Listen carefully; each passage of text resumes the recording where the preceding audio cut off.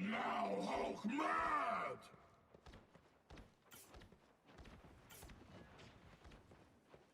I am Groot. Yikes! Too many tentacles! Too many tentacles! Hey, Dee! Enjoy Oh, I love a show. Your powers are I mine! am ready to put on a show!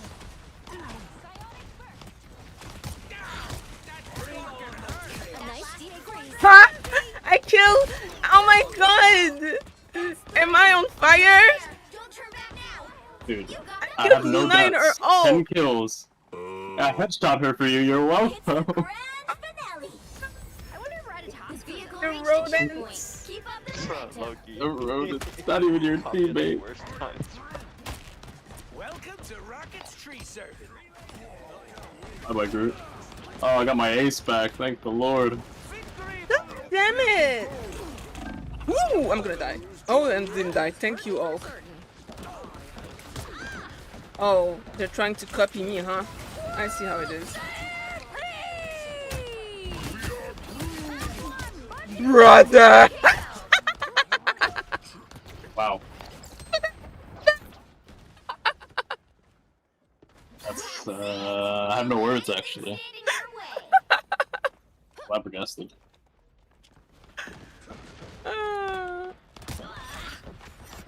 I'll patch you up. Welcome to Rocket's tree service. So close! This is your big chance! Tremble before fast! Where is he? People monster just won't leave me alone. Yeah, I see him. Okay, he's dead. Armed Oh, I'm dead. and again! I didn't die. Kill the rodents! Good job. I broke it. I broke it. I broke it. Heads up, back guys. Get that diesel moving again! Hey, Dee! Enjoy the amplifier. Man, I gotta make another beacon. I still Yo! Disappear! Water. The ults. I'm killing them all. Go easy on him. Yeah, my The ace. score is 3. Competing with a GM3 player. Oh my god, I should be ashamed. Time to switch things up, including which side you're on. All I'm saying Yeah, is my I'm roomie's a still vacuum. slayed. Eat nuts and Oh, that Loki kick was butt. interesting. The right heroes could make all the difference. Yeah, Loki was the Loki from last game. The one that's on our team. Nah, it was just ulting literally whenever we didn't need it. Question mark? I don't know, but all I know is the Loki on our team was the Loki we just played against, so. Oh, really? Yep. Interesting. I don't remember people's name. Round 2. The only reason I remember it is because it said STD It week, makes me so. sad when people Oh, don't wow. listen to animals. pay up. I thought that was funny. Yesterday week. What does PTR mean? They'll be coming in 30 seconds. Stay Um, strong. You're asking a good question that I can't answer. So, I'm trying to expand my English vocabulary. I recently learned They what never listen. gooning meant. ooh, that's not a good one. It's very interesting. I don't think you should associate that with English. Gooning is like, even gooning, gooning's been a word in Japanese for a very long time, and people only just started using it in English. to say it. Really? I had Well, no well, idea. To stop that vehicle. Asian descent have a lot of sex trades, so I see. they have the biggest sex trade in the world. That's I appreciate interesting. you. Your god is suffering.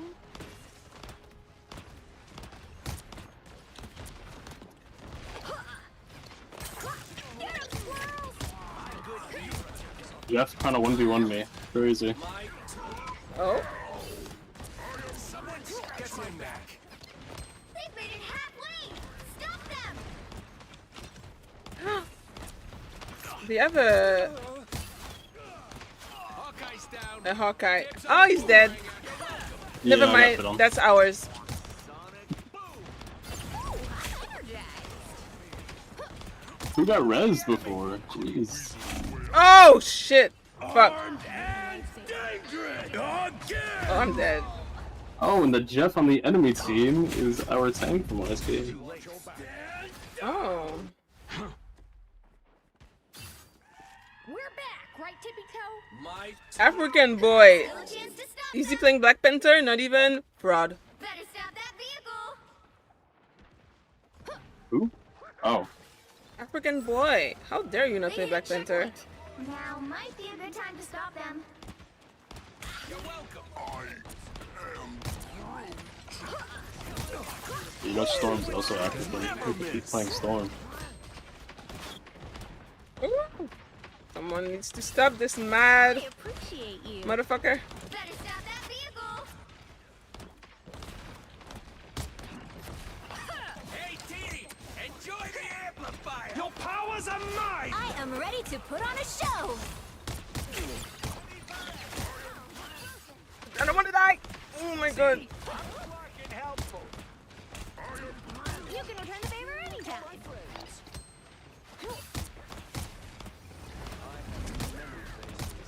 Tippy Toe spotted bad guys. There they are.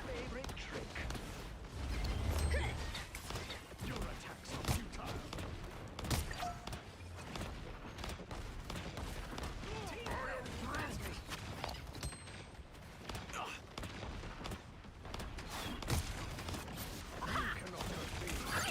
Armed and dangerous! I am ready to put on a show. Bring on the chaos. Hey, Teeny, enjoy the amplifier.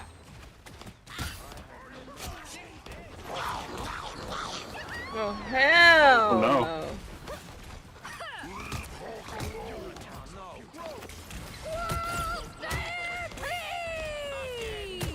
But You're welcome. Full support. Hey, check out this big acorn.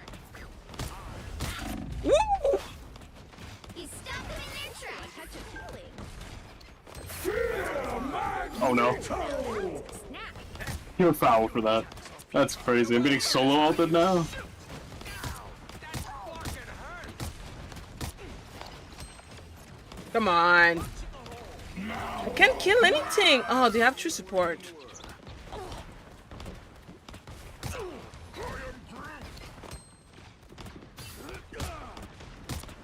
He stopped them in their tracks. Your powers are mine! I am ready to put on a show. Fire. I appreciate you. Woo! Never miss! Get in there.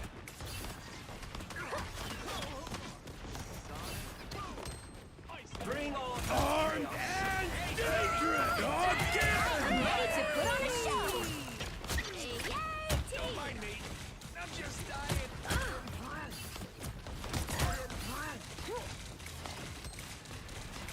You're welcome. Your attacks are futile. Ooh, is that a storm? He got off Hawkeye. Finally. I want to watch all this stuff fly around. They want to do a Sharknado, which might actually work for them. Sharknado. I'll patch you up. Don't mind me. I'm just dying. Hey, Teeny, enjoy the amplifier.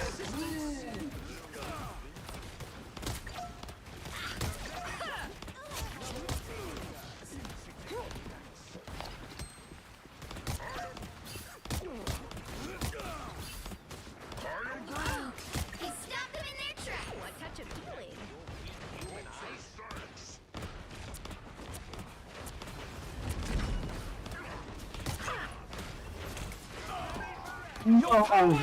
Oh shit. Got rezzed. Only 60 seconds left. I am ready to put on a show.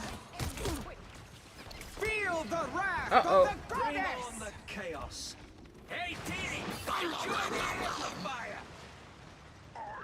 Sharknado. Oh shit. That shit lasts for a while. That's what I'm saying. That's what I'm saying. I wonder if Ratatoskro's up here. I'm better stop that vehicle. seconds. They've made it halfway. Stop them. Loki, do you know Luna? Maybe you can just help out Hawkeye and finish this game up. Yeah. Armed and dangerous! Again! There's still a chance to stop them. The final 10 seconds.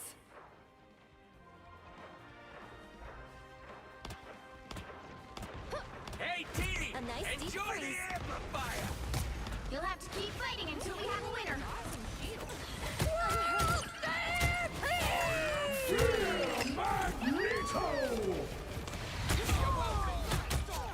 Really? Down a healer, by the way. Winnable. Like, he really fucking ulted me? We have all calls to stall. You get back. You're better, right, Tippy Toe?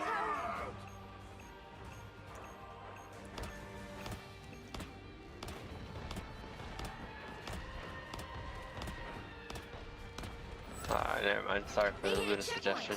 Now might be a good time to stop them. I'm just dying. We got company. You're welcome. Ooh, a touch of healing. Armed Nice deep again! Bye. Your weak human eyes. Better stop I that feel like I'm super useless now.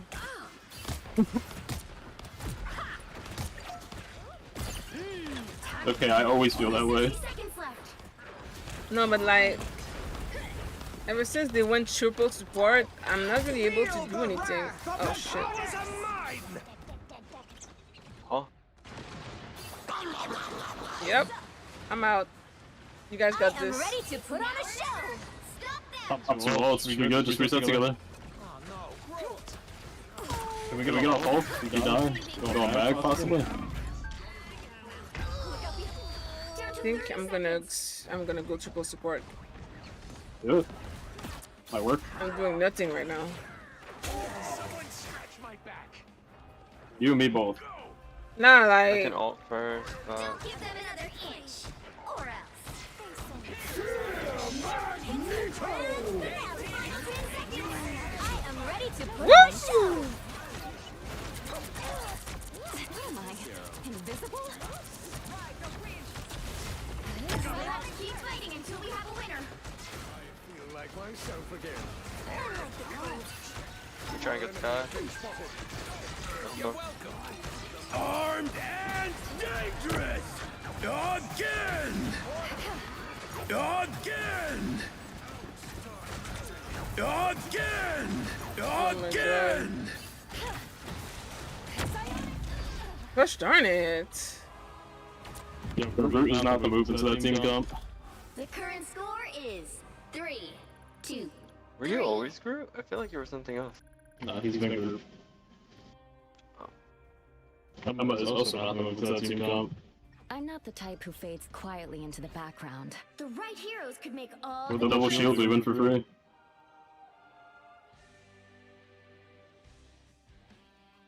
If we triple heal, I can flank as low key. We are cloak and dagger. Fine. We are hope and fear. I can probably go Hella here to You res don't have a you. Root. Emma was banned. Yeah, it's bad. Round 3, Heal go! and light can harm. Same with me. Oh, tragic.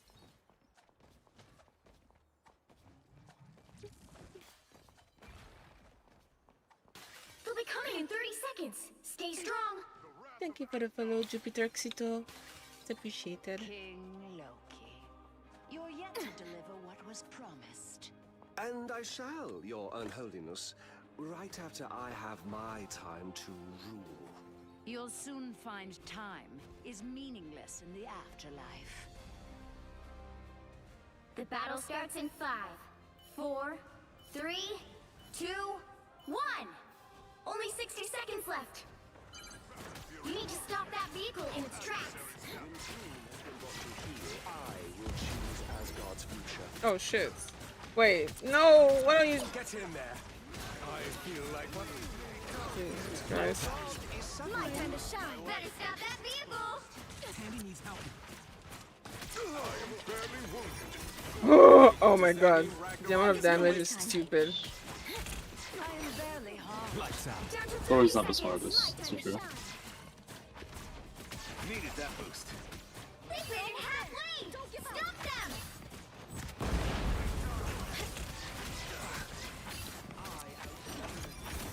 Lights out. My time to shine. Get in there. The final 10 seconds! Glad to help. Much better. Make sure that happens here. You'll have to keep fighting until we have a winner. Adversaries gather. Oh my god. Oh my god. Oh my god. Get off me. Jeez. No, Tor, what are you doing? Welcome to the Dark Force dimension. Here's how you bring on the chaos. Embrace the light. I am ready to put on a How am I in it? How am I? It was on cooldown! Oh my god! I'm a team player. I love you guys. my time to shine. I am Asgard's might.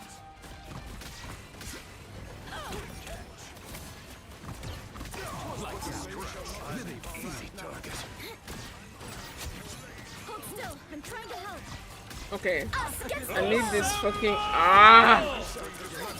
I hate Captain America with a passion in my heart. Lights out. Take my pain. By the eye of Agamotto. Oh, I'm so dead. And dangerous. Oh my god! Oh my god! Again. Again. I'm dead. Lights out. Again. Again. Fuck, I gotta go strange. Are you kidding me? I mean, it's not like it's gonna give them more time. A shortcut. my time to shine. They hit a checkpoint. Wait, Hold on a where the second. fuck is? He instantly. I don't even see him. Fuck! I dropped down by accident. Us against the world. Hold still. I'm trying to help. Oh Jesus, I'm dead. Oh! Try to get whacked in the fucking. It is what it is.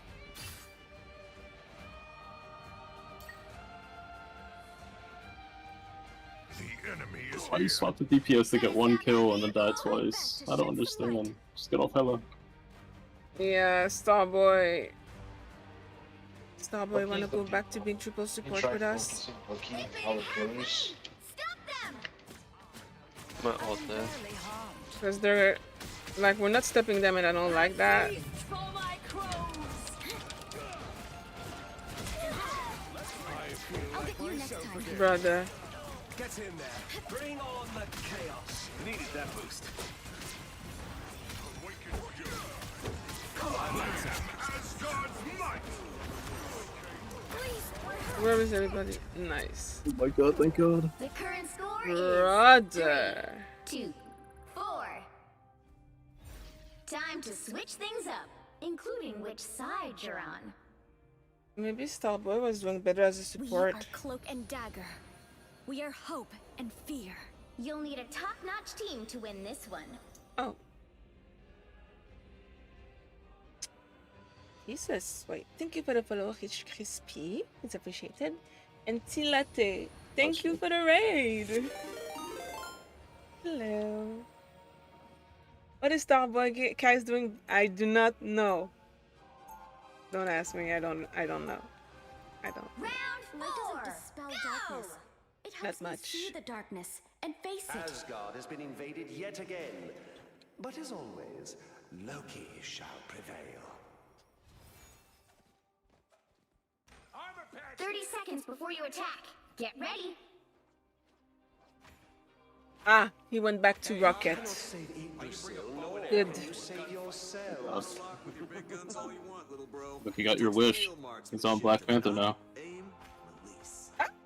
African boy is finally standing on business. That's what I'm talking about. The battle starts in 5, 4, 3, 2, 1. Help get that vehicle to its destination. Go. Of course we can coexist. Ah, much better. Leave me, darkness. Tandy needs help. Hold still. I'm trying to help. I am strengthened for battle. You guys good? You owe me one. Lights out. My time to shine. Got them all low. Please. There we go. Lights out. My time to shine. Wait, well, y'all. Light DPS gap. Just like. Almost there. Don't turn back now. Eagsguard is counting on us. Vehicle reached a checkpoint. Keep up the momentum. Glad to help.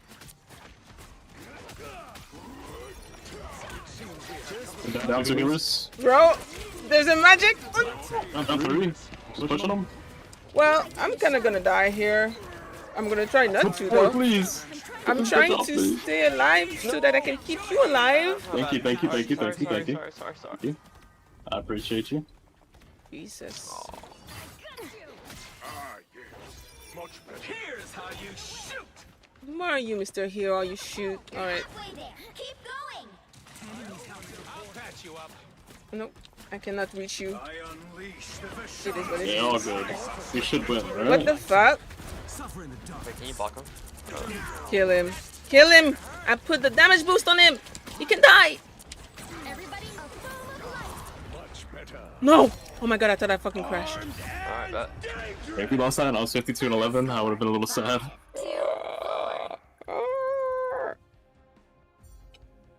Oh man. Another epic victory. Big win.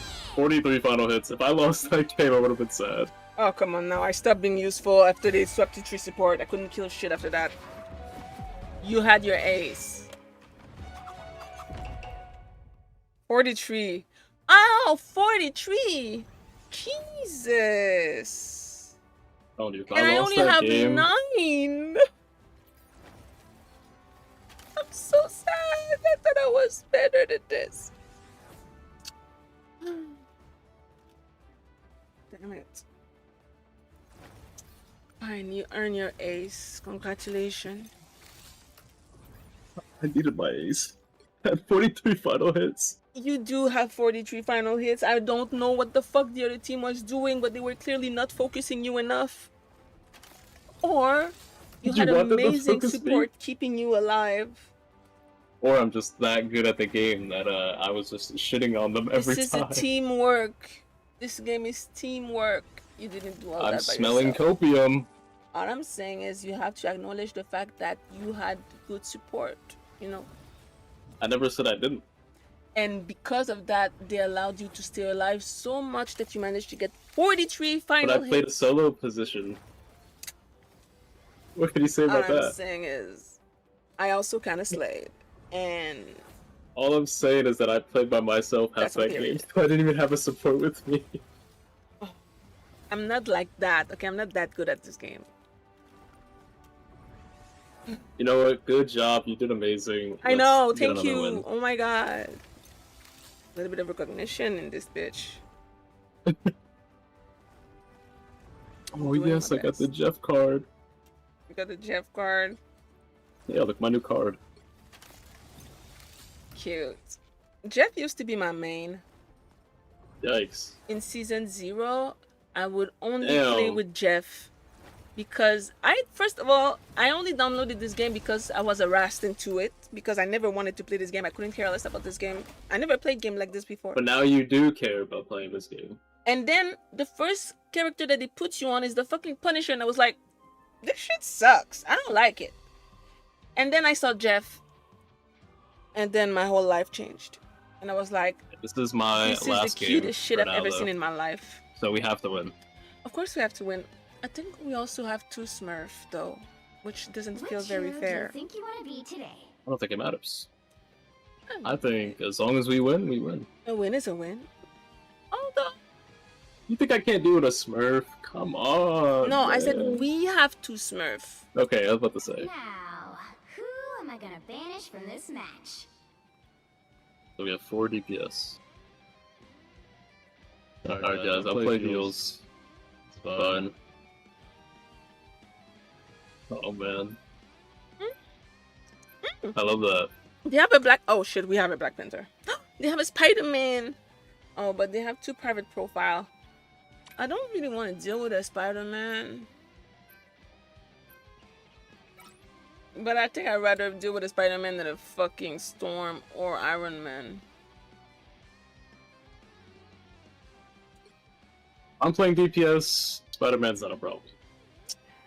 I hear But if I'm you. not playing DPS, then Spider-Man is a problem.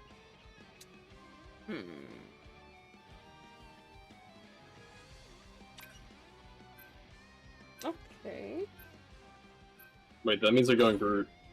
You'll need a top-notch team to Oh, but we have a rodent lady. We are And? Cloak and Dagger. Rodent lady can Your break hope Groot's and walls fear. in 1 second. We should be fine. Good observation.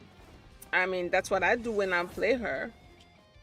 No walls. Well, salt she's stand not before you, me. so maybe she might shoot nuts at walls. I don't know. I mean, I don't know. She has a Lord icon, so that comes with expectations.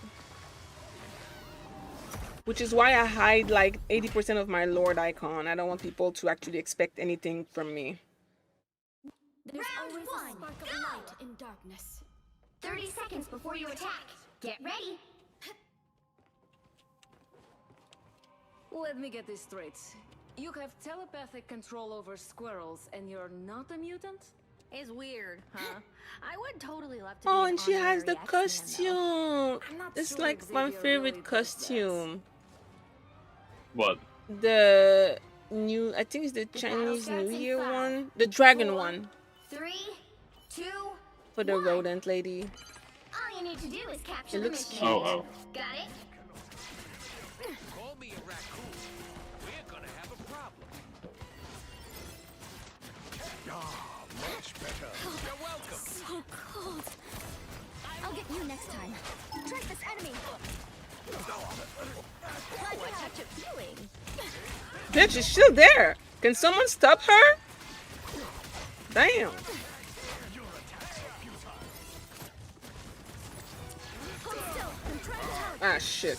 I don't know if I can save it. Nah, they I'm keep pushing him. I'm trying. Lights out. They kept pushing him. That was bullying, honestly. I was in trouble. Ouch. Oh! Feeling good. Jesus. I feel like myself again.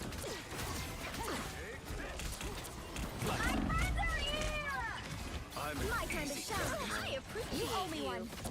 Just embrace the light. Spotted it. Move. More bad guys. Just what we need. We need someone to handle this. Hey, Dee! Enjoy the This is real fire. Break that thing. Break it, break it, break it, break it, break it. Oh my god, break it. Please, we're hurt. Oh shit. He's gonna ult. He's gonna ult. He's gonna ult. Feeling good. I can feel it. Fuck it. Good ult. From the brink, baby. Iron Man. Where is he? Almost killed him. He ran away. Bro, what the fuck is this motherfucker doing? Lights out. Help him from the shadows. My time to shine. Oh shit. I gotta do some swap ups, possibly. Maybe. I got you. Dagger's back. Yeah, I'm going Hawkeye. We are in the front. Prepare yourselves. Just what the doctor ordered. Watch your tail. Luna Snow could bring a little star power to your group. I don't know if I can keep you alive, bro. Oh my god. Okay, there's too much damage on me. Nothing you can do about it. Lights out. Vivid fear. Alright, come on. Get them tigers. The hand sometimes. Not long, he's gonna get res. Dagger. I'm gonna Ah, for so fuck's sake. Bro, Dangerous. they are countering us so well.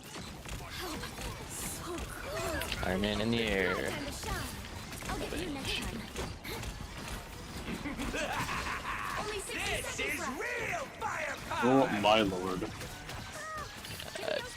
Bro, I don't understand. Might have to just cloak all in. Against the world. When we get back. I'm gonna get maximum low. pulse. Oh, I survived. Really? I did not. What the fuck? Double KO.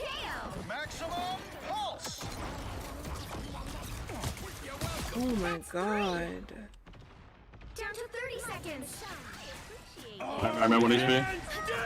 There's no time to hold still. I'm trying to help. What is happening? I am ready to put on a show. I am barely harmed. Got 3. Nice, nice, nice, nice, nice, Kill nice, myself, nice. y'all gotta get the point. I killed all the tanks and That's it. Where is he?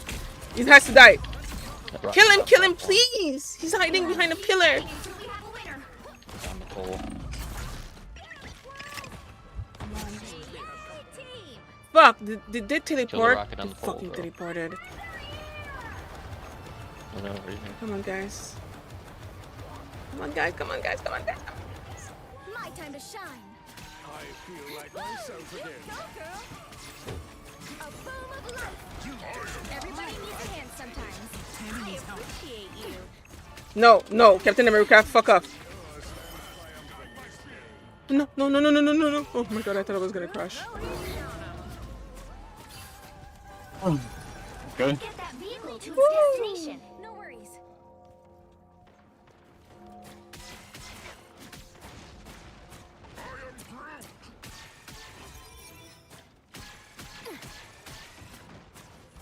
Oh my god. A boom of life. No! Oh my god. Oh, Jeff. Yo, this is rough. They don't look friendly. Ooh, a touch of healing. Yes! No! Spit me! What are you doing? Why'd you go the long way? You went off the map. I didn't know the other way. Why would I need healing? Our foes may be near. Lights out. Us against the world. One. This is real firepower! Bye. I'm right here. You're halfway there. Keep Bye. That's what I'm talking sorry. about. If Dracula's immortal army grows, hell would never see another soul cross its gates. Is that true? Is that a Spidey? Ooh, a touch of healing. almost there. Don't turn back now. Someone back. Only 60 Spider-Man seconds. hat. My time to shine. You can die, you can die. There you go. The sun is fallen. Asgard is Nah, this fucking monkey with a shield needs to go. Thank you. We'll lead you to the castle. No worries. Vehicle Monkey with reached checkpoint. shield. Bro, the way he be jumping around, Captain America is so annoying. Help. So cold. Glad to help.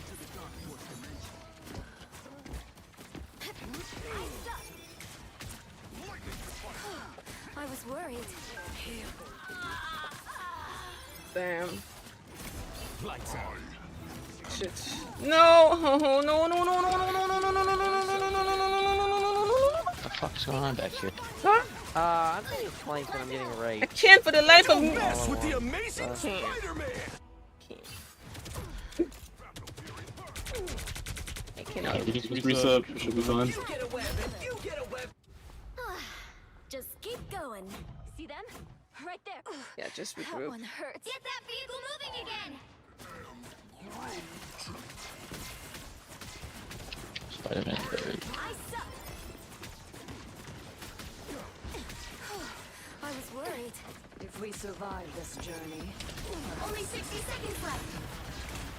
Us against the world! Us against the world!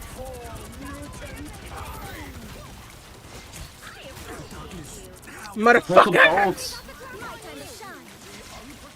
Bitch, Spider-Man. Fuck! Oh fuck. Oh fuck. Oh fuck. Oh fuck. Oh, I missed. There's a cloak fucking right clicking me behind, bro.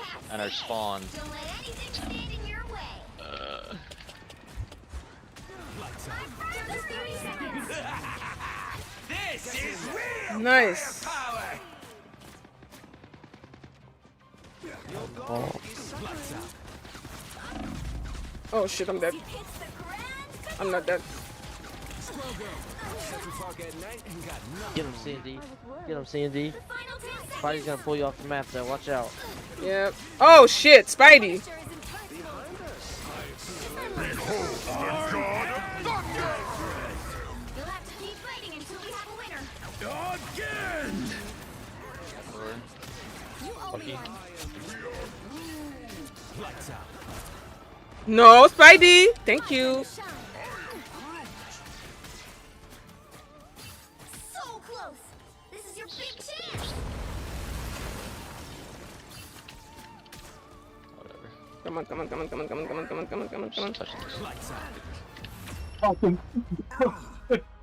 The current score Oh, he is couldn't get on. 3, 2.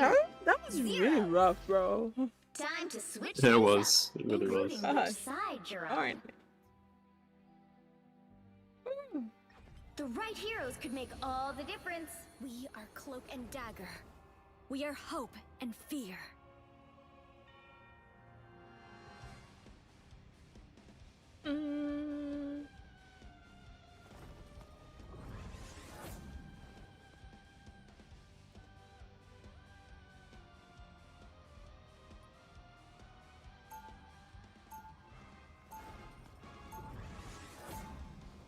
Round 2. Without time, Go.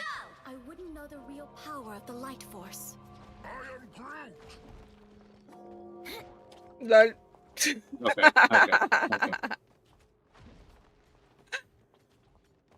They'll be That coming was in fun. 30 seconds. Stay Yay. strong. Oh, look at you! You're so cute! Why are we going back to Black Panther when it didn't work? Somebody just like Make it make sense. weaponized spider robot as well? Ooh. Oh no.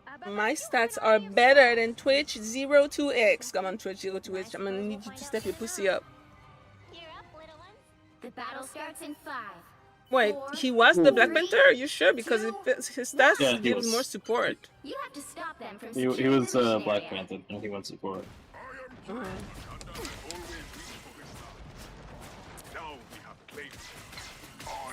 VP's flanking.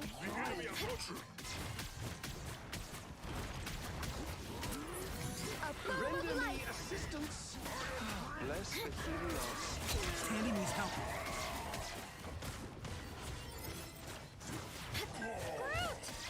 Oh Oh shit. my god. Appreciate you. I mean, My I health bar gone. I'm sorry. I kind of had to like. Lights out. Where is he? That's it. My time to The shine. Black Panther is Don't worry. annoying. I got C&D right now. Just embrace the light. Welcome to the Dark Force dimension. I'm gonna die. Holy shit. Holy shit. No! Armed and stinged again! Again! Oh, how did they get in so easy? Oh, I'm the only tank. Now you're going to second. That's off last second. Double KO. My power grows. Someone scratch my back. Ooh, a touch of I wasn't sure we'd get this chance again. You need to stop that vehicle in its tracks.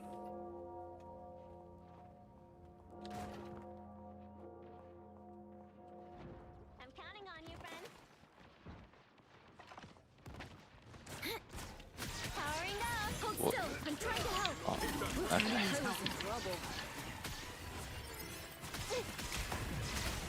Oh shit, and they have a mag. I just realized that. Like I said, you know when I said earlier that a good VP can fuck up your entire backline? Us against the world. Okay. I'm gonna ult and I'm gonna switch. Try to stop that vehicle. Too much damage. My time to shine. Lights out. Tremble before blast. Brother. Again. Again. Powers of mine. Ooh, this bitch is lucky. Ooh, she's lucky. Ah, shit. Just embrace the light.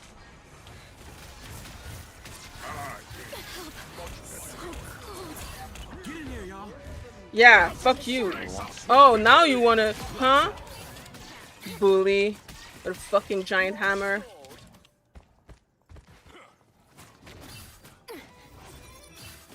Are they having a Black Panther off? Fuck you right here. Yeah, it's okay, I killed him. You stopped them in their tracks. Someone had to go name more, since we didn't want to, apparently. Good. Me no gets. Me no gets. Hold still. I'm trying to help. My time to shine. Everybody needs a hand sometimes. Fuck you. Oh my god. Uh-oh, they almost The way I have like no health. a boom of light. It seems Krakoa is in Woo! Woo! Wait, maybe it is working. When I lie to you, he just took both my kills. That's why I got them left. He's dead, motherfucker. You stopped them in their Listen, a kill is a kill. 100%. DP him back on Thor or something, I hear him. Again? Yeah, he's. That's Thor. Yeah, he's in back on. I think it's like, he's not. It's on the point. Oh, a touch of heat. Ah, shit. No! Oh, Against the world. I'm about to get. Us against the world. He missed. He didn't miss. Okay. No, you got her. lights out. You need a one. No! Fuck! He's getting our fucking phones. Bro, he's so low. He's trying to kill. He's so low. Quarter's low too. I require healing. My strength is renewed. Thor in this left room. No, bad Thor. Motherfucker. Ain't no fucking way. What are you doing? Yes. Appreciate the boost. Let's pop back up under their noses. Ah, shit. Ah, shit. Okay, he does.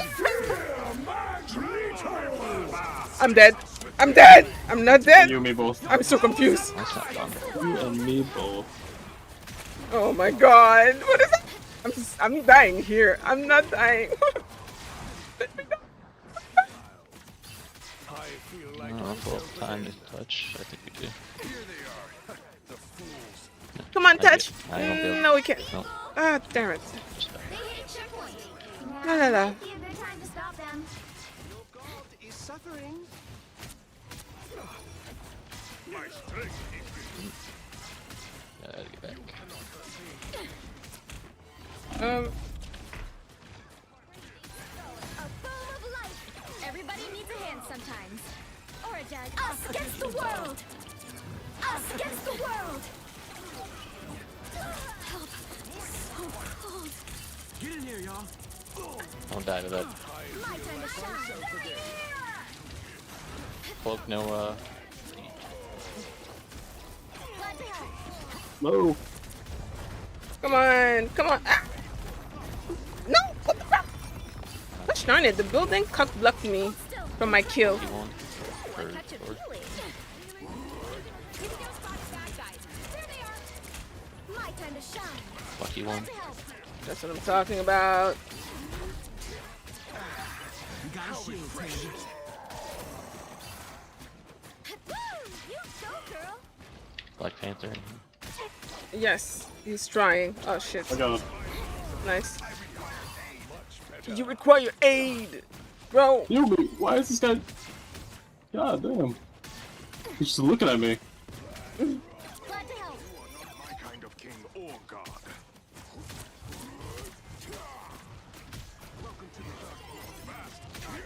No. Oh my god, Nemo! Yeah, anymore. You owe me one. Okay, okay. Tandy needs help. Thor to the left. Lights out. Where is he? My turn to shine. Yeah! What? Ah, damn it, Loki. Us against the world.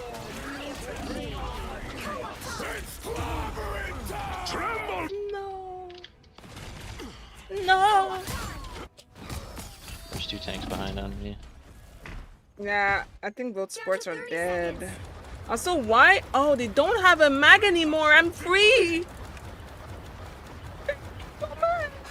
My time to shine. Oh, fuck. Sorry, they have like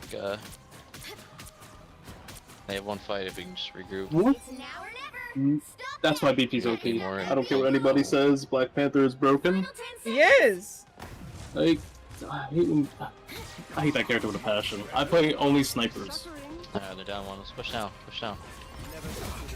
You'll have to keep fighting until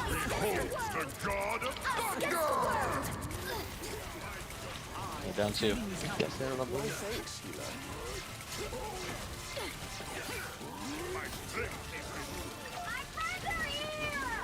Oh, I'm so close to dead, bro. No, 2 of them are dead. Oh my god. Oh my god, I'm dead. Oh my god, I'm Thor dead. is solo. or else. Oh, the healers are dead. They're gonna come back late. We can fight this. Back on thing. Yo, BP, get on, bro. Point. Hey, yo. The current score is 3, 2, 3. Oh, BP just doesn't want to get on point. Time to switch things up, including which side you're on. You'll need a top-notch team to win this one. We are Cloak and Dagger. We are hope and fear.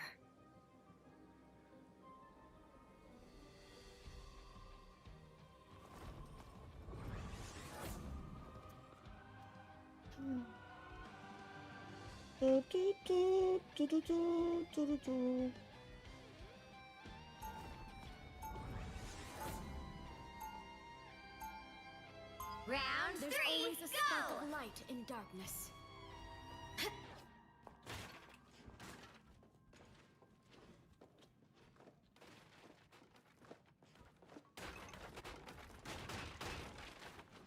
Seconds before you attack. Get ready. We had a Hulk right now. You're underestimating my He's light. such an easy win. That's okay. Oh Happens shit, all yeah. the time.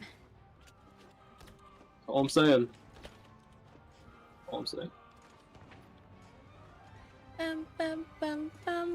I used to play Hulk, but only in practice doom match. 2, 1. All you need to do is capture the mission area. Got it? Only 60 seconds left. As I forged a nation, I shall wield a weapon fit for a king. I was a little messed up there. Thanks. I feel like myself again. My time to shine. That is much better. Oh, what? I tried. Ooh, a touch of feeling. They're down a healer, by the way. Yeah, well, we're down. Hold on, 2. Everybody needs a hand sometimes. Regroup for 2 seconds. They're down like 2. Let's get our numbers up. Black Panther low behind us. That ninja Dead? Alright, let's go. Moving in on point. Close to Ed. On the right, Bucky, low. The thing. Oh my god. Top right, 1. Oh, I got no heals there. That sucks. Sorry. That's not your fault. No. You'll have to keep fighting until we have a winner. Trying to bubble you. No, stay on point. Don't C9. No. Shit. Come on, Rocket. No. Go on point. Go on point. Go on point. Go on point. Go on point. Someone get on Hulk. Give me the buff. So we win. The current score is 3, 2, 3. Time to switch things up, including which side you're on. The only thing we can do now is, what is it like The right when heroes could you make all equal? the difference. We are Cloak and If we get a Dagger. Hulk, we win this game. We are hope. I'm pretty sure. Fear. I could be wrong, but if I get the Gamma Squid, we probably just win. The VP can't do anything to the back line.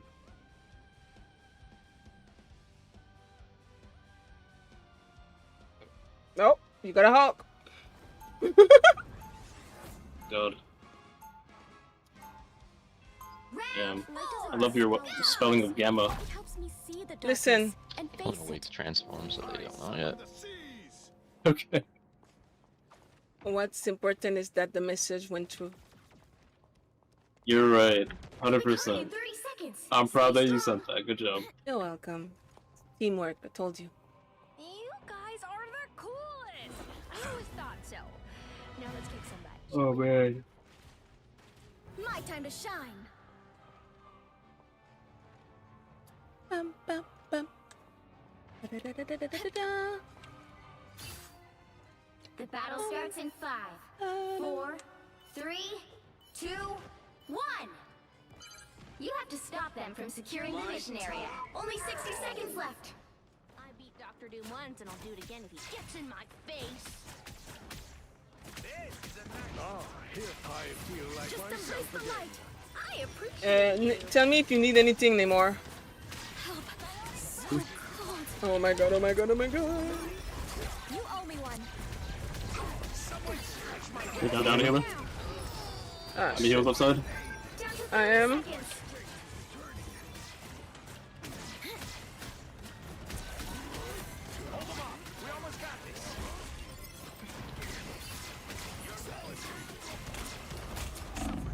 Oh my god! My time to shine. Need help. Anyone out there? Thank you. Need some healing. The final 10 seconds. Oh, for fuck's sake. Oh my god, I'm dead. Fuck. How did he get that so quick? I'm not surprised. He's a very good Bucky. We lost. That worked out good. Until we have a winner. Farming off hard, thanks. So lucky. Final score 3, 2, 4. Rocket died too quick. Tragic. It's fine. It is what it is. Well, Yeah. you can't expect to win them all. If I was playing DPS from the start, it would have been fine. I should have just took it. Oh, you were Groot? Yeah, I was Groot. Hmm. Yeah. Well, that was my last one for now. I know. But we can play it all this time. Yeah, it's actually add me. I'm going to add you in the game. No, you deranked. Yeah, it's all good. Sad. It is okay. I can get it back later. I'm not bothered I'm by sure it. you can. Me, on the other hand, it's probably gonna take me a whole year to reach Celestial, so. Yeah. Well, No confidence. honestly, this game has done too much to my self-esteem and my sense of positivity, which was already almost non-existent. No, you got this. I believe in you. One day, maybe. Either way, good luck in your training. My training. Yeah. Thank you. You know, go lift and do the things that people I'm just do. doing leg workouts today. That's all. Ouch. Well, I hope that you won't be too much in pain after that. Yeah. Yeah. All right. Alrighty. Take care. GG's. Bye bye. Have fun.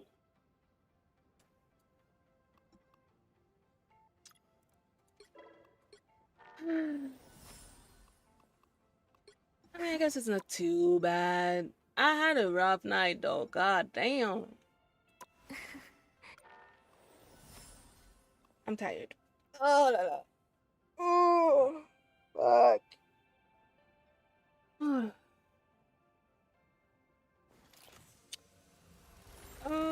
Oh shit, I have to do my fucking dailies in Warframe. Goodbye, Marvel Rival. It was nice playing with ya.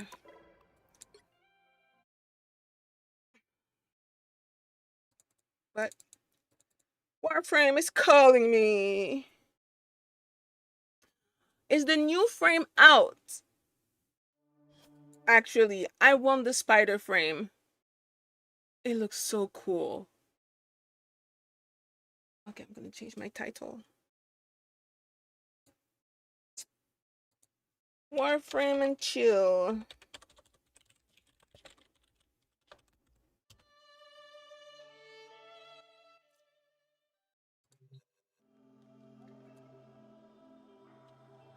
Oh shit, I gotta change my game to wait. I have so many tabs open. Dang. Alright. Warframe.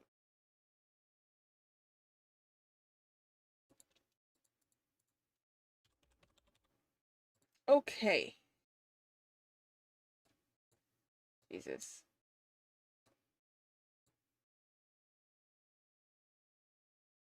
Oh my god. There you go. All right. Warframe, Warframe, Warframe, Warframe, Warframe. Hello, my love. Oops. Need an umbrella today? Don't want you catching nothing out there. Nothing worse anyway. All right. Ooh.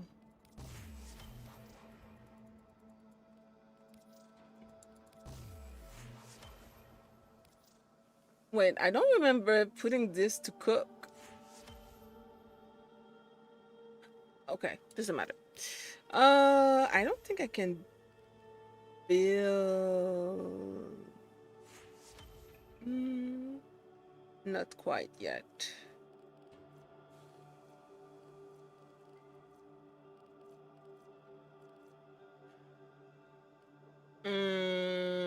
Yeah.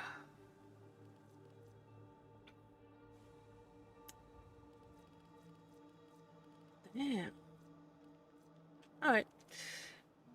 Okay. Show me the new frame.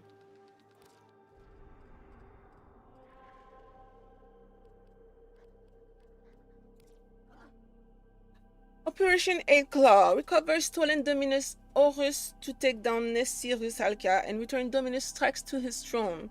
Obtain them from Operation 8 Claw Spiral in Duviri. Visit tracks in the Dummy Zone to exchange Dominus Horus for reward. Ah. Nice. Wait, what are those? Oh. Oh, Jesus. That was I misclicked, but I guess I'm doing it now. Okay. I don't even know what I'm supposed to do. All right. Ooh. Ooh, wait a minute. I wish I could play Limbo, but I can't. I'm gonna take my girl, Citrine. All right. What build does she has on?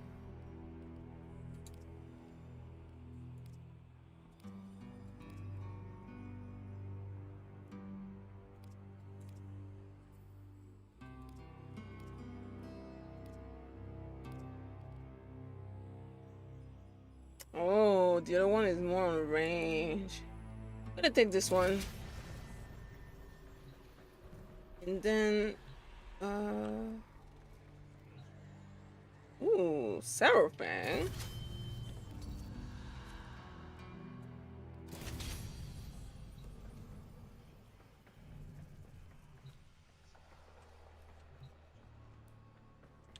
Bro, all of these gonna suck. Poor little Thrax. The monster from Albrecht's stories finally came for him.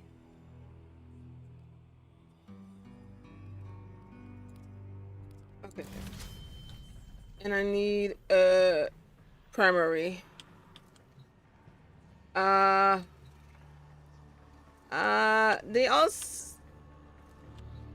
I'm not afraid. Really, I'm not. I just need those shades banished. I guess I'm gonna have to go with this one. All right. Kind of sucks, but hey. All right, let's go.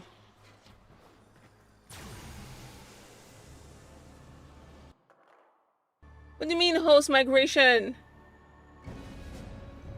Oh, this for the new frame type to view. Yes.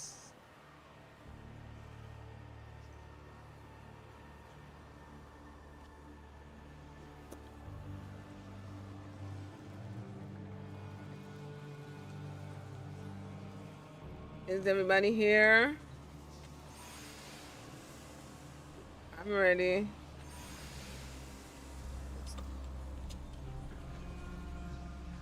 I don't know who are we waiting for, but I'm ready.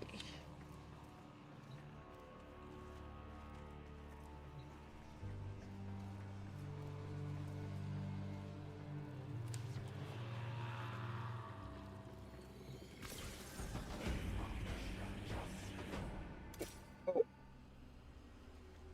Wait a minute. That's brand new. Wasn't there before? If you see the scholar again, tell him his work was not finished here. Why did he abandon All right. us? Is everybody here? All right, then. If everybody is ready, can we go? Oh no, I think that person is still choosing a weapon. I think. Yeah.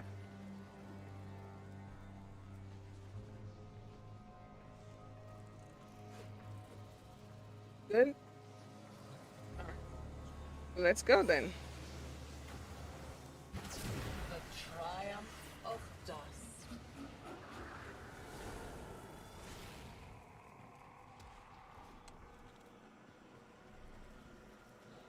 Oh shit, I forgot. After cooling increase.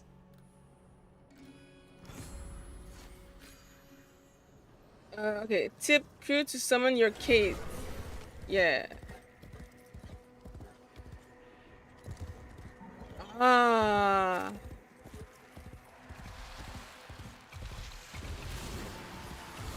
Bro, I haven't done this version of DVV in a while.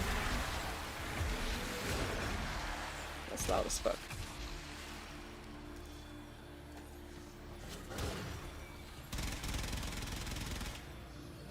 Wait. It's not opening? Thank you. Alright. So that's done. Bro, I haven't been here in so long. You ran all the way back to my poisoned garden. Now you're chasing I feel like me? everything What changed. is it you need?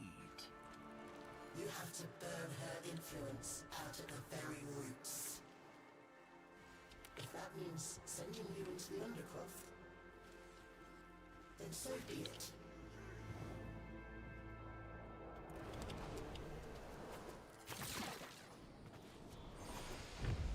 Oh.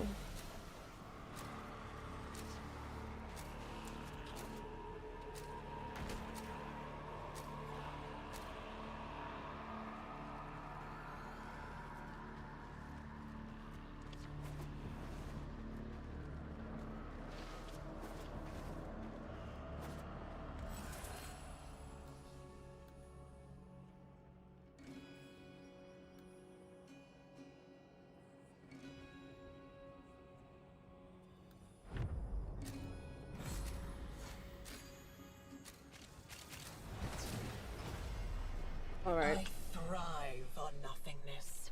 You choke on it. Oh, it's a survival?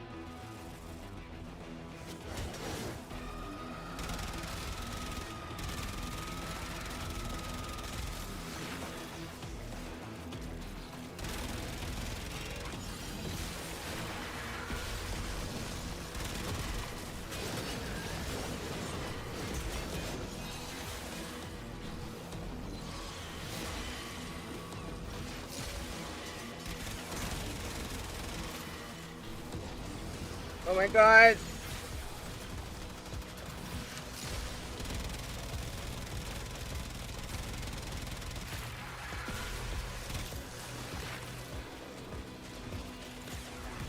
Brother? I'm suffering.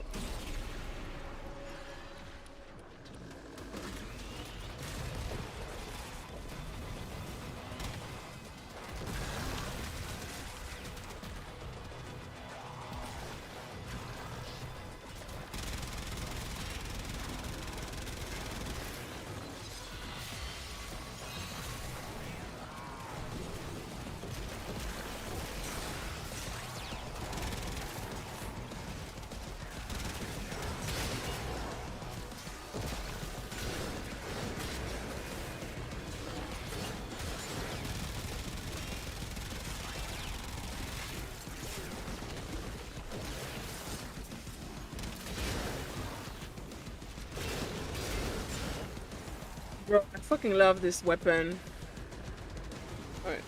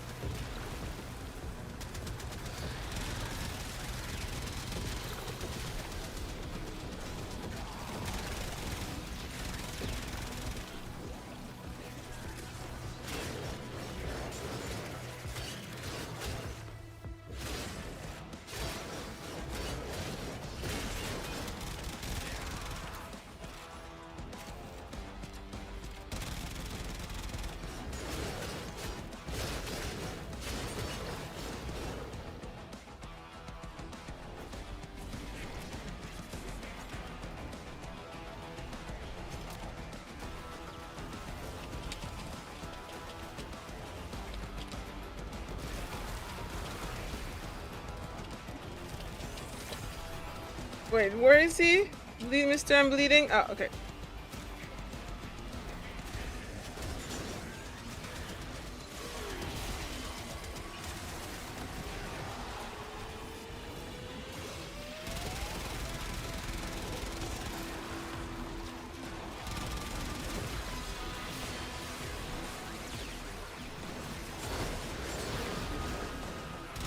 I am playing the long game.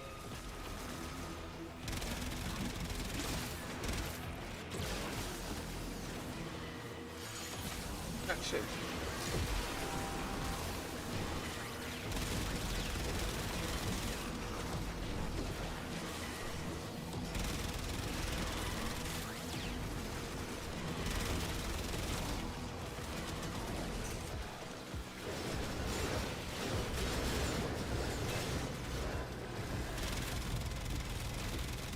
Don't think for a second that you are winning.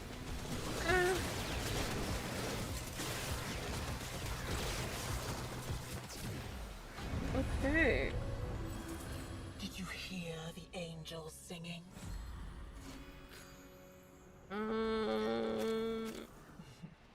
Look at it. This edifice of guilt. He knew what he did. I feel like we need more decrees. I wish we could get more decrees. Look what she's driven me to. Assembling weapons. Oh, and me, a loving mother. Can you get it done? How the fuck do these things work? Oh, wait.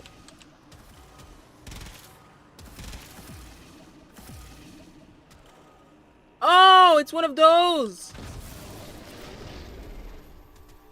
Ah, that's why it was not opening. Why not deal with the real source of your problems? Obliterate yourself. I was dying all along. Did you know that? Dying from the poison I sucked down to kill the tech rot in my lungs. Until it held out my own severed hand to me and offered me life. And you fell for it. Dishonest pet. I heard the usurper teaching his voice. The spider is her servant now.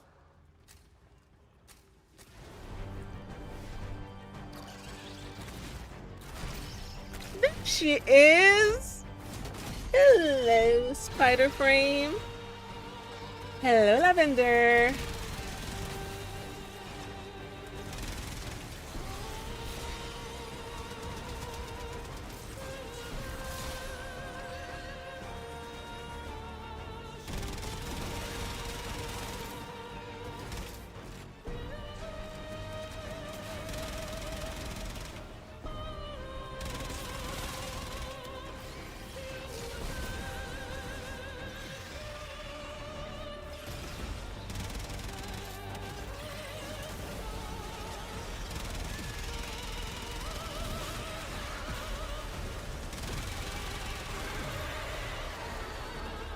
Nah, where the fuck is this bitch?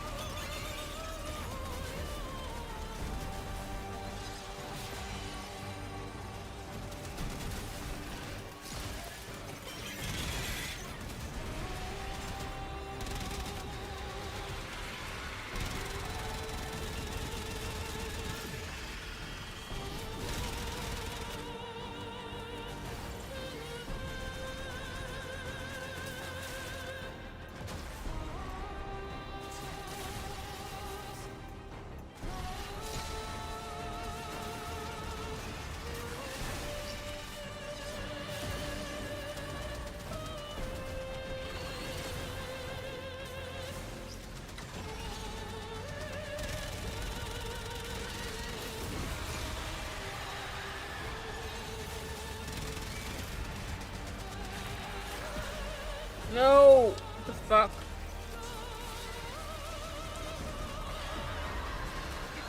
This place nothing. Nice. All it did was torment you, just as he Oh. tormented me. We're not done.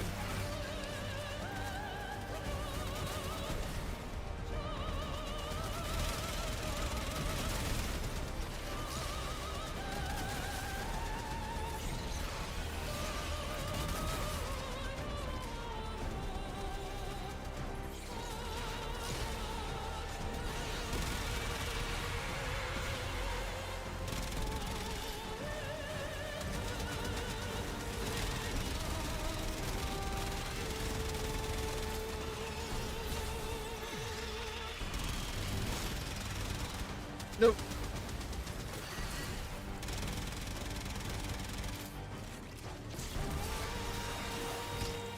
Darn it.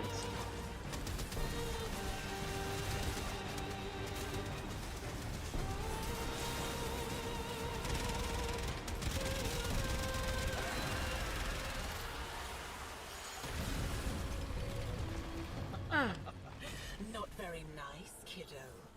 Albrecht wanted her to help you.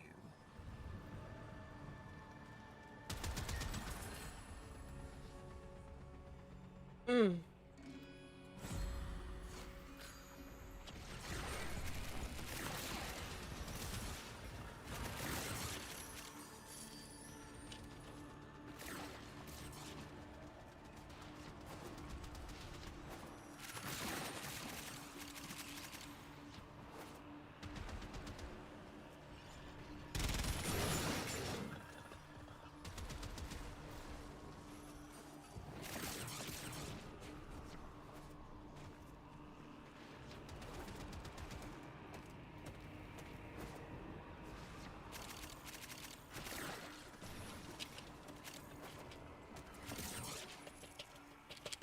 Come on, bitch, climb. What the fuck? Jesus.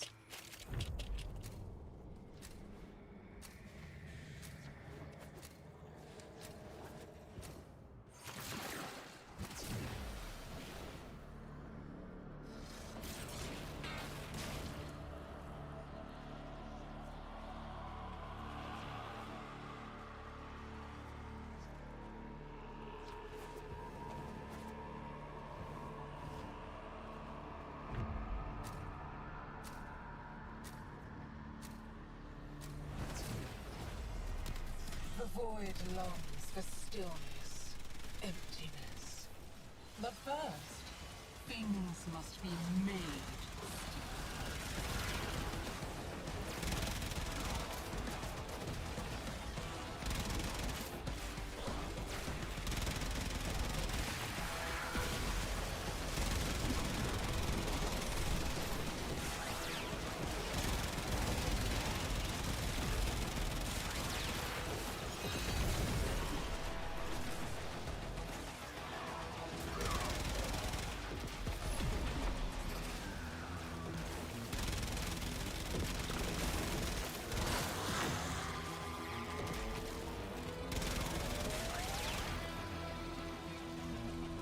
Okay.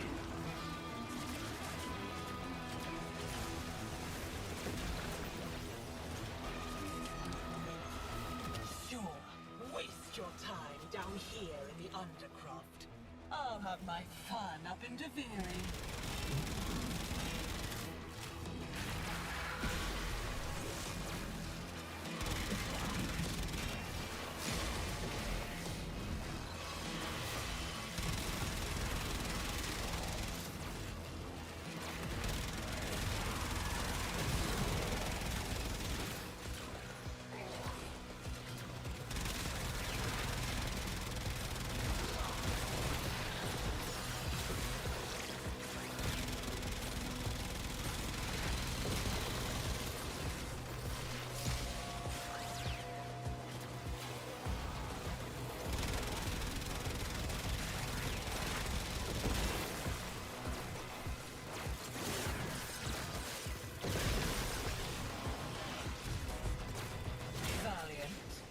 Honorable, and an utter waste of energy. Okay. Quanta is not putting in work. Quanta? What do you mean?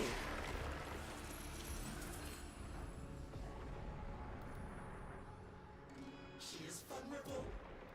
Get to the heart of the corruption.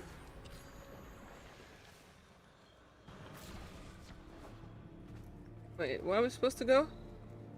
Ah, I'm kind of lost.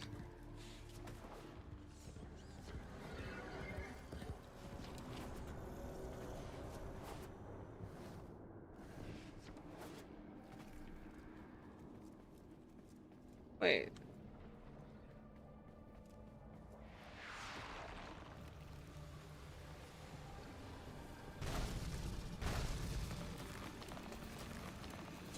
Is that the beast that we're supposed to fight? Honestly, I'm kind of lost right now.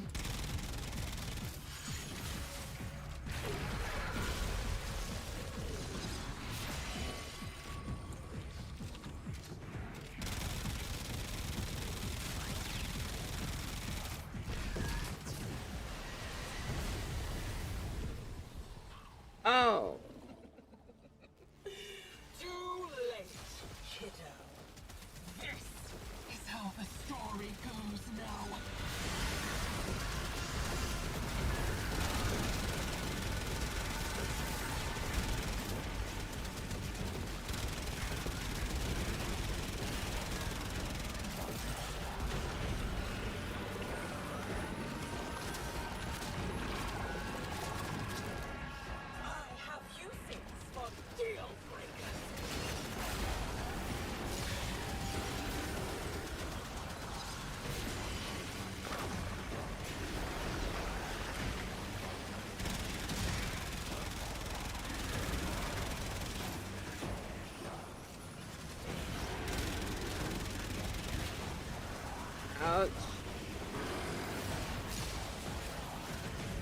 I need mana.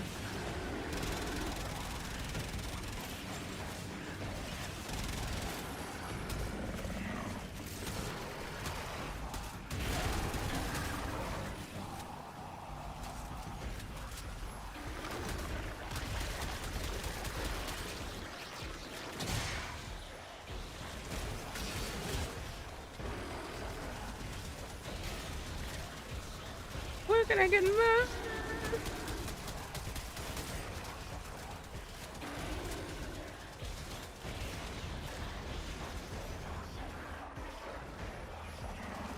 Oh.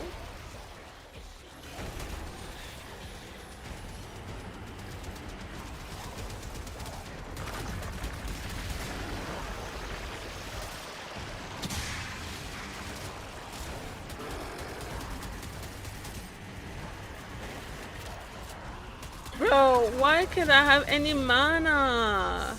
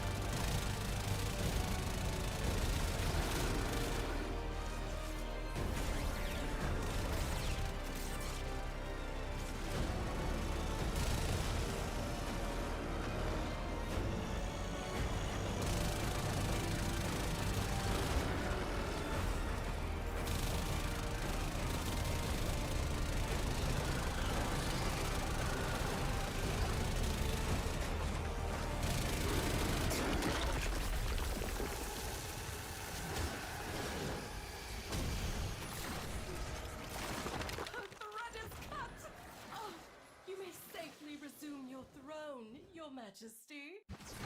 Thanks, bitch. Okay. Well, that was definitely interesting. Oh, damn. Wait, are all the people dead?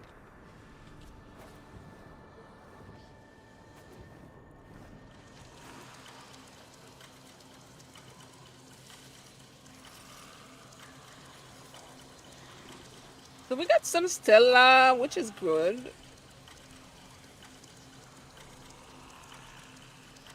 And I'm leveling weapons. Oh, I love to level weapons. Multitasking. Holy shit. Use your first ability on the small one for mana. Oh. What do you mean you meant French? Are you talking about my accent? I am. Ooh! I got the blueprint! Yay. Nice. Love to see it. I've got a tattoo. Wonder if it survived the Entrati swap. Okay. Maybe that was luck.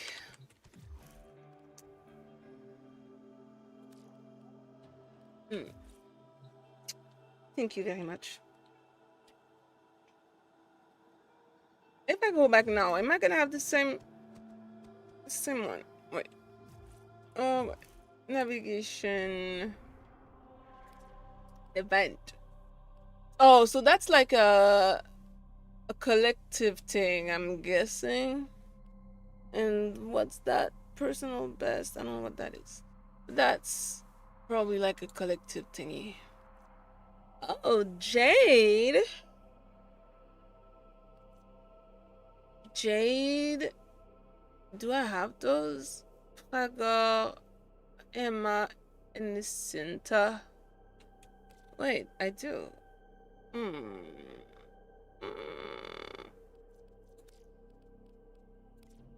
think I'm gonna do this one. It's for 20 days only. Damn, so we have 20 days to get the spider. Oh no, they're probably gonna like allow people to get it after that. Probably. I don't know. I'm hungry. I'm hungry, tired. Alright. Oh, okay, nice. I got different frame.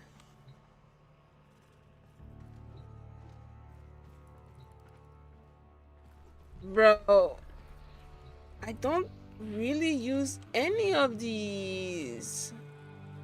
I guess I'm gonna take Temple. She looks cool. I know they look cool.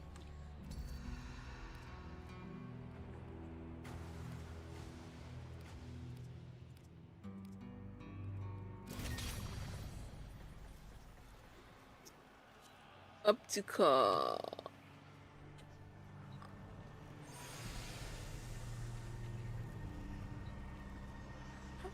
Koda. Did I?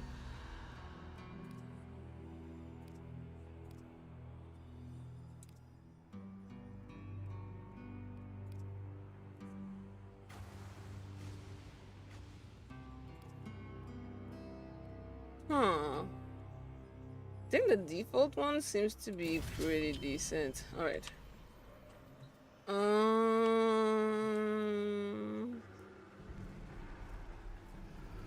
Wait. I don't think I've seen this before. I don't think I've seen this one before. Optical. Burston.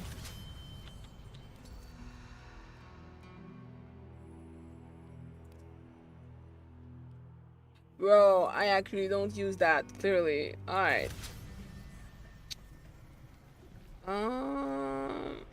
Those choices are kind of doo-doo, but I guess I'll take it.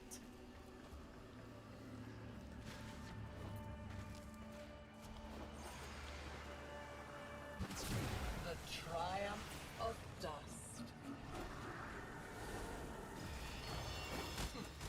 This is where he ran to first. His old workshop.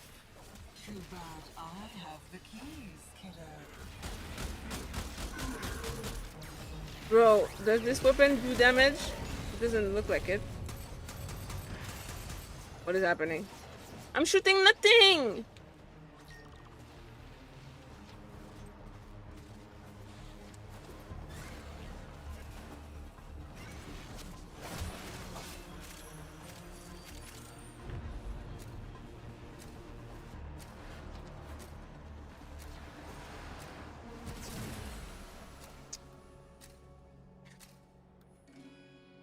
I like that one.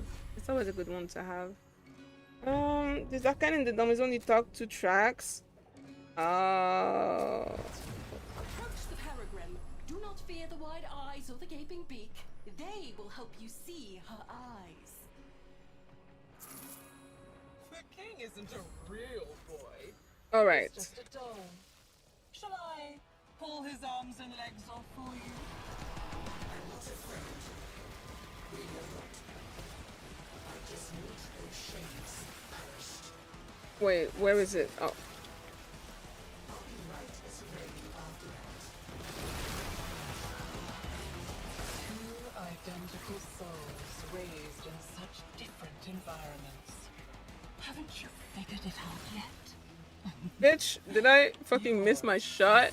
Hello? You have to burn her influence out of the very roots. That means sending you into the undergrowth. I forgot what my abilities are on this frame. The Crucibles, one of Albrecht's many sins. Try and finish his work. See what happens to you.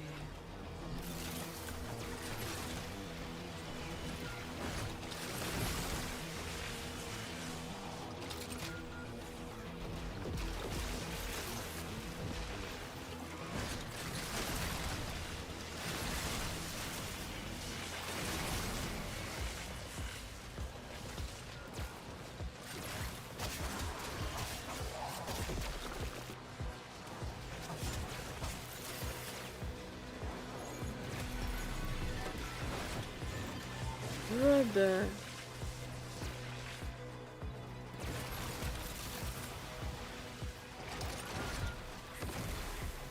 Alright, we got all the poison, now we only need ice.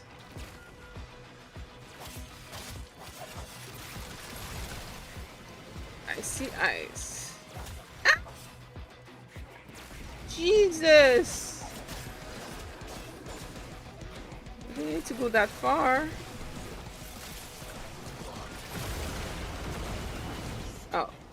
That's unnatural. Savor the anticipation while you can.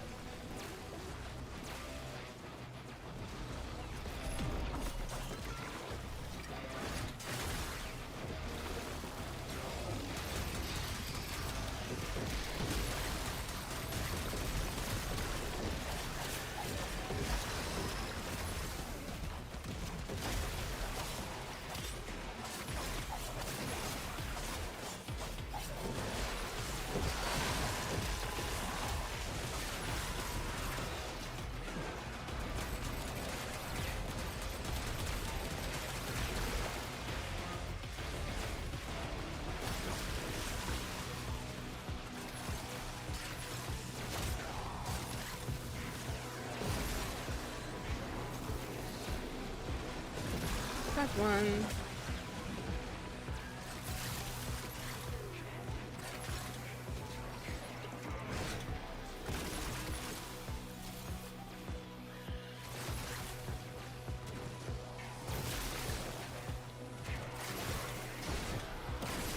All right.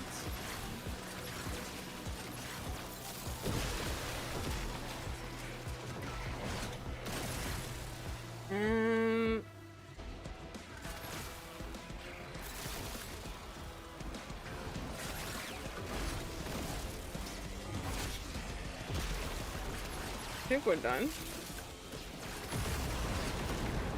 You've made a mess of those elements. A shameful mess. Enter the Undercroft. Alright, we're done here. Goodbye.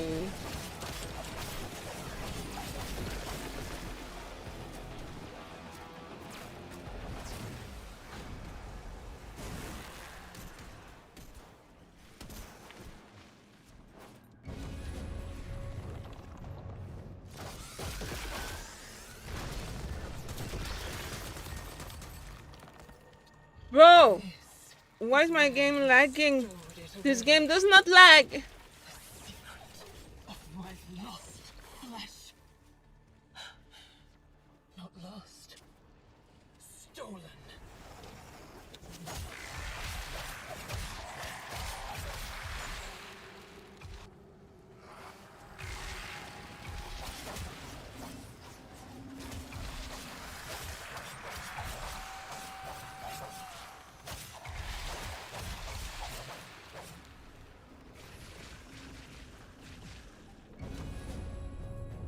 Oh, an animal. Alright. Through that tang to orbit. What tang? Melee heavy attack. Every turn in combat. Even here, in the remains of your childhood. Not very nice of you, kiddo. Relax. The scholar's pet. I heard the usurper imitating his voice. The spider is her servant now. And here we are.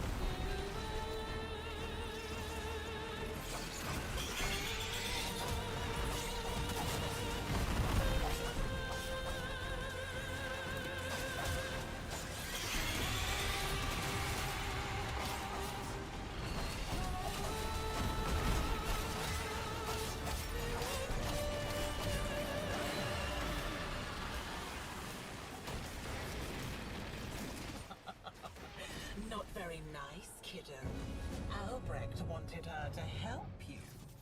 Hmm.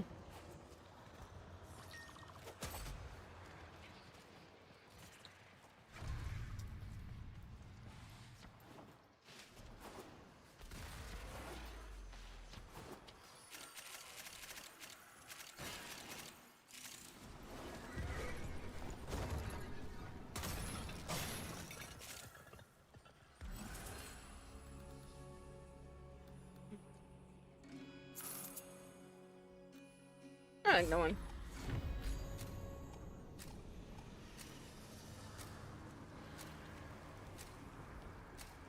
Woo!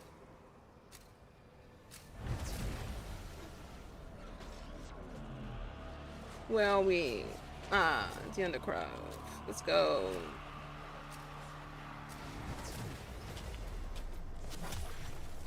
The void longs for stillness. Exterminate. Emptiness. But first, things must be made still.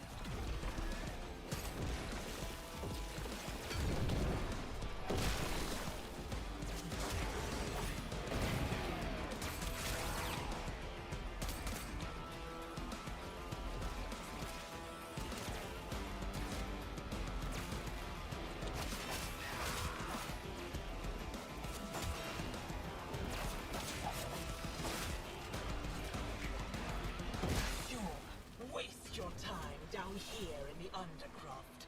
I'll have my fun up in Devere. Got it.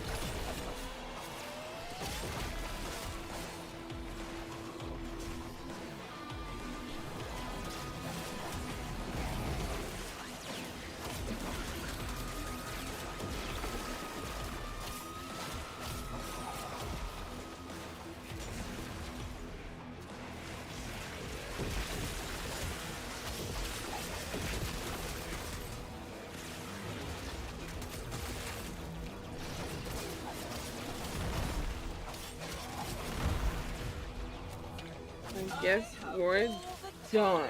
Universe. You know that better than anyone, don't you, kiddo? I do. What time is it? Holy shit. No wonder I'm tired as fuck. Get to the heart of the corruption.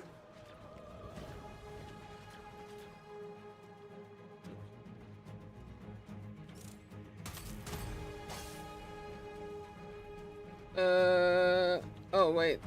I'm not in the right place at all.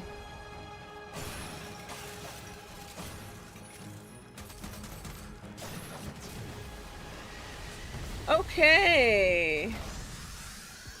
They're all real. All the bad old memories. I guess.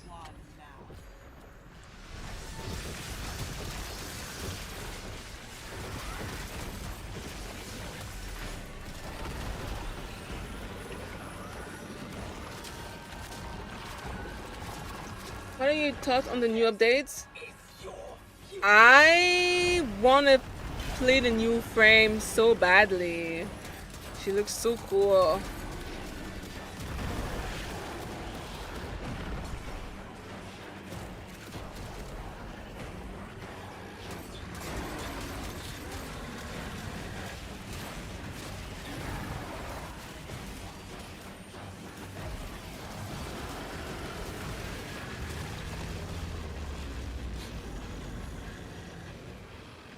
Bro, it doesn't feel like I'm doing anything to that damn thing.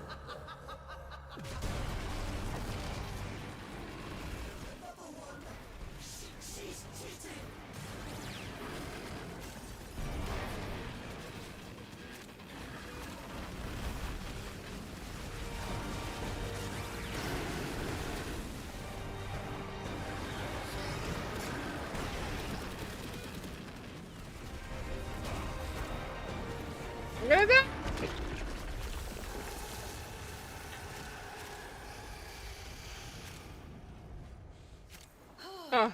I declare this chapter closed. Good. Because Mama is tired. Holy shit.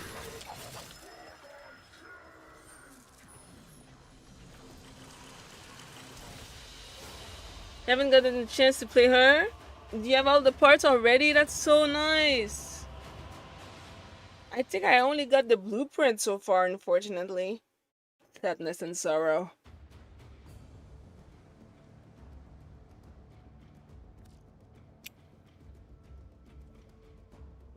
I would continue, but I don't know how much energy I have left. Brave to walk right past me without a kiss.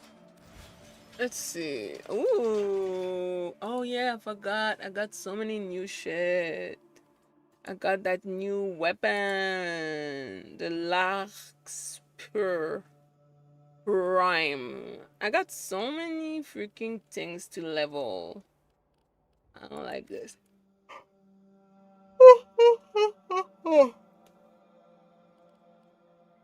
Oh.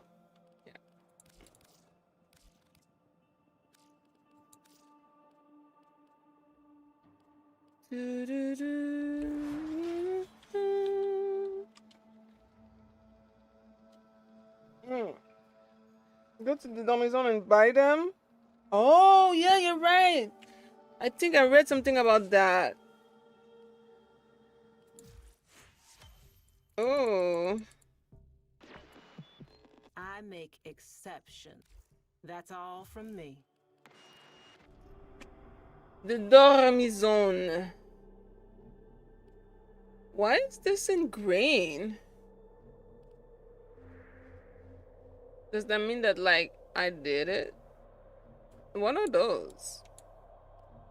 Mercury Junction, confront the Spectre? Huh?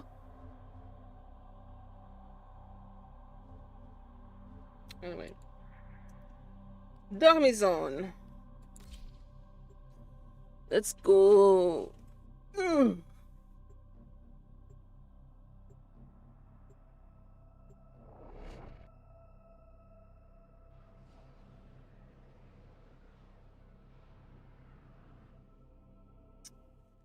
So,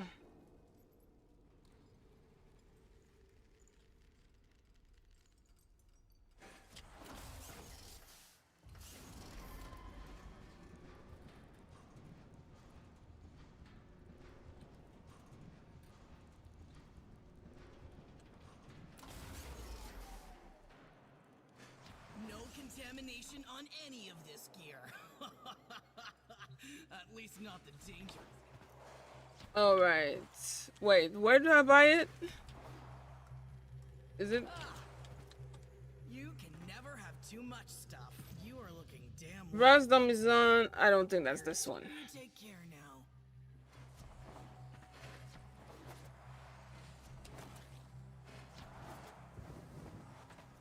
Talk to me. I won't. They hunt you, don't they? The angels. Archimedean? Nope. I'll see you later.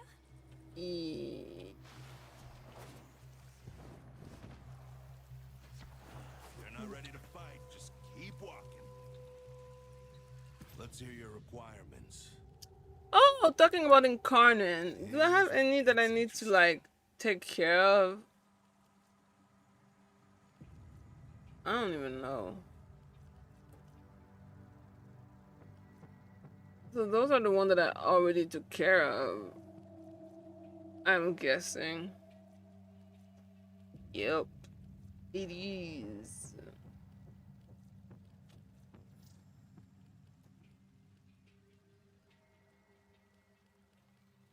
A pinch of the void. Well, anyway, thank you. So it must be you. The Albrecht membrane is shot to hell. Is it? We're getting void flood alerts almost constantly. Go back to the elevator. You were there? Clear skies and steady rails, do you? I have to go to the elevator?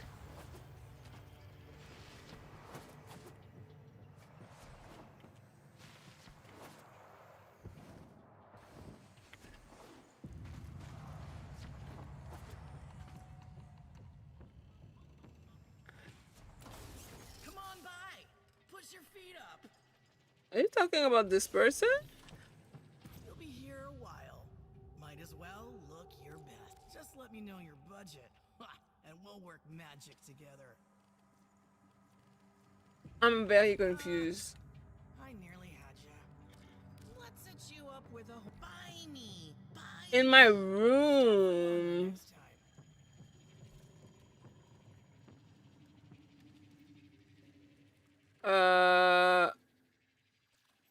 Where is my room?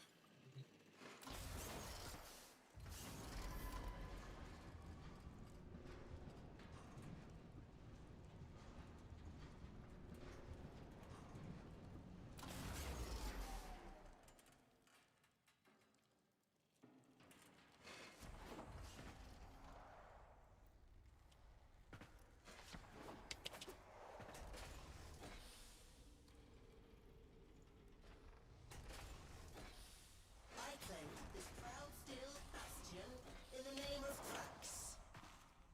Perhaps next I'll venture there is still time to stop her.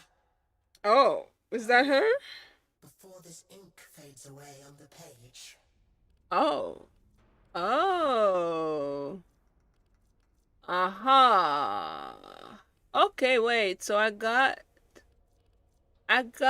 some interesting blueprints. Oh my god.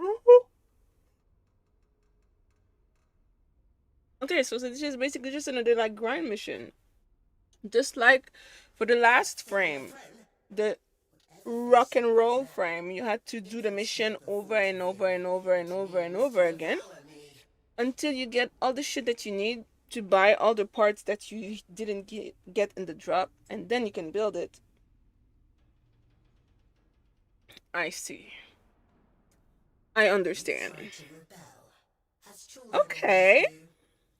But I taught you respect. In a way, I was your real father, wasn't I? Oh, and what are those?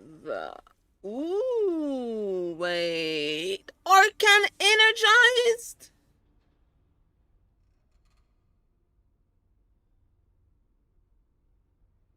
I need it.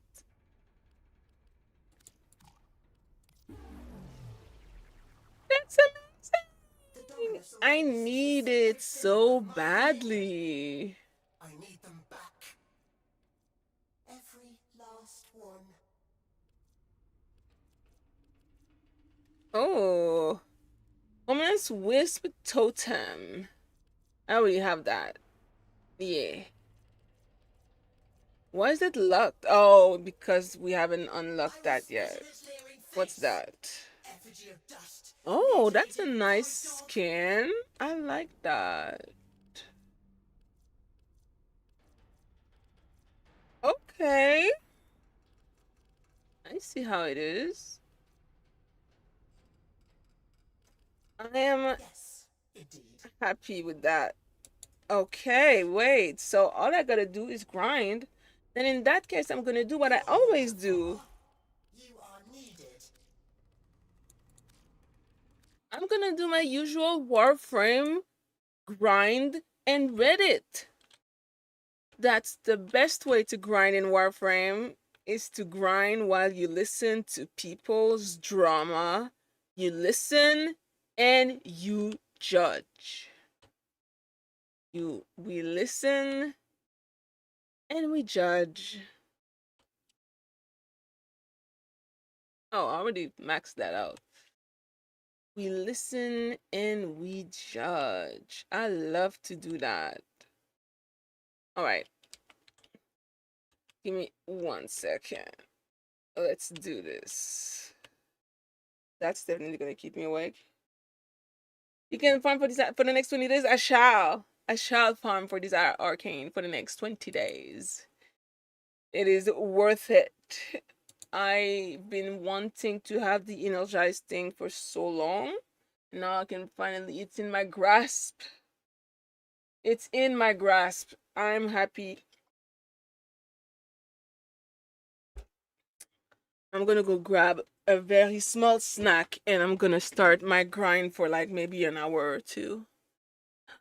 And maybe I'm gonna be able to get the whole new frame in 1 hour. Who knows? That'd be great. Let's see. 1 second.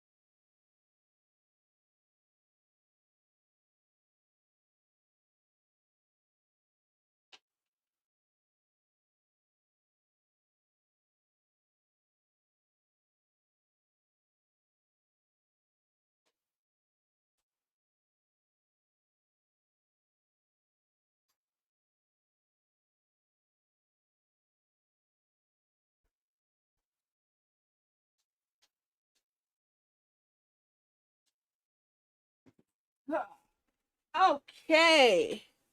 I got snacks. I am ready to grind. And I'm ready to listen and to judge. Judge, jury, executioner. My head is full of Battlefield Rival. So, I'm gonna continue the. What was this episode that I was listening to? With my current situation because. Oh, yeah. All right. Let's do this. Please agree to never speak about this incident again. That's a good attitude. Hey, there you go. It all worked out for him. It's a comforting thought to think that you could be messing up all the time and you just don't realize it. I think everybody needs to hear that. Yeah. All right. Our next story. Today I messed up by getting a tattoo of my mom in a bikini. You what? Oh, whoa, okay. I don't know how that one starts okay. My dad passed away a few months ago. I was really close to him and I miss him a lot. My dad had quite a few tattoos, but one of them I remember dearly. It was this pinup style tattoo of a lady in a Hawaiian skirt and coconut bra on his calf. I always liked that tattoo, even though it was pretty badly done. Most of the color vanished over the years, and I remember our dad letting us color in the tattoo with markers when he wanted to take a nap and keep us busy. My mom always disapproved, and I never understood why, until now. One day, about 2 weeks after he passed away, I was walking around the city and came by a tattoo shop. One thing led to another, and I walked out of that shop with the same tattoo my dad had, the lady with the coconut bra. The artist did a great job at recreating the tattoo, and I was very happy. Until I got home and wanted to show my mom. My aunt was there, my dad's sister, and started laughing like crazy. My mom looked quite shocked. Not the reaction I was expecting at all. I didn't understand what was happening until my aunt told me, well, now you've got your mom on you forever in a skimpy outfit. Great choice. Well, long story short, my dad got this tattoo about a year after they started dating. She wore this outfit to a party, took a photo, and he got it tattooed a few weeks later. Great. Great. I was a bit confused because my mom has always had blonde hair. The tattoo lady's got black hair, but apparently she had a short phase of dyeing her hair black for a few months. My mom always hated that tattoo. They almost broke up because of it back then. She made him swear that he would never tell anyone the story behind that tattoo. Hence why I don't know anything about it, and I never asked. I thought this was just a random tattoo he got on one of his many vacations. Well, now I have a tattoo of my mom in a coconut bra. Great. My mom told me she doesn't mind and that it's kind of funny now, but I'm really thinking of getting it removed. At least it's on my rib cage so I can hide it for the time being. I really don't want to show the world my mom in a bikini. This is a single-digit IQ move. Like you, sorry. I love that it's like she changed. She had different hair color. We're a completely different person. There are two kinds of tattoo getters in this world, and I understand both. They're the ones that like research for years, and they're like, yeah, I have a little it's a little bumblebee because my grandmother always loved bumblebees, and it reminds me of her, and it's that. And then there's like, yeah, they had like a flash sale, so I got like Hey Arnold pissing on a wall for $25, and it's all over the place. And both are fine, but you have to know what you're doing. And if that one has like meaning to you, and also you know your mom hated it, like why wouldn't you be like, hey mom, I would love to honor dad in this way. I think it'd be a fun little thing. Are you comfortable seeing this reminder of your husband who passed? Sure. And not just be like, oops, like you f***ed up every part of this. I guess I see like it's been 2 weeks. When he got the tattoo, it'd been 2 weeks after his dad passed away, and he didn't know anything behind like this tattoo. I'm assuming the tattoo wasn't that detailed. It must not. It must just kind of look like general, like a sailor tattoo. Yeah, that's what I'm kind of assuming. Is it's just kind of a cartoony looking like. But if you got it close style, like Sailor Jerry or like like a Sailor Jerry, but it's like called like American. But either way, like the idea that he got it close enough that when he walked in, he was like, "Look at my tattoo," and everyone's like, "Oh!" Like they knew that was it. Yeah, I mean, but the sister, the dad's sister, and the mom clearly knew the story behind it. Yeah. But his sibling didn't know about it. But I mean, like it never came up. Well, he says that the mom made the dad swear never to tell anyone the backstory behind it. Oh. But I'm also saying, like, if you were to be like, hey, I got this tattoo and it's similar, and you come home, people will be like, oh, that's the one just like your dad had. It was close enough that everybody was immediately like, we know what that is. That's your mom. Like, sure. That sucks. Like, I mean, it definitely sucks. I think clearly everyone around him is fine, but it's uncomfortable for him to know he has a tattoo of his mom in a bikini. That's rough. It's super that rough. sucks. Don't get it on a whim. So I don't know. That's probably one that's going to be hard to like fix. So you might You have to get that can't removed. fix That's that. gonna hurt. Hell though. Ribcage How tattoo? do you fix That's that? a tough That's one. brutal. I have an idea. Okay. Just hear me out. The bikini part, probably fine. The head, if it's already like all black with the hair, turn it into, do you like the movie Predator? Ooh. Predator in a bikini, and that's kind of just like, Hey, there you go. Okay. There you go. Or Peter Griffin? Yeah. Oh, funny. I think that might be trickier with the big, like, sort of Well, swath they of might black have hair, to but yeah. erase, like laser remove the head, Yeah. and then get a different head there. Yeah. Peter Griffin's head. There you go. 100%. Pretty That's cool. definitely a choice. Now, those are some free ideas for you. Yeah. Enjoy it. Some comments. I'd say keep it. It's a reminder of your dad first and foremost. If anything, it showed his love for your mom. You could think of it as a symbol of your parents' love if you wish. No one has to know it's your mom. If anyone asks, just say that it's a recreation of a tattoo your late dad had in his honor. You loved it before, enough to put it on your body permanently. Don't let this new info ruin its memory for you. 8.8 thousand upvotes. I agree with that. Yeah. I definitely think my only reasoning for him getting removed is because he's uncomfortable with it. Sure. I'm like, hey man, if you're uncomfortable, remove it. Because I could see how some people could feel uncomfortable about it. But I would be you're allowed uncomfortable to with tattoo it. whatever you want on your body. Can I pitch a second fix? Yeah. Okay, it's the tattoo. Obviously, it is what it is. Where was it on the dad? Was it on like the bicep? his leg. On his leg? Yeah. Get a tattoo around it of like a man's leg. So now it's not even a tattoo of your mom. It's a tattoo of your dad's leg. That's the tattoo of my dad's leg. And also, We're going exhibit mode on this? what you confuse predators like zebras. Like they'd be like, how many legs does this guy have? I'm not gonna bite him. Yeah. Like, yeah. It's true. Okay. Very smart. Right. Someone said your dad is laughing his ass off in heaven. OP said he definitely is. He'd find it absolutely hilarious. Lastly, someone said, my dad had a scorpion tattoo on his arm. I decided to get one to match his and took a picture to my artist. Yeah, we can definitely do this, but did you want the scorpion to have an extra set of legs? So mine has the appropriate number of legs. Oh, no. I brought it up to my dad later and he joked that it was a special Lebanese scorpion. He got the tattoo to commemorate his time in the military and spent a fair amount of time there. I did find out later that the guy who did it used to do a lot of coke at the time, so I just assumed he got hyper-focused on the legs and was going legs, legs, legs, more legs.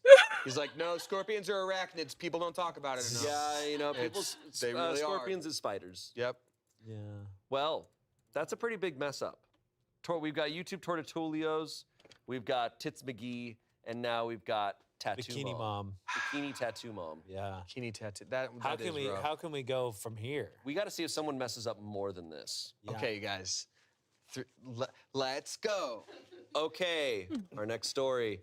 Today I messed up. Random flea market item turns out to be radioactive. Yes. This is why you have me on today. Yeah. Is it a radon watch? We always have a radioactive. It's either a radon watch or it's not just uranium glass, it's milk uranium glass. It's gonna be chipped too, and that's when it's sorry. Here we go. Okay.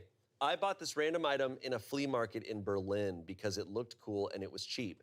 It's been in my wardrobe ever since until I took it out yesterday to take photos of it because I found out about the what is this thing page. Lots of people came back with different answers, but a few people said it looked like it was radioactive and that I should go to my local fire station to check it. This morning I phoned the non-emergency fire brigade number and explained the situation. 2 minutes later, 3 fire engines arrived to test the object, which was in fact radioactive. They then called for backup and 3 ambulances, 3 police cars, and a counter-terrorism CBRN bomb disposal unit arrived. They evacuate all the flats in the building, and after 4 hours, they finally removed the object. It turned out to be thorium. I'm not sure about the isotope number or radiation levels. Here's a photo of this thing. Like, Girl. my dude had straight up. What the heck? That looks radioactive. Something the Avengers are scared of. What is that? Do you know about the demon core? No. Yeah, I was thinking about that I was too. thinking it's look it up later. It's similar to what Emily was talking about, but it's like there are moments where it's just like, okay, as long as this one thing doesn't touch anything else, we're safe. But if it drops, oops, it dropped. Everyone in this room has got about 24 hours, and that's the level of radiation you just got. And it's happened like 3 times. So yeah, it's. Oh, I was thinking of the thing that's like underneath Chernobyl. That's like. Oh, the elephant foot. No, yeah. demon core. Like I brought back the elephant foot from this cool place in Ukraine. It tastes like fire.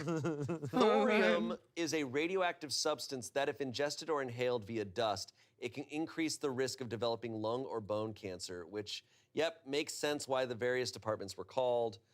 Wow. But why is it in what that thing is? This thing is mysterious in nature. And they found it in a flea market in Berlin. Found it in a flea market, didn't know what it was, bought it. Berlin. Okay.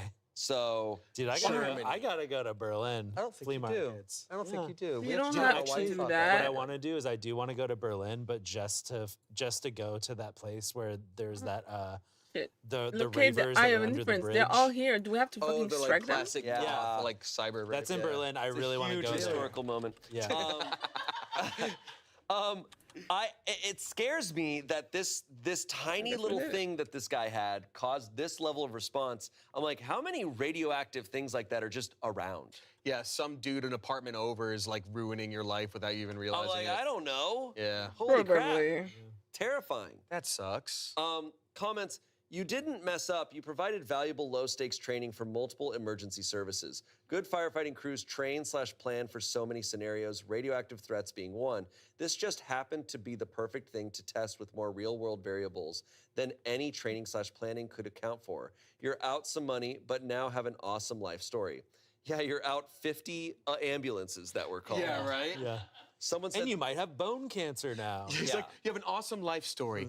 A short life story. in-depth life. Yeah. So fast, so done. Sorry. Someone said, this is probably unnecessary, but have they checked to see if you're radioactive from exposure? Like if you have the radioactive material on you? He said, yes, they did. They got me to take my shoes off and scanned my feet and my hands. Someone said, and are you radioactive in your feet and hands? OP said, higher than usual, but nothing dangerous. Yeah, you're really omitting some information. Like, yeah, they checked. What are they find? They did some tests. Like, are you good? He's like, well, they didn't scan my mouth, so. Yeah. Hey, man, did you get bit by a zombie? Yeah, I was just out walking. Oh, so X-Men are cool, right? We can all agree the X-Men are cool? Yeah, they're all great. So sick. now that we established Everybody that as knows the the base, got some X-Men are news. cool. Okay, lastly, someone said, I'm a trained radiation protection supervisor. Crow scientist here. Yeah, I'm a professional crow scientist. I'm like, of course, there's a Redditor who's a radiation protection supervisor. So I'm a trained radiation protection supervisor, so have some useful information on this, although others will have far more knowledge than me. Why would more people have more knowledge? It sounds like you should have the most knowledge. No, the supervisor to the radiation trained specialist. True. Isn't that what he my is? supervisor. I'm not It's almost confused. certainly, almost entirely TH232. This has I was gonna say. This has a half-life that is longer than the age of the universe, so its activity will be extremely low. It will off-gas radon-220, which is an alpha emitter that you don't really want to breathe, but it will produce this at an extremely low rate. Welding rods and the mantles for gas lanterns are both typically thoriated and pose no significant risk. This is Unless Chinese you've to been me. licking it or inhaling powdered thorium from it, I think any dose is likely to be marginal compared to background exposure. If you've kept it in a cupboard in its shielding for most of the time, I'm pretty certain you have nothing to worry about. It's like, as long as you're not licking it, yeah, it's gross. What's up? Yeah.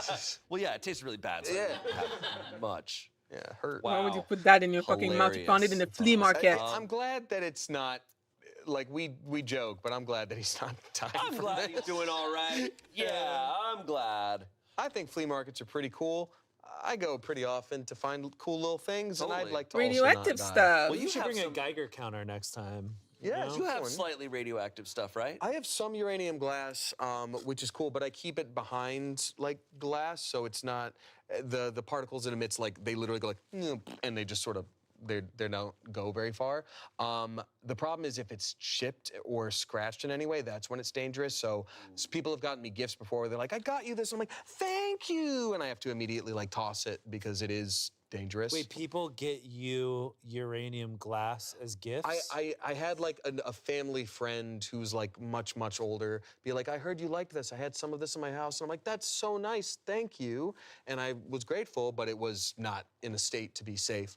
And then I had one person send a gift to the P.O. box one time that was just, it was like a little milk glass clown. It was like a really cool thing. And there wasn't an issue.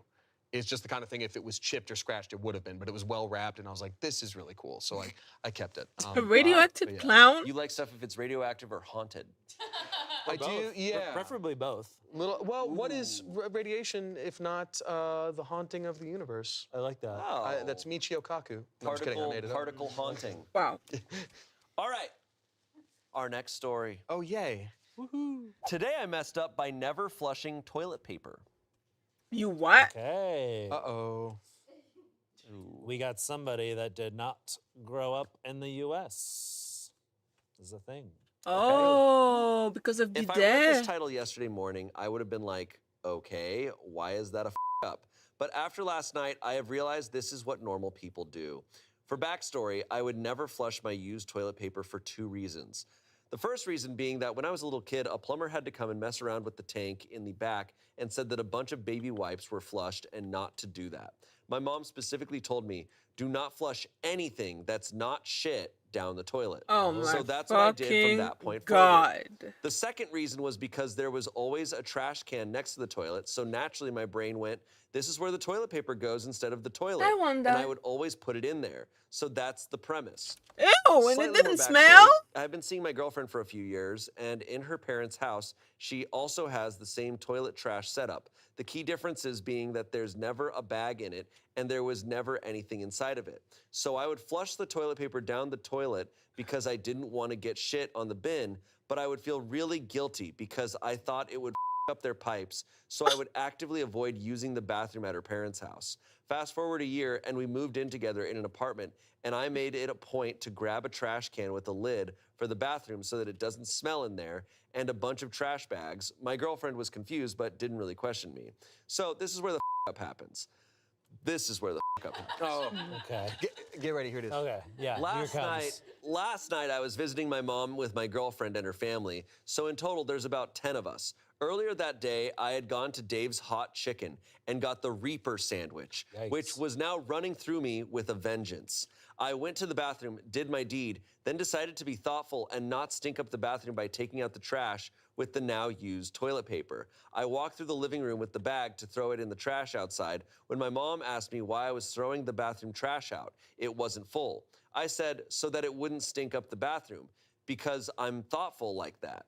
My mom looked so confused and asked me why the trash would smell. Keep in mind, this is in front of everyone. Oh, Lord. I'm close with my girlfriend's family at this point, so I jokingly said, what, am I not supposed to wipe? I cannot understate how quiet that room got. I have tinnitus, and I swear, even that went away for a few seconds. I just thought the joke didn't land, so I went outside, threw the trash out, and then came back inside to everyone still just as confused as I was. My girlfriend's brother, who is my age, asked me if I was serious. I said I was, and me being the dumbass I am, decided this was a good time to bring up how weird it was that at their house they didn't have a bag in the trash, and that I felt guilty every time I flushed toilet paper down the toilet. Everyone started crying.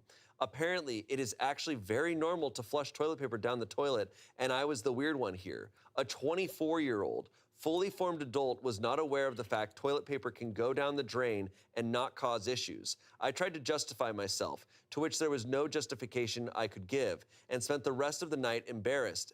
And now my girlfriend's entire family and my entire family knows that for at least 18 years, I was not flushing my used toilet paper. Edit, to people asking how the my mom didn't notice shit-covered toilet paper in the trash for years. Fair point. Yeah. We had 2 bathrooms in the house, one for the kids and one for my parents in their room. My mom taught us to clean our own bathroom at like 8 or 9. So she would never really have a reason to go into our bathroom and vice versa. She moved to a smaller house where she is currently living and where I lived up until recently that had only 1 bathroom for everyone, 3 people including myself. How did neither of them not notice? No idea. I wouldn't just toss it in the trash though. I would turn it shit side down so it's only the white side as a way to be polite. Sure. If it got on the bag, I would just toss another piece of toilet paper to cover it up. So unless you went rooting around in the bathroom trash, which literally no one does, you wouldn't see it. Brother. I have started to notice that this is actually kind of more common than I thought, of people having very odd bathroom habits, like pooping habits. The And poop not knife. annoying because it's a solitary act. Yeah. So there's no one there to correct you. There's that famous clip from a radio show where a guy's talking about, he's like, you don't catch the poop when you In poop? the toilet paper. That's what I thought this he's was like, gonna be oh, about. you catch it. Like, you're supposed to catch it. And she's like, you've been catching your poop this whole time? Wait, and what? he is literally blown away that this is not what everyone does. But I'm like, to be fair, we don't talk Catching about it. this. No, yeah. When was anyone gonna realize? So I'm like, I get it. I'm a little mad at the mom for like making fun of him. Like, she told you don't flush anything. Right. Dude, it's gotta be besides so shit. scary You say to that have to kids. You can up so easy forever. That's one statement. Guys, I got a great idea. I think I'm gonna That's leave this and become a crazy. kindergarten teacher. No. And just start telling him the craziest shit. I don't think they'll let you at this point. Okay, because I thought the story was going to go somewhere slightly different because I knew of somebody that grew up in a different country where the plumbing wasn't good, so you would have to throw your toilet paper in the trash. But then when they immigrated with their family to the U.S., they didn't, or at least this person didn't know that you could flush. So they were doing the same exact thing at like friends' houses and stuff, not knowing that you can do that here. Yeah. I feel so much anxiety whenever there's like a bathroom story where like we've had so many Reddit stories where it's like, and then the toilet flooded and then I fell into the tub and like all these things. And it sounds like when he's describing like, well, if the poop gets there, I cover it up. This is like every bathroom experience for this person was like an event, a mission of like, I have to fix this. I get like hearing something as a kid and not being corrected. What I'm curious about is like municipal bathrooms, like school bathrooms. Obviously, you're flushing everywhere else in the world. Or like if you're even at a coffee shop, like there might be a trash can. That's when you bring the poop bag. You got to bring your own poop bag, and that's very polite. And a he's poop polite knife. like that, and a knife in the bag, and it looks like a crime. And but no, there's like a trash can across the way. Like there's enough situations that like. I feel like even with natural curiosity, you just say to your friend, like, man, don't you wish we could have the kind of toilets at home that they do at the coffee shop? Like, it's just shocking. It never came up. Public bathrooms had to have been tough because there's no trash cans in public bathrooms. Well, so he must have flushed then. Nah, he was just doing Kobe. I just hope he got lucky. Yeah, some guy just.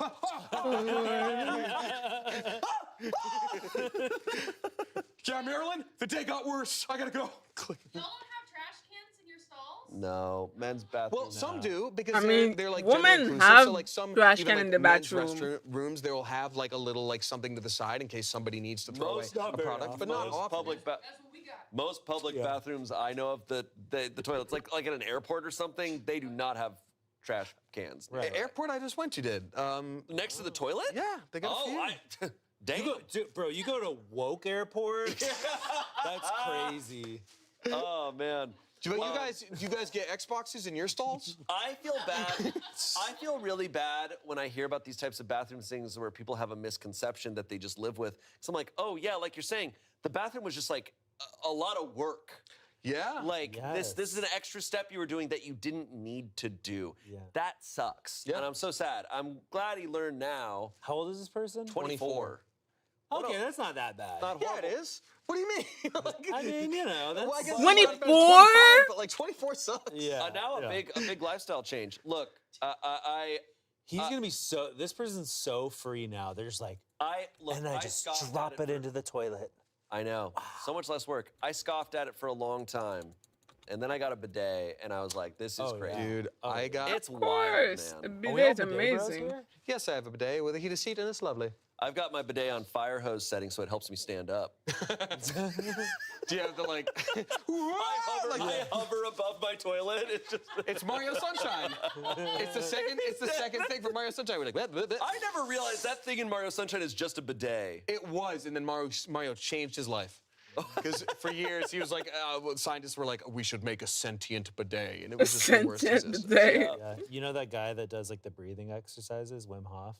Yeah. He like perforated his colon because he was using like a fountain as like a bidet. Wait, what? Thank you. He became the fountain. Yeah. Wait, what?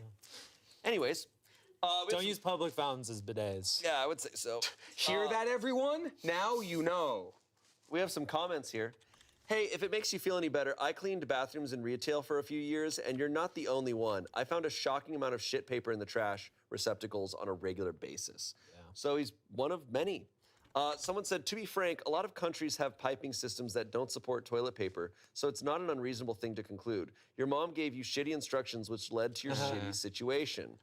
This varies from location to location. Almost everywhere I've been, you flush toilet paper. But where I was in Brazil, for example, we were instructed not to.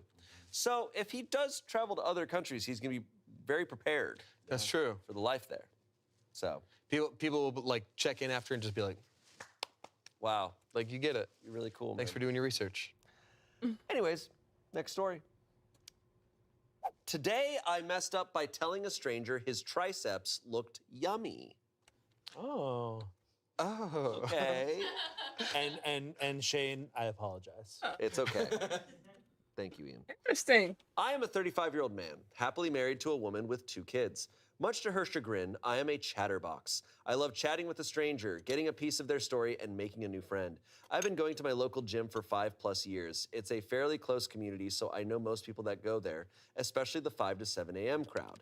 Well, last week there was a new guy there in the morning, around my age, that I'd never seen there before. So in true me fashion, I strike up a conversation introducing myself, getting his name, talking about our workouts, etc., etc. Super nice guy. Fun conversation until I finish off with, well, it was good chatting. Sure, we'll see each other again. Keep working on those triceps. They look yummy. Oh. I have never used yummy to describe anything. Not to mention just a weird thing to say to anyone, in my opinion. Yeah. He gave me the most what the look I've ever received. I get all flustered, apologize, say not sure why I said that, went to the other side of the gym and finished my workout, hoping to God he doesn't need to come to my side. I do public speaking for a living. I rarely get flustered. I've been thinking about it for 3 days and want to find a new gym.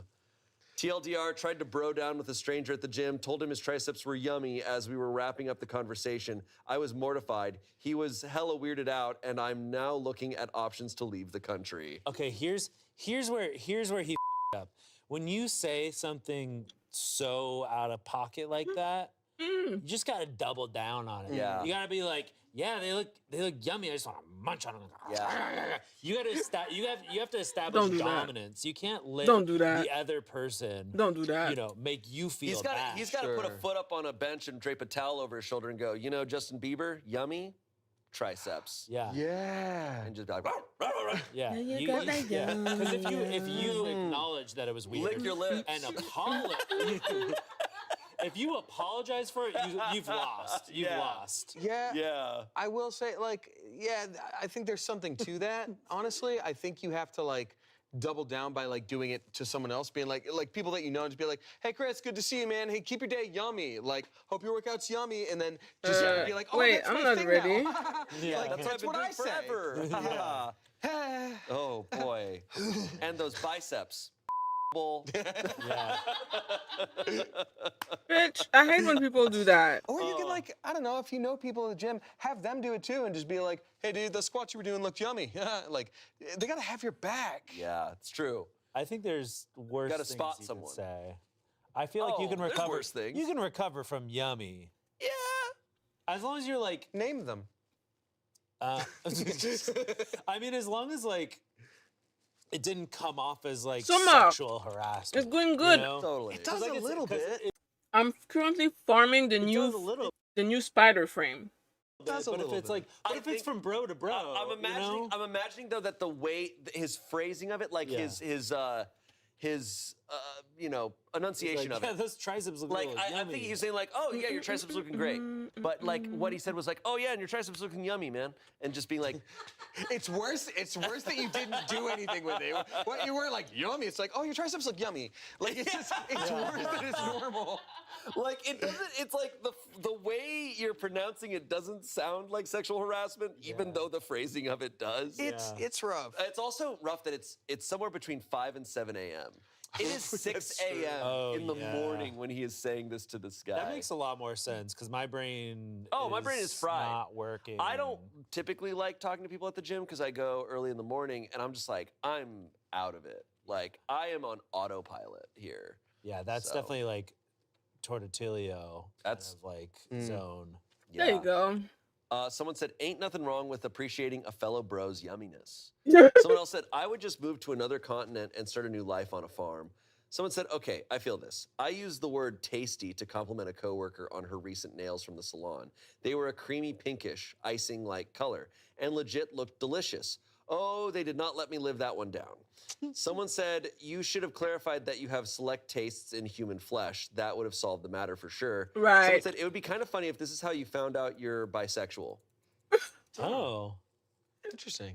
You know, I feel bad like making fun of this guy because I do think it's great to like compliment people. It's great to like support people. There doesn't always have to be this underlying current of like, oh, what if you're attracted or whatever. Like if you are, great, but like it's wonderful to just support people, but not everybody's down for that. And I feel like yummy is like a 10 out of 10. Yeah, you got that a guy yummy. he just met. Yeah. No, I actually think like in some ways it's better that it's like it was not like. It's not loud enough? That's crazy. I feel like it's so loud. Give me a moment. I'm at maximum. Although I guess I can make it louder.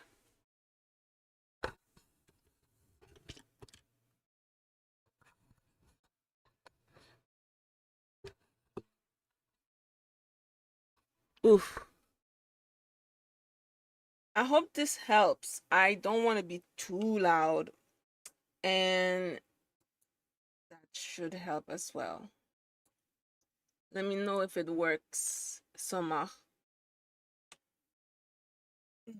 Like a woman that he just started talking to. It's in like that way, I'd be like, no, I wouldn't be like, haha, you have to move. I'd be like, haha, stay away from her forever. I'd be like, you have to go. Now, please don't call the cops. You don't. Yeah. It's rough though. Just give me a 3-minute head start to run. He first. did say that he followed up by saying, I don't know why I said that. Like he did clarify that he immediately was like, oh, I don't know why I said that. That's silly. See, I feel like that. Yeah. When you do that though, then it's like, oh, I don't know. I think it makes it more weird. Interesting. You just gotta lean in, you know. I don't know the tuck and roll for this situation. I don't know how you lean into any of it. Okay, what would we do if we were on the receiving end of being told our triceps are yummy? I've had compliments like that make me, I just go like, oh, okay, thank you very much. Exactly. That sort of show like a little bit like, all right, but I still say like, thanks so much. So I think, like I said, it's a lot based on the body language and the way they're saying it. That I'm like, I'm getting that this guy's not saying it in any sort of like harassing sexual way. He's saying it in such a casual, nonchalant way that I'm like, oh, maybe you are just a guy who's a jokester or whatever. Or like you're just, that's how you are. I would try to give them the benefit of the doubt. Sure. But it would definitely, you'd be thinking about it. You're not starting at 0 with this person. You're a little in the red. You've got to like build back later. You're a little dead, yeah. Yeah, it's hilarious. Yeah. And Shane, those pants, scrumptious. Thank you. They do look like a nice tomato paste. And I like that. Oh, like a vodka sauce. I'd say definitely a vodka sauce. Yeah, like a vodka sauce. What are we saying, vodka sauce? Yeah, I think we're saying a vodka sauce. Pull the room, vodka sauce. The pasta diavolo. Our next story. Today I messed up. I fell asleep in the bathtub. Scary. Ooh, that is scary. Ooh, pruny. So I have the flu and a bunch of mini issues that came with that. Ear infection, nausea, headaches, etc. So for the first time in a very long time, I decided I was gonna soak in a bath.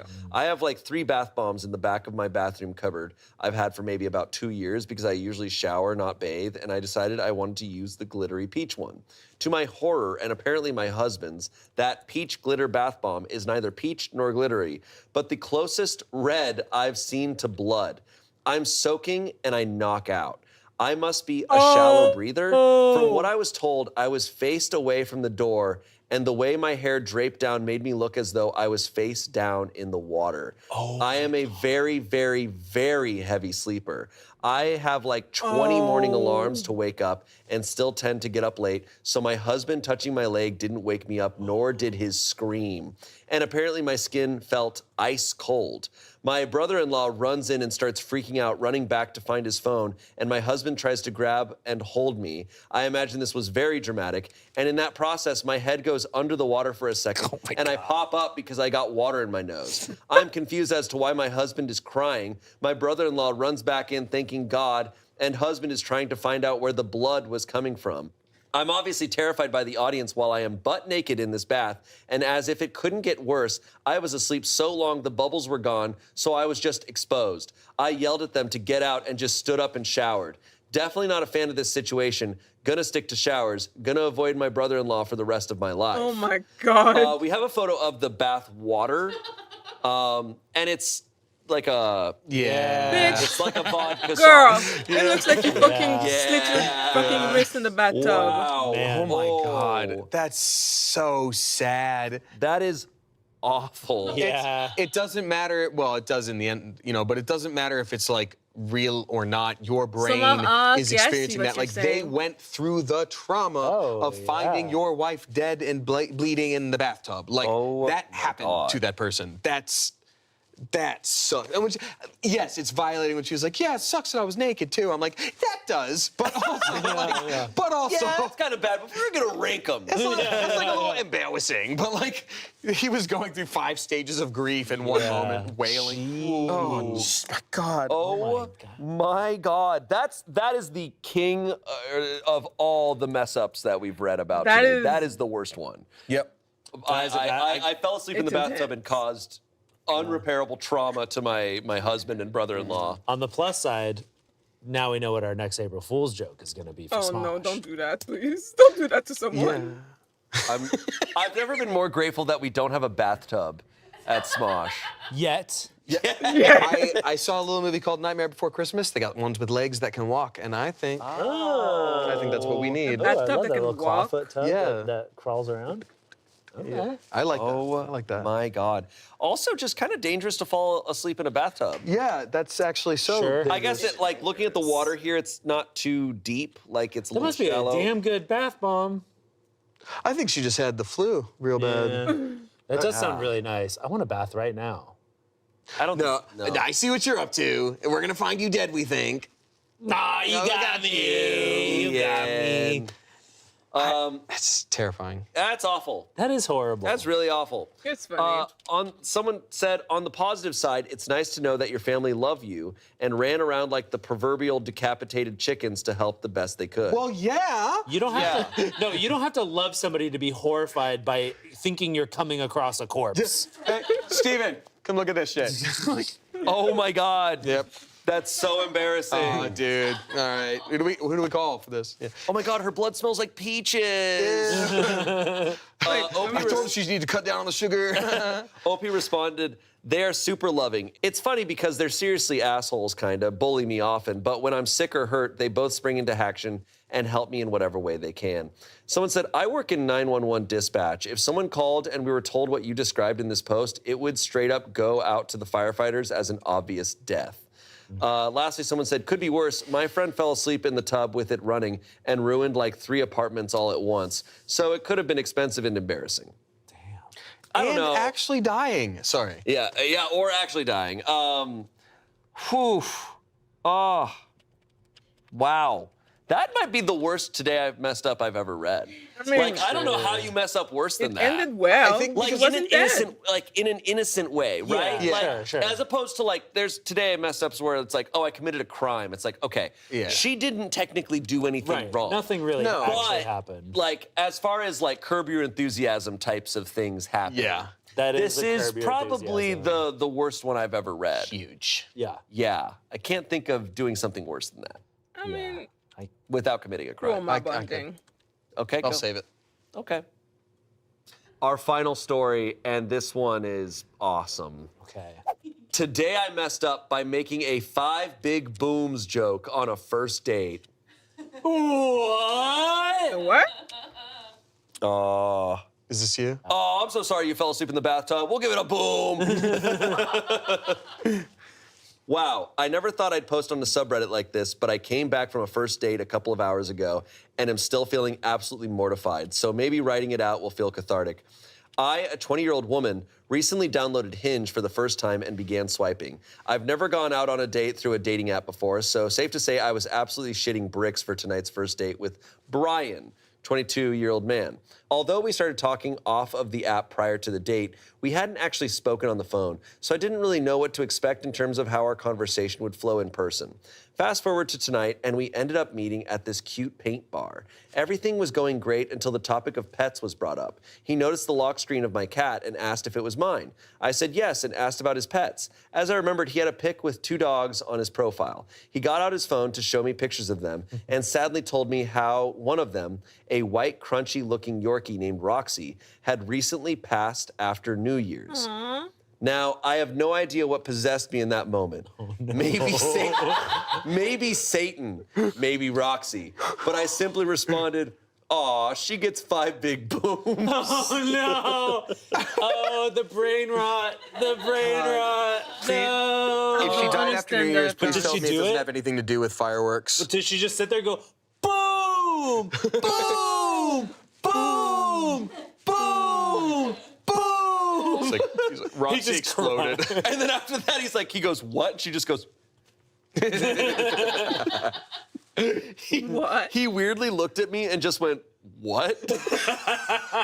It was in that moment I knew I fucked up. He didn't get the reference. I knew I had already shot myself in the foot when I said it, as I'm awful when it comes to sensitive topics like death or grieving. But I had hoped he'd let out a little laugh and we'd move on. But no, I initially tried sweeping it under the rug by saying, oh, it's nothing, it's just from this silly video. But he proceeded to ask me to show it to him. I awkwardly laughed and went, really? Really? So I opened up TikTok and showed him the clip. Brian, and I'm assuming Roxy, R.I.P., didn't find it funny. He just sat there and went, oh, I get it now.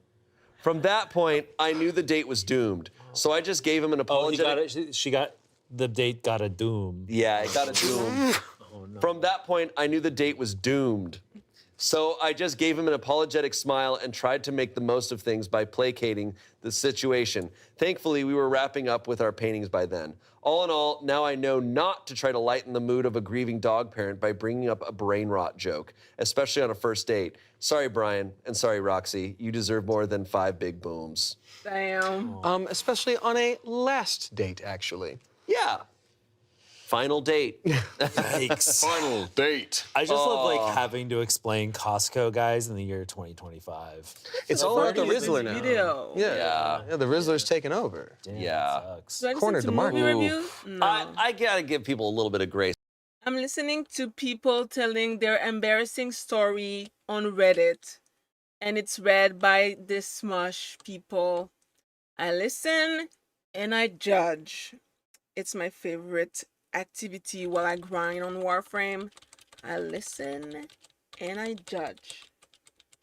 Although this one I always consider myself to be terminally online, but I guess not enough because I have no idea what the fuck. But I don't really go much on TikTok. Maybe that's why. On a first date. Like if I'm on a first date and you're hitting it off and one awkward joke gets said, I'm like, we're nervous.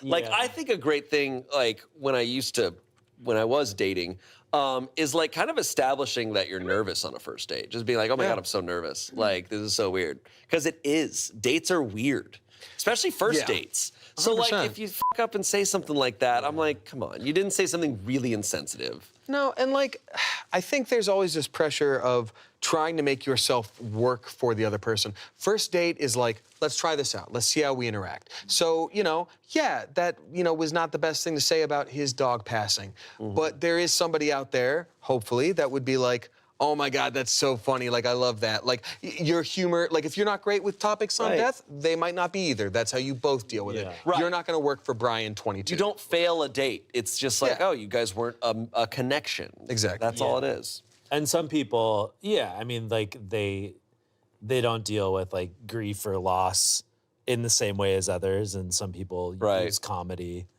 Right. Exactly. It's just like no, I mean it's got a match. Like you just kind of get hit with like an because I'm sure they weren't expecting that dog to be dead, and so they panicked and then, went to brain rot. It's and that's fair. And it's true. Like I've met so many people that in the like wake of like recent grief will make a really dark joke. Sure. And you're just like, okay, like that's how you're handling that. For me, I'll make a dark joke right off the bat for myself, but for other people, I really like to be, like, maybe it's too vulnerable. Maybe someone doesn't want to talk yet. So if I was just like, hey, I'm really sorry about, the loss of Roxy, your dog, maybe they don't want that on a first date. And they're just like, let's not kill the vibe, Totally. It's all about finding a match. Totally. So. Exactly. It's like, you inhale some thorium, get bone cancer. Exactly. Like, that's not very skibbity.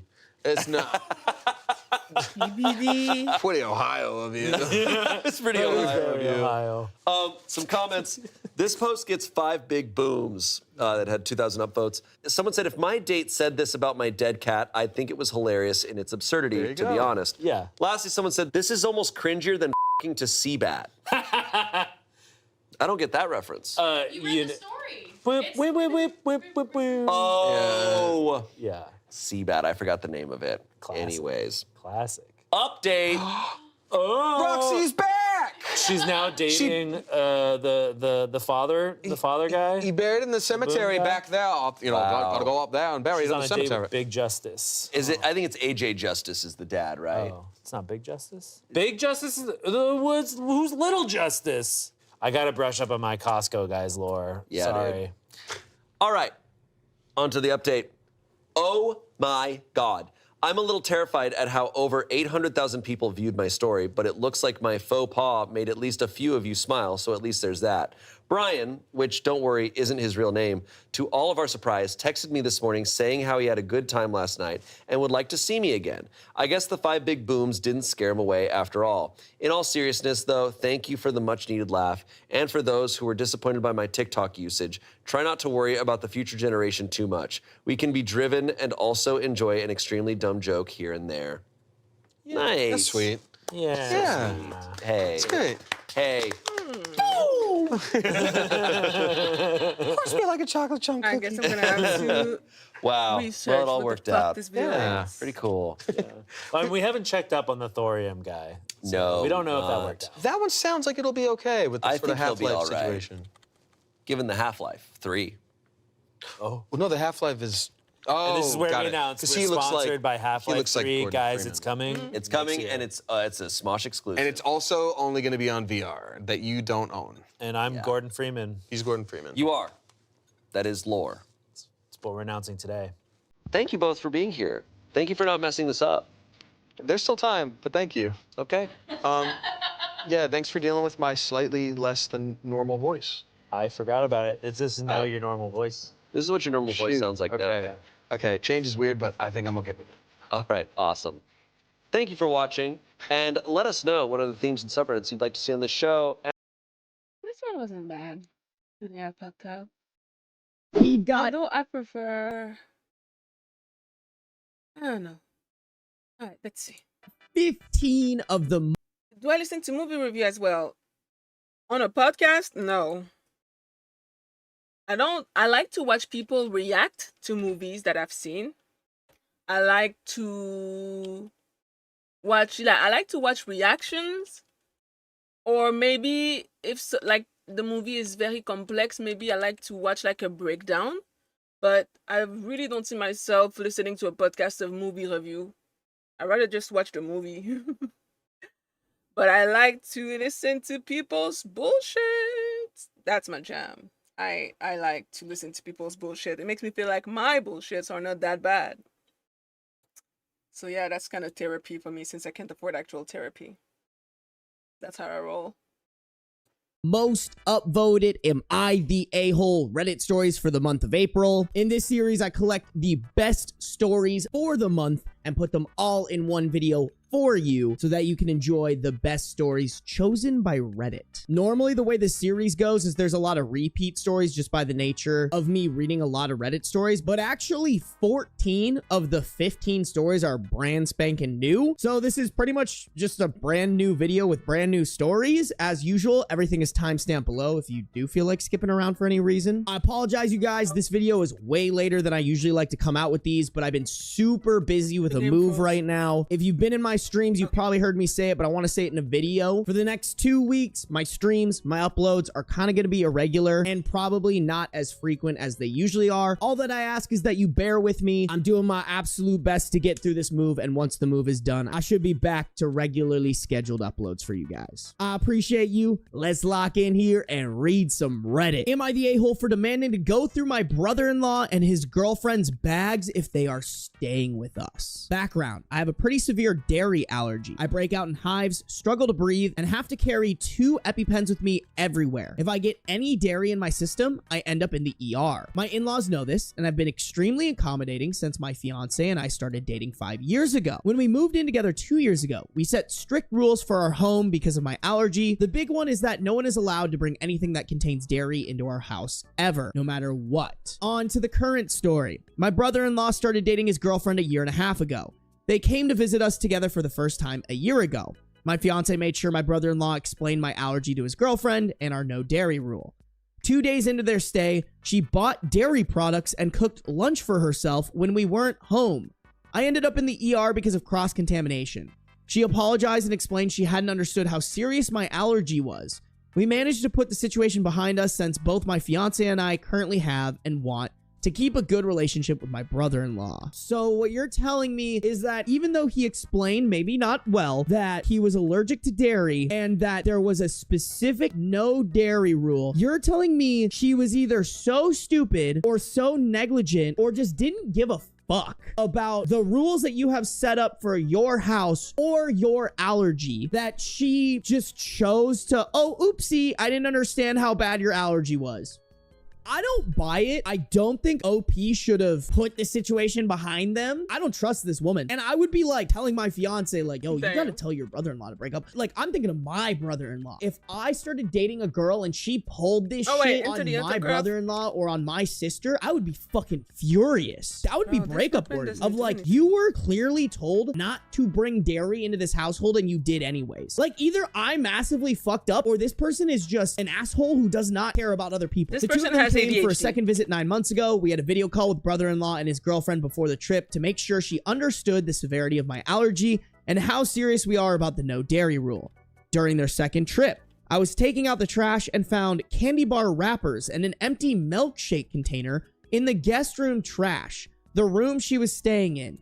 Even after she saw how serious my allergy is and how I ended up in the ER, she still brought dairy into our house. I confronted her when they got back. She and brother-in-law had a huge fight. Brother-in-law went through her stuff and threw out everything she had with dairy. We kicked out his girlfriend. Brother-in-law stayed for the rest of the planned trip. Damn, okay, so the brother-in-law knows she's a fucking moron. Come on. Like, really? You can't find yourself a girl who isn't this fucking idiotic? Brother-in-law and his girlfriend worked out the relationship after the trip and are still together. Since their second trip, brother-in-law has come alone since I don't trust his girlfriend in our house. Well, brother-in-law is planning a new trip to visit us, and his girlfriend wants to come too. No. At first, we just said no, we don't trust her.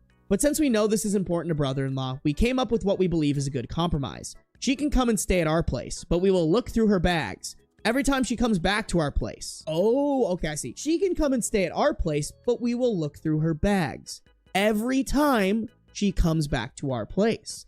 And if she doesn't accept that, she can stay at a hotel or stay home. Now I'm being called an a-hole for treating her like a criminal and that checking her bag is an invasion of privacy. Acting like a criminal. Bitch, you lost the privilege of having privacy when you took dairy into their household 2 separate times when told not to, and after seeing how fucking terrible it was for the guy who owns the house. Absolutely not. What a fucking loser. So am I the a-hole for demanding to go through her bag if she's staying at my house? No. That's your house, bro. If it's your house and you want to search everybody's bag who comes through your house, like, they can either let you search through their bag or get the fuck out. It's probably a stupid rule, but it's your house, your rules. Not the a-hole, and your brother-in-law needs to fucking break up with her. That would be so unattractive, Chad. I don't get it. Are you that down bad? Like, the sex better be fucking incredible for you to want to stay with this girl. She better be fucking doing 720 tricks on it, all right? Like, I mean, she did attempt murder. No, actually, though. You need to cut them off and anybody who sides with them, because that's fucking brutal. If she had killed OP, wouldn't that have been considered involuntary manslaughter? I think there would be a solid case for that, chat. Is there such thing as an attempted involuntary manslaughter? I don't know. Genuinely, like, she dead ass kind of attempted that shit. That's crazy, man. Am I the a-hole for calling my husband a disgrace after he said my miscarriage ruined his birthday? Advice needed. I miscarried yesterday afternoon around 12 p.m. I've never had a miscarriage before, and this baby was so wished for, so it's all so fresh, and I'm sobbing right now. So I apologize in advance if it doesn't make a whole lot of sense. My husband turned 27 yesterday. I, 26 female, was pregnant with mine and my husband's 27 male second child. Yesterday, I was 8 weeks pregnant. The day before yesterday, we saw a beautiful heartbeat flicking on the screen, and today, I'm devastated. I was playing with our 2-year-old when I felt pressure in my lower abdomen. Not long later, I noticed bleeding, and I let my husband know immediately that I had discomfort and bleeding. Before long, I had passed what I believe is the fetus, and I messaged him, I think I lost the baby. I wanted to keep him updated, and I guess I was seeking some kind of emotional support. I asked if he could come home, and he said, of course, if it's urgent. If it's urgent, she just said, I think I lost the baby. How is that not urgent? In what universe is that not urgent? I said, I think it is because the pain and bleeding is getting worse, and I'm starting to feel lightheaded, and our 2-year-old is unattended in his playroom right now. We have no friends or family near that I could call who would get to us quicker than he could. I had to clean myself up, crawl downstairs to take paracetamol, make my son his lunch, and then put him down for a nap. At this point, my husband still isn't home.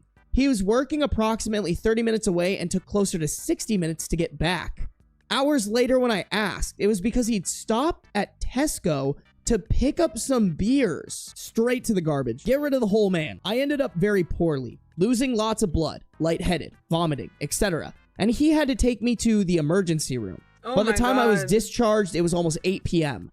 Last week, I had said I'd make him his favorite dinner for his birthday, which he reminded me when we were almost home. I said I wasn't feeling up to it, and that whatever takeout he wants is on me. He said, for fuck's sake, under his breath, and then muttered something along the lines of, this bullshit has ruined my birthday. Yeah, dude, because that's the priority right now. He didn't stop to get any takeout. He just drove straight home. He put our son to bed, and I went to bed, and I'm not sure what he did after. I didn't see him this morning as he had already left for work. He's not messaged me all day, and he got home a few hours ago. It's now 8:40 p.m., and he's been giving me silent treatment. I tried to speak to him about an hour or so ago, and he ignored me, and I called him a disgrace. He slammed the bedroom door and locked me out of the bedroom. His mom has since messaged me and said I need to be patient as he's also had a loss. Girl, that does not seem like what he's mad about right now. His loss is that he didn't get to celebrate his birthday when his fucking wife just miscarried their baby. What do you mean he's also had a loss? She didn't ask how I was or anything. He's obviously speaking to his mom, but why isn't he opening up and speaking to me? She said I was harsh?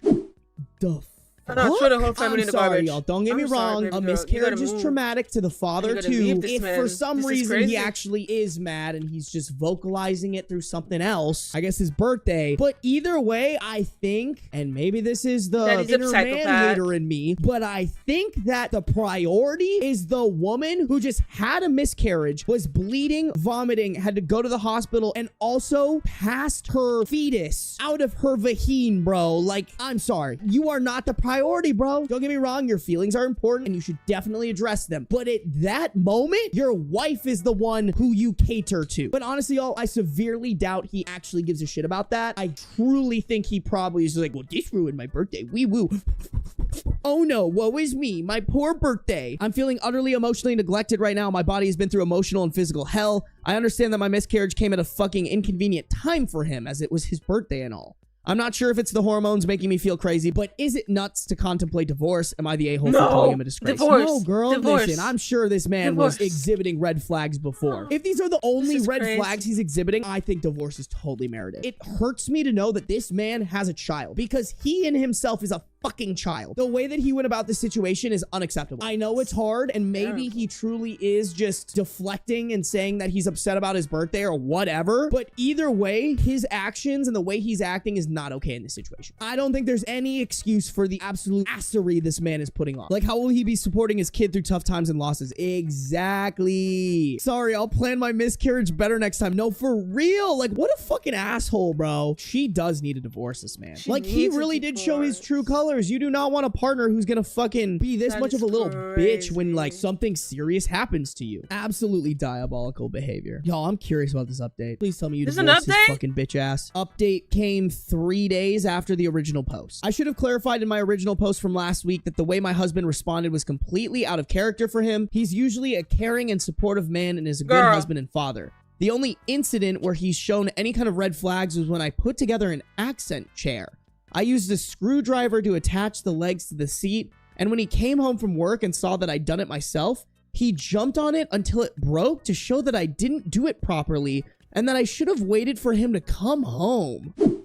That's honestly worse. Like, for him to be acting so caring and supportive, but then 180s and just... Oh, wait, hold on. Let me keep reading, actually. He'd been under lots of stress at work, so I asked him to go to therapy, which he did, instead of pulling the divorce card straight away. We have been together for 7 years in May, and he's the only partner I've ever known. My family all loves him, and I've accepted him from day one. Okay, so what I'm getting from this paragraph is he's a loving, caring, supportive man, good husband, good father, but when he endures any kind of stress, he acts like an immature asshole. Honestly, y'all, fucking I'll say it. I think she should have pulled the divorce card when he did this shit. Like, good for him for going to therapy, but A, clearly this isn't working, and B, I think how you act under stress to your partner says a lot about you as a person. Like, if you get stressed and you take it out on your partner, you're not ready for a relationship. No, it's not just that. This girl is maybe a people pleaser, but the way she justify everything by, oh, but maybe he was stressed. Oh, but maybe maybe no. She's talking like someone who's used to be abused. On God, that's how victim of abuse talk. Oh, but he was stressed. Oh, but you don't understand. He had it hard at work. Oh, but you know he didn't sleep enough, and that's why he hit me. No, baby girl. I don't know how he ends those other shit, but the fact that he reacted like this after you fucking lost your baby is actually insane.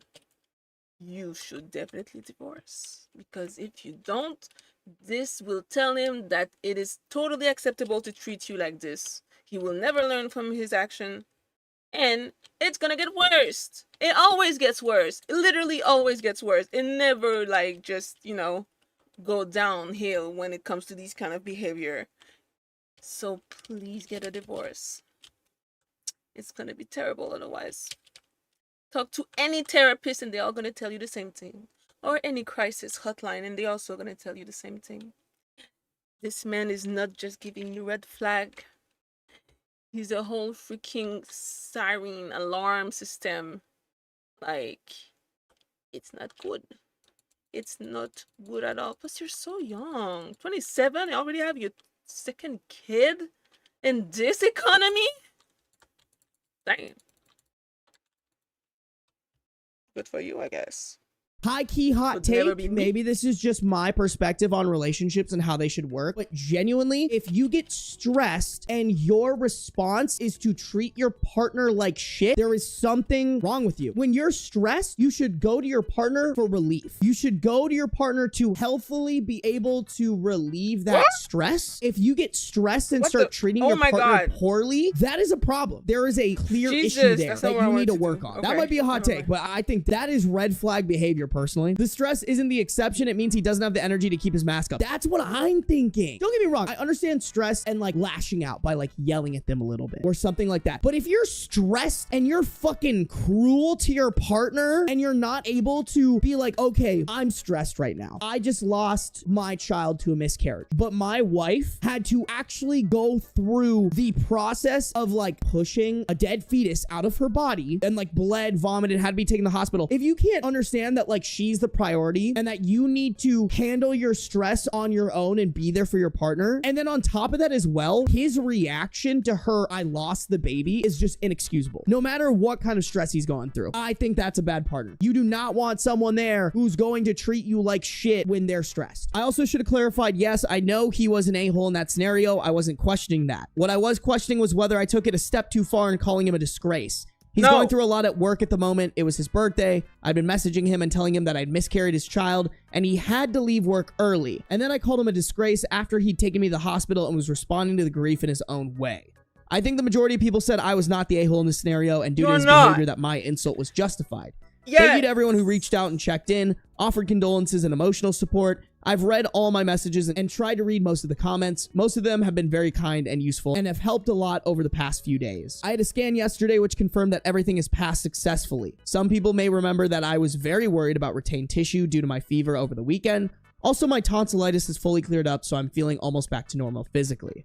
I left my husband. Me and my son are staying with family in a different part of the country, so we are safe and are managing. My husband did get very angry when I told him that I was leaving him. He tried to stop me from leaving with our son, put hands on me, and threatened to end his life. I mean, bro, this man is just a walking red flag. That was his moment to show remorse and feel sorry for how he was acting. My mom intervened, and like I said, we are safe. I have some time off work now, so I will continue to take time to recover emotionally and plan my next steps.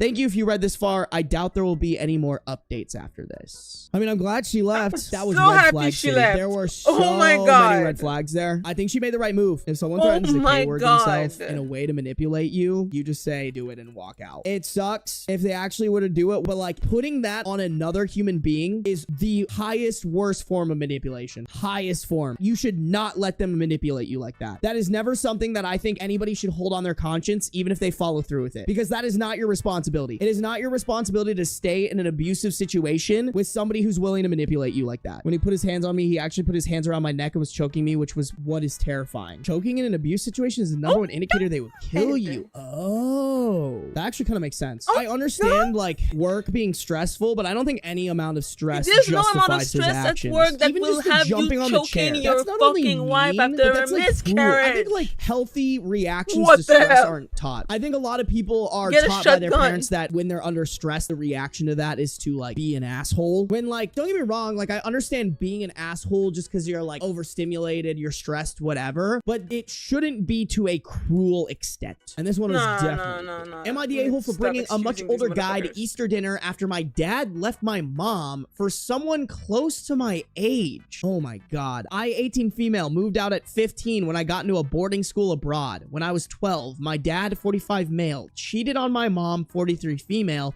with a woman, 26 female, who was 20 at the time. They ended up divorcing, and he's been with her ever since. She's Wait, he was 40 something, and he. I mean, I know she's legal, but ew, he could be her dad.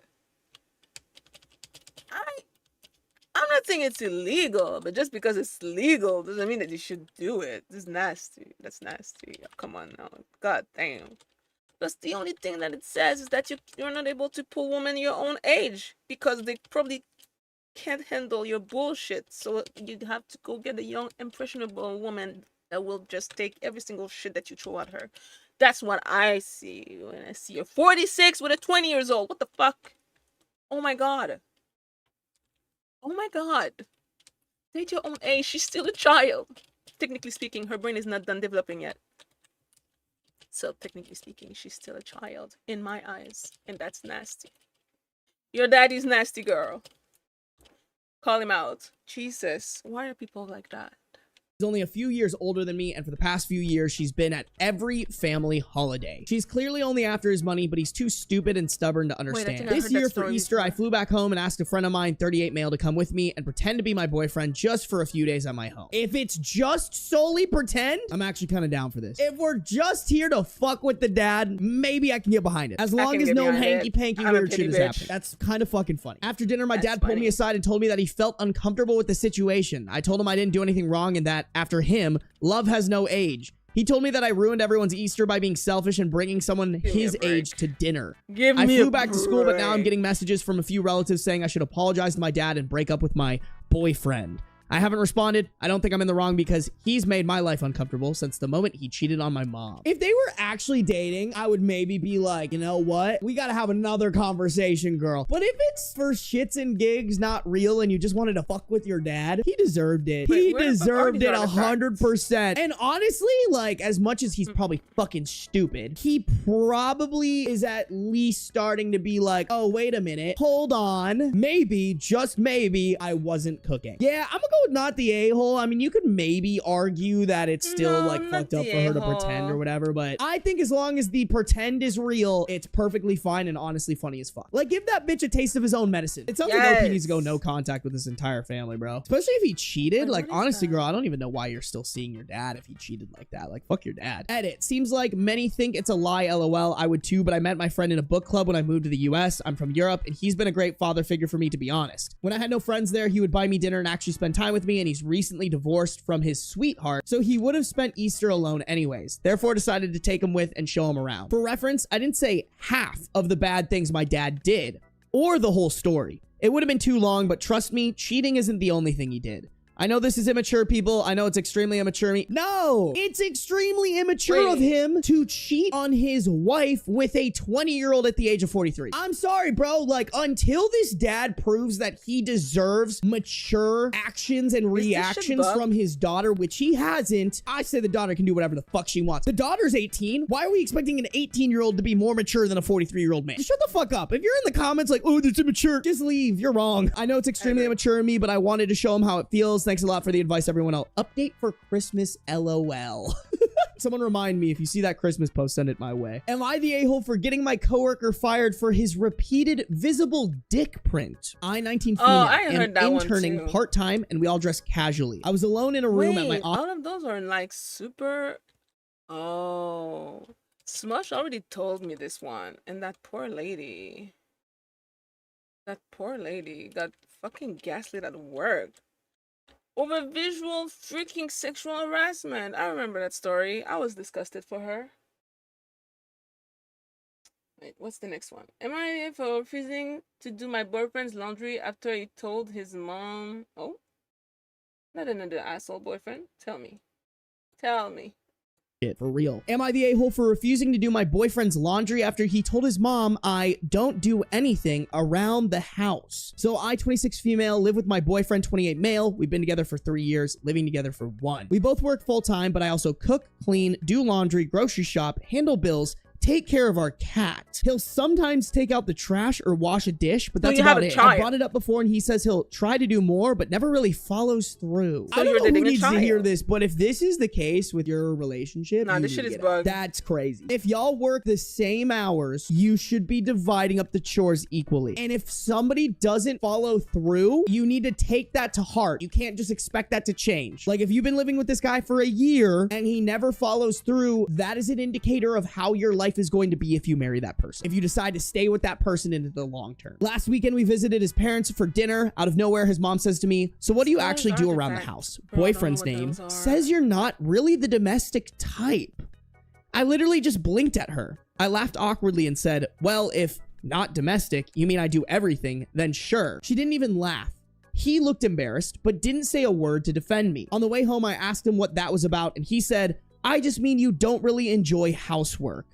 Dude, who does?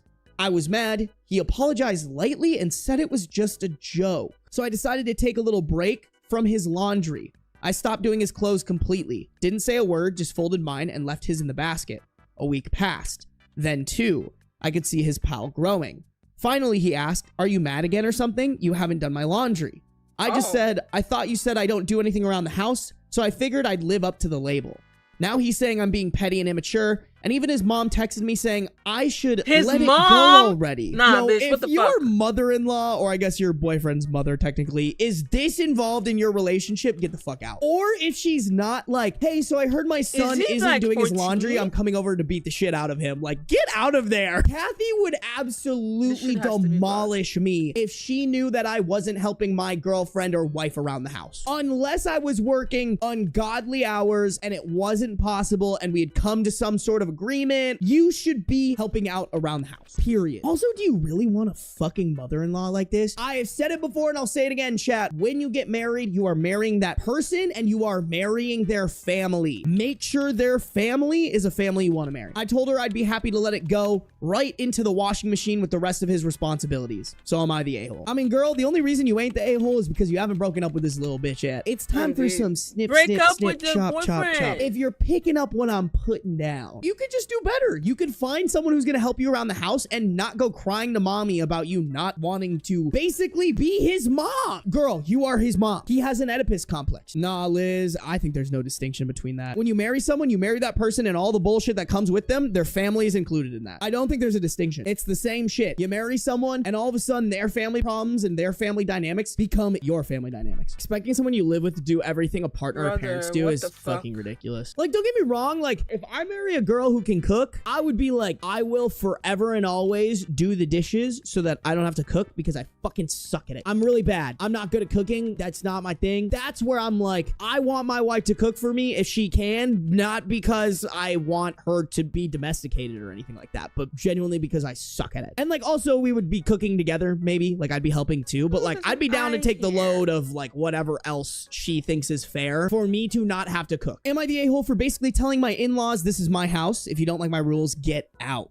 First off, I don't think I was wrong, which has infuriated my girlfriend. I, 25, recently moved in my house. My girlfriend, 27, and I had a little housewarming. Her family, my mother, and a few of our friends. We were eating outdoors and the kids had their own table. My girlfriend's nephew ate, knocked over a jug of dilute. I don't know what dilute is. I'm guessing it's like some sort of juice. I was at the table when it happened and it was clearly an accident. He was very polite and apologized. He was a little upset, but I just laughed it off. His father came over and I was shocked at how much his father gave out to him.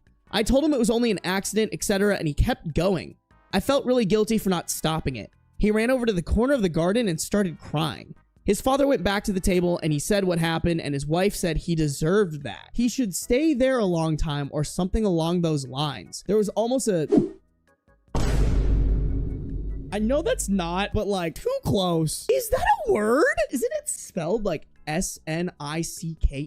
It's UK English? Ugh, I don't like that. There was almost a snicker from some of her family. You British people fucking crazy, y'all. What are y'all saying out there? That's wild. Anyway, I went over to the boy a couple minutes later. I gave him a bar of chocolate. He was still crying. He said sorry again. I gave him a high five and taught him this high five I used to do as a kid. Sorry, I didn't address it because I was just so thrown off by this. But like, why get mad at a kid for knocking over some juice? Like, it ain't that serious, bro. I don't have a kid. I guess, I don't know. Maybe I'm underqualified for this, but I just feel like if he knocks over a drink, it isn't enough to like berate the kid. Like, that's how you raise a kid with fucking serious mental issues. By yelling at them over spilt dilute, whatever the fuck that is. His mother came over and said, do you mind not talking to my son? He needs to think about what he did wrong and he needs to do that alone. I took her and her husband aside and said, this is my house. If you want to upset your kid, don't do it here. If you don't like it, get out.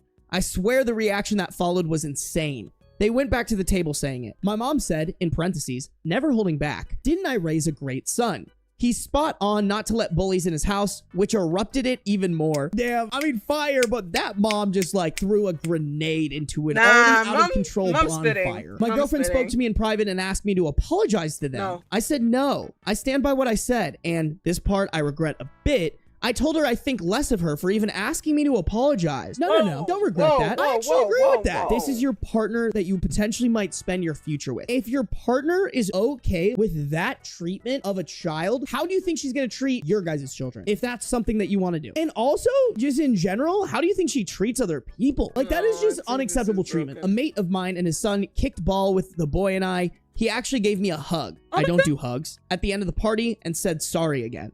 He hugged so tightly for a couple of seconds. Yo, this is a red flag, low key. Like, what are they doing to this kid behind the closed doors? I really could go on about the drama, but in short, her family thought I was wrong. I was getting little digs, etc. My girlfriend's friend came up privately and said I was right to step in. I mean, cool, but also a little cowardly not to be like doing that in front of the family. Like, strength in numbers for sure. My girlfriend is still pushing for me to apologize. I still don't think I did anything wrong. I didn't tell them how to parent, but I told them to leave if that's how they want to parent. If I'm being completely honest, I didn't say this, I'm not sure I'd want a kid with a family like that. Aggro over spilled effing flavored water. Okay. Yeah, I'm guessing it's like some sort of like Kool-Aid or like powdered drink of some sort. I mean, I'm going with not the a-hole. I mean, not only is it his house, his rules, but also I'm actually worried for this kid. Like, if they could do that over something so little in front of other people, like, what are they doing to this kid in general, y'all? I would be very seriously reconsidering if you want to stay with this girlfriend. I think that's big, big no-no. Mistreatment of children and animals is always a deal breaker. I mean, even just mistreatment You cannot leave your kids with grandpa. Like, what happened if, I don't know, he pee his pants during the night when he's like 4? Is he gonna get yelled at until he start fucking crying? Come on. You cannot. This is fucking stupid. Damn. I don't even have kids. I don't even have the patience to take care of kids, and I wouldn't do that because I still have a fucking heart. Damn. These grandparents are unhinged. I don't think you should break up with your girlfriend, but you should probably just have a very important talk about, you know, how to raise a kid and shared values and shit. Summon the beast. How do you summon the beast again? Isn't that where you summon the beast? Am I tripping? Am I not where you summon it? I'm pretty sure this is where you summon it. Oh, wait, no, it's... Is it here? Bro, I'm so confused. Anyway. People in general, I do really stand by the server method. Like, how your partner treats a server is very important. Or even just talks about people in general. Like, don't get me wrong, gossip is gossip. But if they're just like talking shit about people for existing, I think that's a huge red flag. Hot take. People who get mad over every little interaction that they have, I think that's a red flag. Like, don't get me wrong, I understand getting like a little upset at little things here and there. Like driving. Like, if you're driving and someone's doing something stupid, yeah, sure, whatever. But if you like are coming home and like ranting about how some guy like cut you off and like you're allowing that to affect you emotionally to a very high level, I think that's a huge red flag. I can't be with somebody who's angry all the time. It would not be compatible. Like, don't get me wrong, I get angry when it makes sense. Like, my hovering point where I am normally operating is right at like happy. Like, I'm pretty like, you know what, I'm gonna live my life and like be happy when I can, but I still get mad at like the shit that needs to get mad at. There are some people who operate at that angry all the time level, and I don't think I fuck with those people very heavily. I think it is a little bit of a red flag. Am I the a-hole for telling my wife we either share our lotto winnings or we separate and I get half anyway? Advice needed. My wife and I are extremely fortunate to have won a decent amount of money from lotto recently. It wasn't the top prize, but it was enough to pay off our sizable mortgage and still have some left for vacations. The mortgage was by far our biggest weekly cost, and with that gone, we could both comfortably cut our hours back at work to only school hours and spend some more time with our kids. This was always a daydream we spoke about when we bought lotto tickets. I assumed this is what we would both do. When we got the money and paid off our house, almost everything immediately turned bad. My wife started talking about how amazing it's going to be to finally not have to work anymore. I was blindsided by this. Even with the mortgage gone, we would still have to work at least school hours to keep our current standard of living, and on my salary alone, things would be tight. I asked if she was serious, and she said, of course, it was her ticket and she gets to decide. This is BS because we both bought lotto tickets before, and when we moved in together, we only bought one because two seemed like a waste of money. I tried to reason with her, say she could use some of the extra to take some unpaid leave here and there, but she needs to keep her job. When I said, if I'm only working school hours, she absolutely flipped and started accusing me of being a gold digger and ruining this for her. How she deserved it after working so much of her life, etc. I asked her for a pause because I was honestly afraid. She's never been like this before. The next few days, we tried to have this conversation again, but she didn't budge an inch. And when she said, well, it doesn't matter now because I'm putting in my notice at work, I lost it and told her I'm not going through with this. If she's not going to share the winnings, which is under both of our names, I'll divorce her and get half through the house, and therefore half the winnings anyways.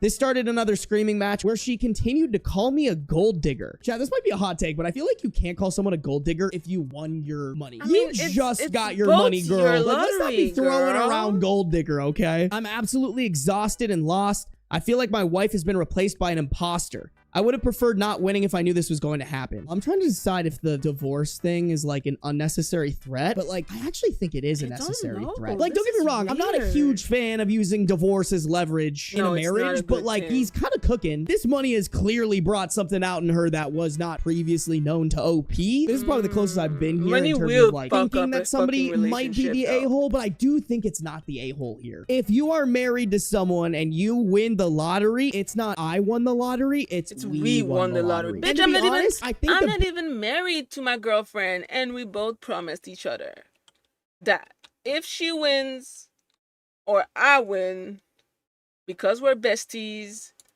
we won. And I'm not her baby mama. She is married, and I do not give a fuck. If I win the lottery, she won the lottery, and vice versa. Imagine being married and you can even agree that it's technically both, like, unless she bought it herself in secret with only put her name. But even then, technically speaking, because of marriage law, she technically would still have to share.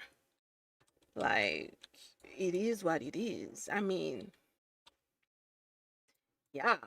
The only way she can avoid this maybe is if they have like no legal attachment to each other. But even if technically they were not married, the second they have children together, nah, bitch. Even though you're not married, you still might have to share that shit. So really, girl, maybe y'all can try couple therapy, couple counseling. Good luck, because dang, wouldn't want to be in that situation. Actually, no, I would want to be in that situation. They did not win enough for her to quit her job. It really is just her being extremely selfish and honestly thinking that this money allows for her to put herself and only herself in a situation that benefits her and actually makes her partner's life harder. I think OP should reframe it. I don't think you're divorcing her because of the lotto winnings. You're divorcing her because A, she's turned out to be a terrible person, and B, it's extremely cruel and unusual for her to think that those winnings are only hers, and then on top of that, be willing to use those winnings to only benefit herself and not her entire family, especially her spouse. That's what I'm thinking. Nora, when you get married to someone, I think it all technically becomes we won. If I'm dating somebody and I win $1,000 or something like that, like, it's still my money, but I'm gonna at least like use that money to benefit my partner. Like, I would put half into like an investment account and then use the other half to like buy myself something nice and then maybe go out to a nice dinner. In my opinion, it should be like a we won thing. If you get a raise at your job, we got a raise. This is going to benefit both of our lives in a marriage, because that's what a fucking marriage means. And if that isn't what a marriage means to you, don't get married. If you don't want to be tied to somebody and you don't want to take into consideration their thoughts and feelings about experiences that you go about in your life, don't get married. Or I guess get someone who's okay with just being a pushover, but like, I would argue that somebody who's a pushover isn't ready to be in a relationship. Am I the a-hole for not taking my ex-wife back after she left me for an alpha male? I had been with my ex for 7 years, married for 5. It felt like love at first sight and everything felt so natural when we met. After about 2 years of dating, we decided to tie the knot. Not soon after, we welcomed our baby boy, 4 male. He was a pandemic baby, so my wife ended up quitting her job while I continued working as a line cook and started doing Uber Eats on the side. After things went a bit back to normal, my wife told me she doesn't want to be one of those women who lose their passion after settling down. So she went back to finish law school and take her bar. Of course, I wholeheartedly supported her and we tried to make it work. After she passed, oh my God, I thought that meant she died. She passed the bar. After she passed the bar, she immediately got hired at a firm downtown through the help of her friend Dumbo, 33 female. This is where the problem started. From the get-go, my wife began making good money. Good enough that she told me to quit my job and take care of our son full time. What? As she won't have the time. No fucking way. You're so lucky. Oh my God. You got a sugar mommy. That's fantastic. Congratulations. You have freaking won the jackpot. You don't have to work. Wait, and she left? Oh.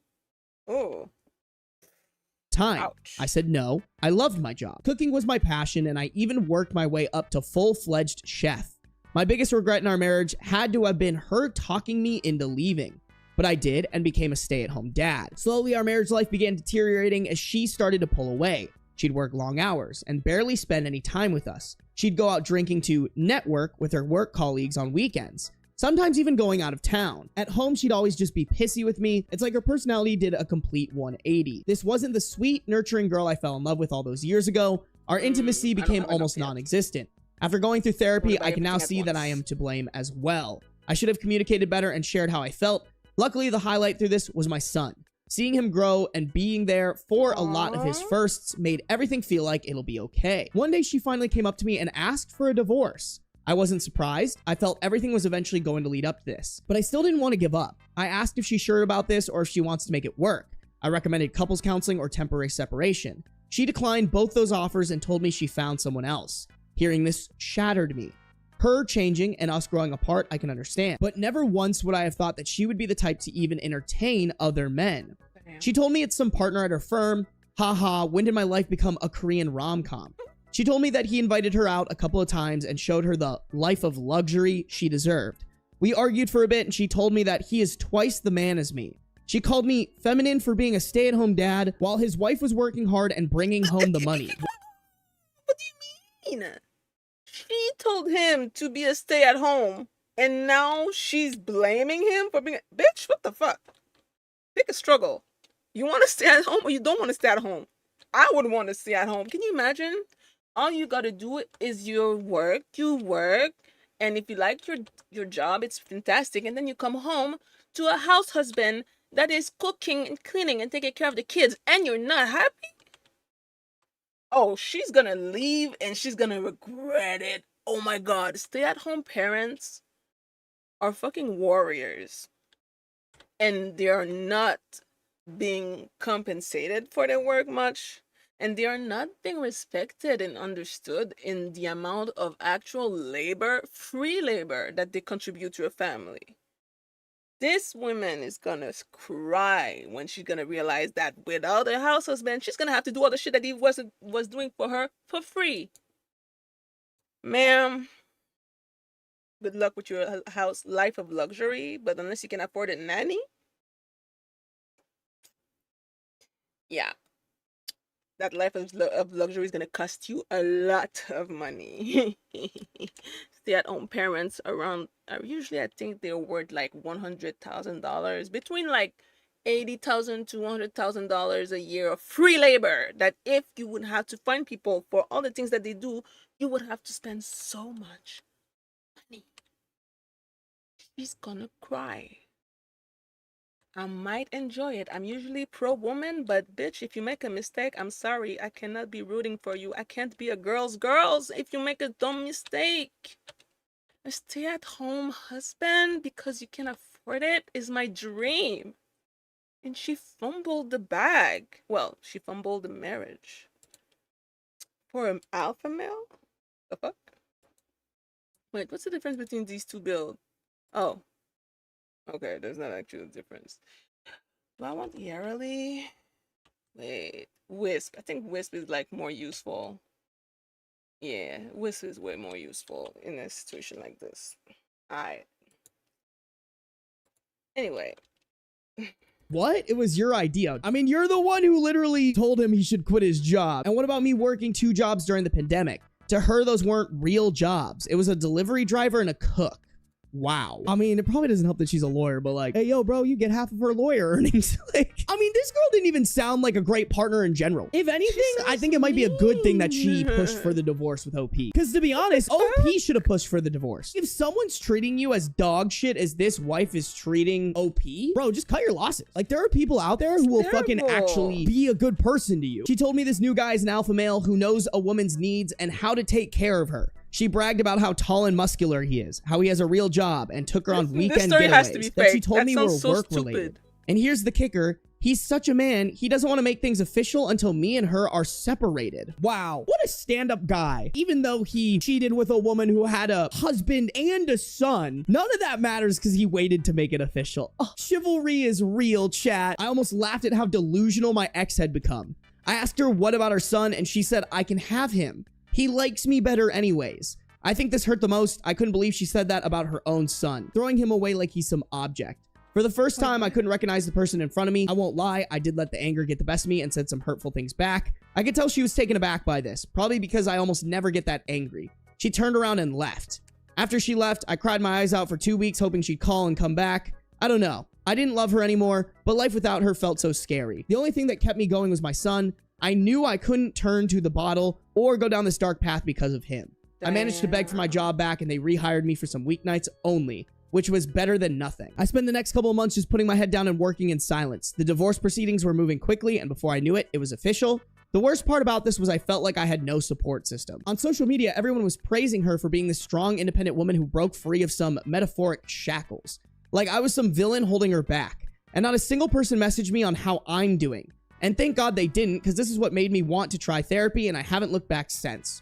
For all those that are unsure about therapy, I'm telling you it works. Okay, wait, hold on. That's fucking crazy. I'm just making assumptions here based off of the way that OP has acted so far. I have a feeling OP let the wife, or I guess ex-wife, control the narrative here, because anybody hears your side of the story and they're like, oh my God, this bitch crazy. Like, right? I'm glad you got into therapy. I'm glad this pushed you to therapy, but I hope your therapist is also telling you like, bro, in your next relationship, let's communicate. Let's stand up for yourself. And also, I know he was like, I let the anger get the best of me and said some hurtful things back. I feel like if your wife is like, yeah, I basically been cheating on you. Not basically, I have been cheating on you. What the fuck am I saying? I think that's a great reason to get angry and say some mean things to her. Like, I would not blame you. I would probably do the same. I hope someone's telling bro, like, it's okay, dog. It makes sense. That's now, why fast it forward almost this week, sounds I received a fake. phone It's like, call from an unknown number, and when I picked it up, it was my ex on the other line bawling. She told me how her alpha male boyfriend found someone else and she's too afraid to confront him because he's a partner at her firm. She finally explained her perspective and how everything led up to this point. Basically, my ex admittedly always been really pretty and a social butterfly. After she had our son and the pandemic hit, she felt ugly and insecure, even if I told her she was pretty. So I guess when she got her job, she got the validation she wanted. Of course, feeding into those delusions was Dumbo, who recently had divorced her husband and poisoned my ex's thoughts with how I'm a failure as a man. How my ex is way prettier than me and she deserves someone of her standards. Apparently, I'm a beta male who rolls over and is stopping her from being free. She said a lot more specific stuff too that I think I'll keep to myself here, but it was definitely an eye-opening conversation. I shouldn't have pushed my ex away to be vulnerable enough to listen to Dumbo. I kind of understand, like, taking accountability for things that you fucked up, but, like, I don't think you were pushing her away to listen to Dumbo. I mean, but like, I think she would have done this regardless. Like, I understand what he's going through here, because he seems to be very, like, oh, I went to therapy and realized the wrong things that I did in the relationship. And sure, maybe he's not giving us full context here, but, like, even if you were doing that, that doesn't justify cheating. That doesn't justify listening to a friend who's preaching some alpha male, beta male bullshit and basically affirming that it's okay to cheat on your partner just because of said alpha male or beta male bullshit. Don't get me wrong, y'all. I'm very like, you know what? There are some things in life that I think you can just take accountability for that, like, maybe the full thing isn't your fault, but you had a hand in. And like, yeah, maybe he had a hand in it, but bro, we're on your side here. I hope he knows that. Whether or not she was vulnerable enough to listen to Dumbo, I'm just on the wave that OP's ex is fucking dumb. Like, hey, if you're feeling ugly and insecure, you should probably talk to the person who makes you feel not ugly and not insecure about it, aka your husband you had a child with. Or go get a therapist. Don't go to like this fucking person. I understand being vulnerable and like insecure and feeling ugly, but the answer to that isn't to listen to some dog shit rhetoric. Like, I'm almost uncomfortable with how much OP is taking accountability here, if that makes sense. But still, after hearing all this, I was really just disappointed more than anything that she would be stupid enough to throw away everything on some whim and peer pressure. My ex asked me if we could try again. She told me how much she misses me and how she took me and all I did for her for granted. For example, I always made her lunch in the morning, made sure she was up to date with her pills, and so on. She misses those little things. I admit to telling her that I missed her too, and I know our son does for sure, but she did make every decision herself. And what if things worked out with the other guy? I'm not some consolation prize she can come running back to. She cried and told me that she wanted me back a week after she left, but was too prideful to call. I firmly told her no and hung up. Since then, my phone's been blowing up from my friends and family that I'm heartless, that my wife was vulnerable and taken advantage of, and instead of picking up the pieces and helping her, I'm leaving her to fend for herself. Not gonna lie, that message hurt the most. Yeah, this right here just makes me feel like this is rage bait, low-key. Right? I saw it in chat. Some people were saying that it's like rage bait. This to me is fucking stupid. Either this is fake or you have the most dog shit friends and family ever. Like, no way they're hearing, oh, your wife cheated on you with another man and wanted to abandon her child, but she was vulnerable and taken advantage of. Wee woo, you should forgive her. Like, there's no way that's real. Either you're surrounded surrounded by the most brain dead people in the world, or this is fake. I respect her father a lot, so I heard him out. He wants me to come over for a resolution/intervention this weekend and bring my son. They just want a conversation to hear both sides and see if it really is resolvable. I'm attending, but I'm going to stay firm with my answer. Not all the recent messages have been making me rethink my stance. I just want to make sure I'm not in the wrong before I attend. If this is real, not the a-hole, you should definitely not take your wife back. I really like what he said about him not being a consolation prize. If she can't pick you forever and always, whether you're a cook/DoorDash driver or a stay-at-home dad that she fucking recommended, like, that's on her, bro. She made the bed that she's sleeping in, and you need to make her fucking sleep in it. Like, honestly, out of anything, OP, if you can't do this for yourself, do it for your fucking kid. Any parent who is like, Emily Wellner, hey, can I? No. Thank you. No. I'm not gonna follow you on Instagram. I'm not gonna add you on Discord. Thank you very much. Like, fuck my kid, I want nothing to do with him, does not deserve to be in that child's life even an ounce. Not even 1% of their life. That is heinous activity. To create a child and then say, you know what? Nah. Heinous activity. If this is real, I hope you're taking 50% of her money. Like, I hope you didn't sign a prenup or anything and you're just fucking making her pay eternally for her mistake. Low-key, they should keep it civil for the kid. Absolutely not, Cassie. No. I have a kid with a woman and that woman goes, you know what? I don't want this kid anymore. He loves you more. And then she comes crawling back. I'm gonna make sure that kid knows damn well that his fucking mommy decided that living a life of luxury was more important than being in her child's life. I'm sorry. There is no keeping it civil. I'm raising that kid being like, yeah, your mom's a piece of shit. That's not how you mother. I think that's so dog shit. If they were co-parenting the kid, sure, maybe there's some civility to keep there. But she abandoned that child. Absolutely not. Am I the a-hole for being angry my tax refund paid off my husband's child support? My husband and I filed our taxes jointly this year and for the past 2 years. I was completely unaware that he had $7,000 in unpaid child support. I thought he was making regular monthly payments. We were expecting a refund, but only $175 was deposited. I felt blindsided, violated, and taken advantage of. When I brought this up, he dismissed my feelings and told me I should be grateful the child support is now paid off because it means he can contribute more money each month. That logic doesn't make sense to me. His child is still under 18, so he still has to make ongoing payments regardless.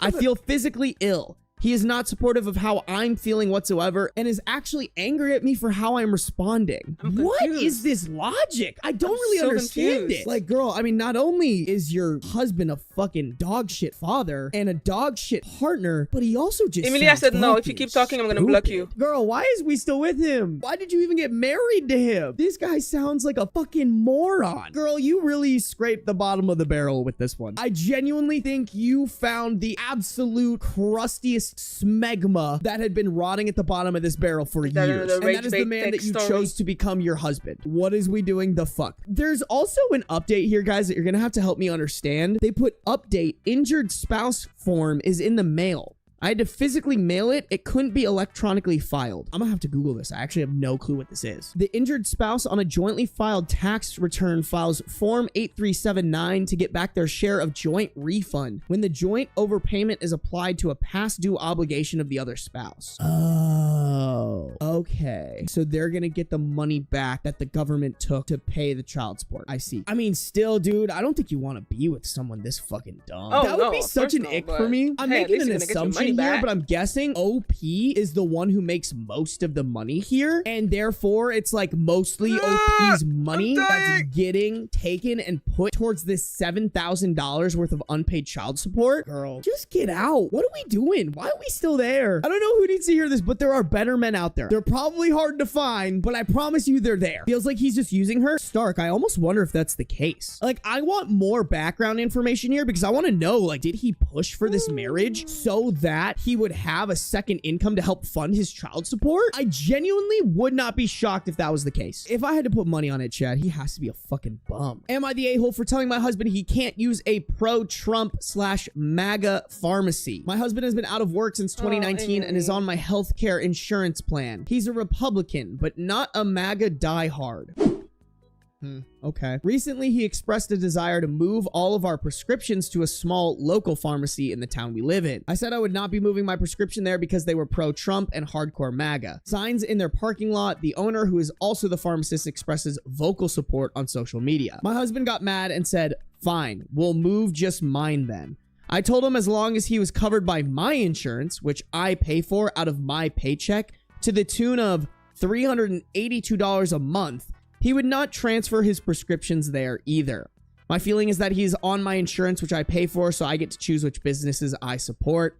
Am I the a-hole? I mean, no, you're not the a-hole. I agree, bro. It's your insurance, your money. I'm more like raised eyebrow because I'm like, why the fuck? Like, I need to know more information about this husband for me to decide if he's even worth staying with. He's been out of work since 2019. It doesn't sound like you have kids. What is he doing all day? Is he helpful around the house or is he playing video games? He's a Republican, but not MAGA. I also still think that's a red flag. Like, I low-key think he's probably pro-Trump. He's just afraid to tell you. Little fishy. I think not the a-hole. I'm not like trying to encourage financial abuse, but it actually makes it harder for them to transfer over their prescriptions. It's not more convenient. It's not like he can only get the prescriptions at this place. It's that he wants to support them and you said, no, this is my money that I work hard for. I do not want to support them. Because I think that's a good distinction. Like if this was a case where like the husband absolutely needed a prescription that could only be filled at this hardcore MAGA pharmacy, then yeah, I do think it's wrong. If he has to actively go out of his way to support it, fuck that. No, this is what I was wondering, Katana. I think he's like secretly a little Trumpy boy. Wow, this person just be posting rocks and shit. Oh, r/shit from a butt.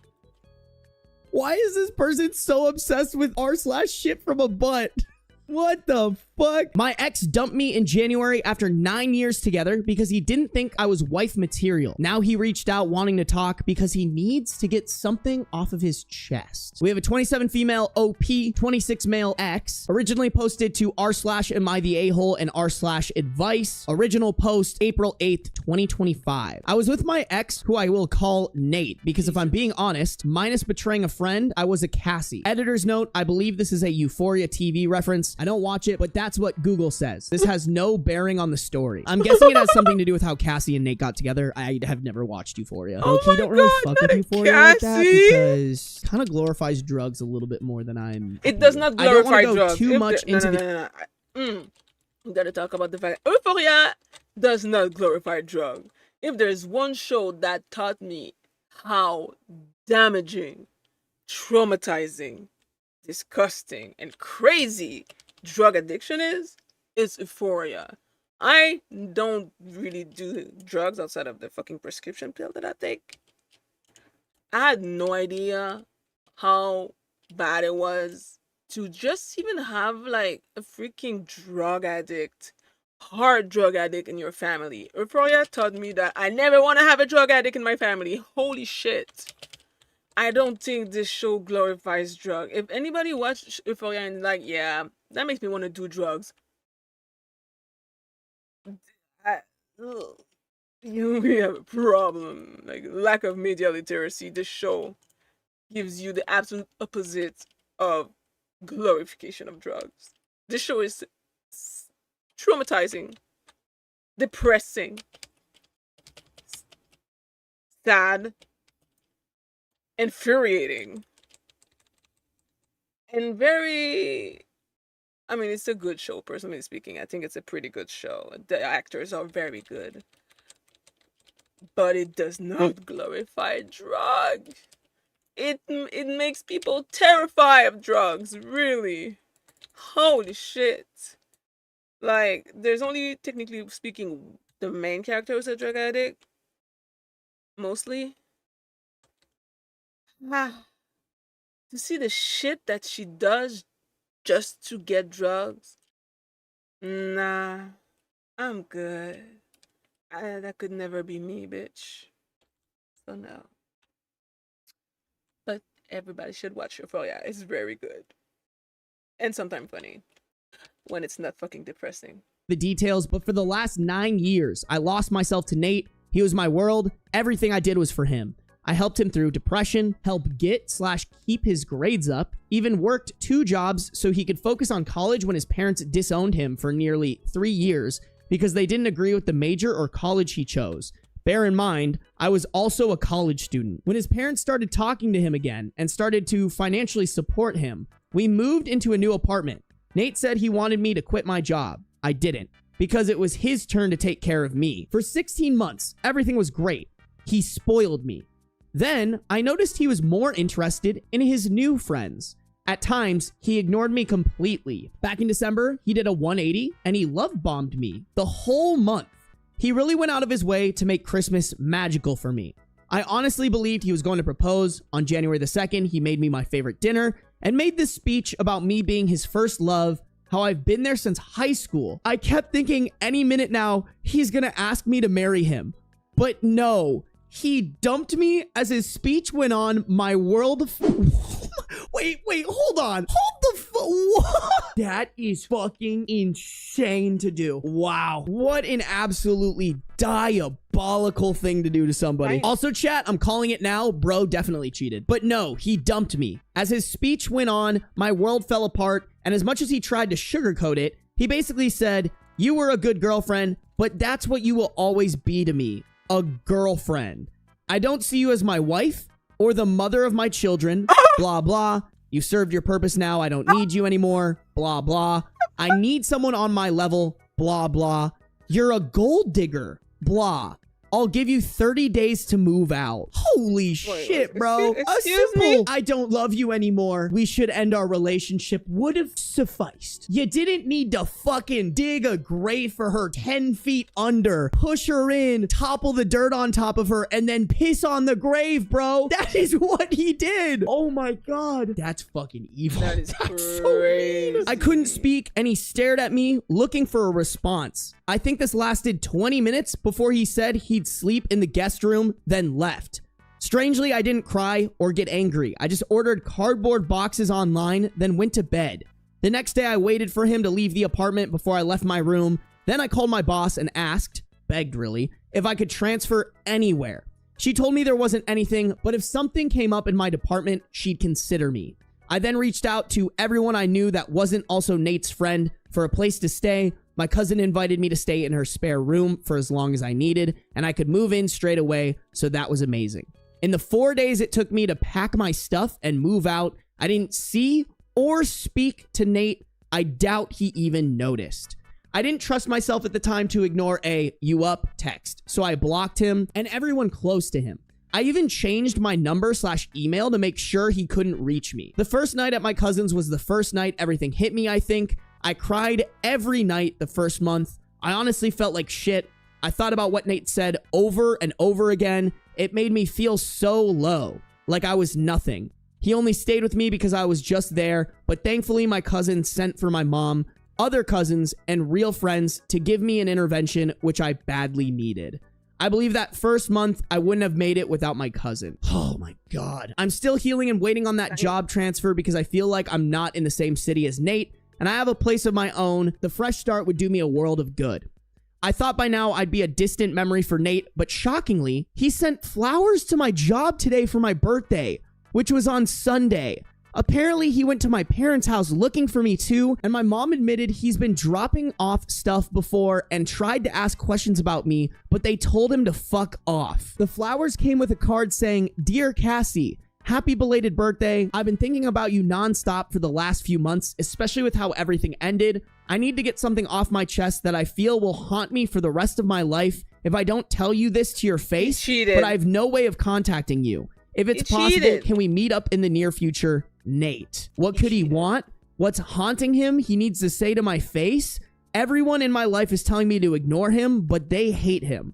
I'm torn, but I can't lie. My curiosity is telling me meet him to see what he wants. Has anyone been in my shoes or in Nate's? Bro, he's gonna tell you that he cheated. Or he wants to get back together, but I think it's cheated. Just the way that he phrased it, I think he's like, oh, wee woo, I feel bad about what I did. I need to come clean for myself. Bro, I've literally fucking been in this situation. This person like apologized to me about something, and the little peacekeeper inside of me was like, you know what? I'm just gonna say I forgive them just to make them feel better. Now I look back at that shit, and I should have been like, fuck you. Get blocked, bitch. Like, that's what I want OP to do. Figure out where he lives and send the flowers back, stamped out, burnt to a crisp, and a letter with a photo of you going like this. That's what I want, bro. We're not keeping the peace. Step on Nate's throat. I bet it's something that make him feel better and her feel worse. This man is so self-involved. He is 100% only doing this for him, not for her. Let it haunt him forever. I agree, bro. You do not owe him any of your time. Do not give him any of your energy. He's already sucked away so much of it. Some relevant comments here. Top comment. Not gonna lie, I didn't read all of that. I just wanted to say, just because he needs to say something doesn't mean you need to hear it. I doubt it's anything that would add value to your life. He's likely wanting to alleviate guilt for some long ago trespass. OOP, my cousin thinks he tried to monkey branch and it didn't work out. Editor's note, monkey branching means he was already emotionally connecting, at least, with someone else before breaking up with OP. Commodore, seems like he cheated on you back in December before the love bombing. Now this dumbass cheater is probably engaged to the affair partner, hence the wife material comment. Fuck him. Let him implode that relationship just like he imploded yours. He's not a good human, and he's trying to make himself feel better about something. He doesn't deserve that, and he doesn't deserve your time or energy.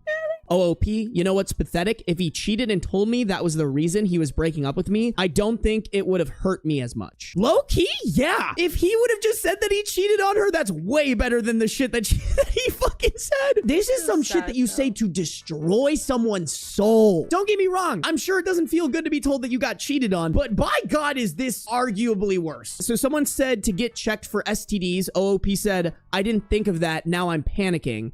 This commenter also said, let your job know to turn him away if he shows up. The last thing you need is him stalking you. I would say that's a good idea as well. Someone wanted clarification on, is he blocked everywhere? OP replied, blocked on social media and my accounts are set to private. New number and his number is blocked and deleted. I didn't trust myself for the first few weeks because back in January, a you up text would have had me running barefoot at 2 a.m. Yo, we love the self-awareness, OP. Mini update in comments, April 9th, 2025, next day. He came to my work today looking for me during lunchtime. I told the receptionist say I was out and caught a ride home with a coworker so I wouldn't meet him if he planned to run into me by accident. Yo, this is fucking whack behavior, bro. That's some creepy shit. Like, low-key, someone or OP needs to yell at him and tell him to get the fuck away. Update post, April 14th, 2025, 5 days after this mini update and 6 days from the original post. So we ended up meeting, and no, I didn't go to him. I had told the receptionist at my work if he came looking for me, just say I'm out for the day after he showed up once. I didn't want the drama of him around my job.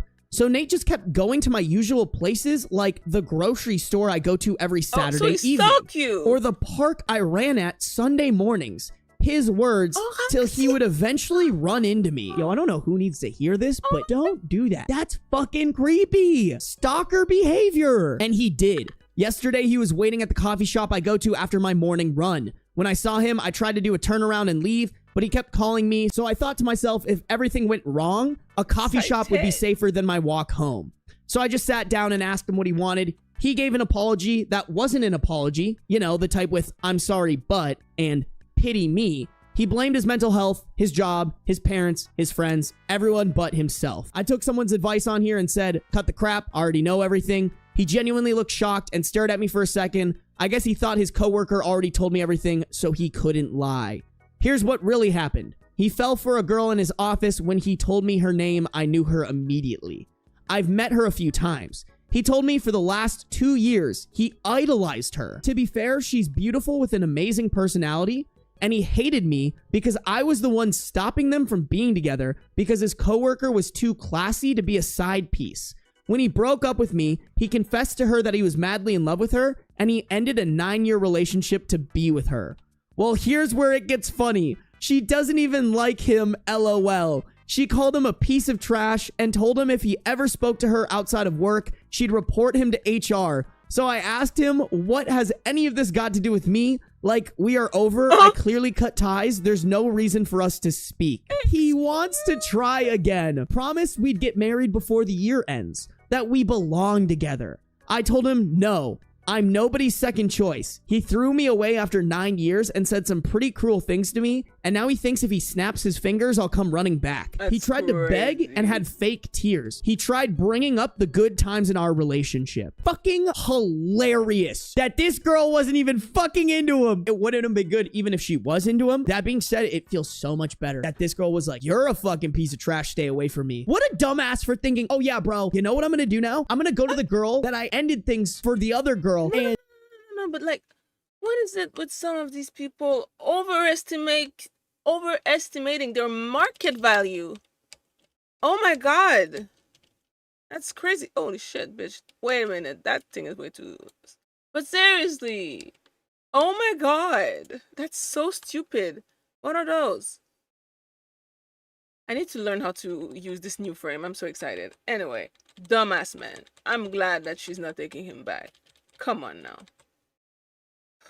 and tell her, you know what? We're going to be married within the year. Like, this dude is delusional. Like, does this guy walk around thinking that every woman ever wants to sleep with him because his shit don't stink? That's literally the vibe I'm getting from him. He's just like, oh, dude, any girl wants to fucking sleep with me. My fucking dick is so big and I'm so fucking cool. Like, it pains me to know that people like this actually exist. Let's fucking send them to a mental asylum so we can study their narcissist ass brains. Give him a lobotomy ASAP Rocky. I told him to please leave me alone as he wasted too much of my time already. I texted my cousin to meet me at the coffee shop. He kept saying nonsense. Even suggested if I went to couples counseling for a few months, he'd leave me alone. The 20 minutes it took for my cousin to arrive, it felt like 20 years. That's a fucking threat. If you just do the thing that I want you to do for me, I'll leave you alone.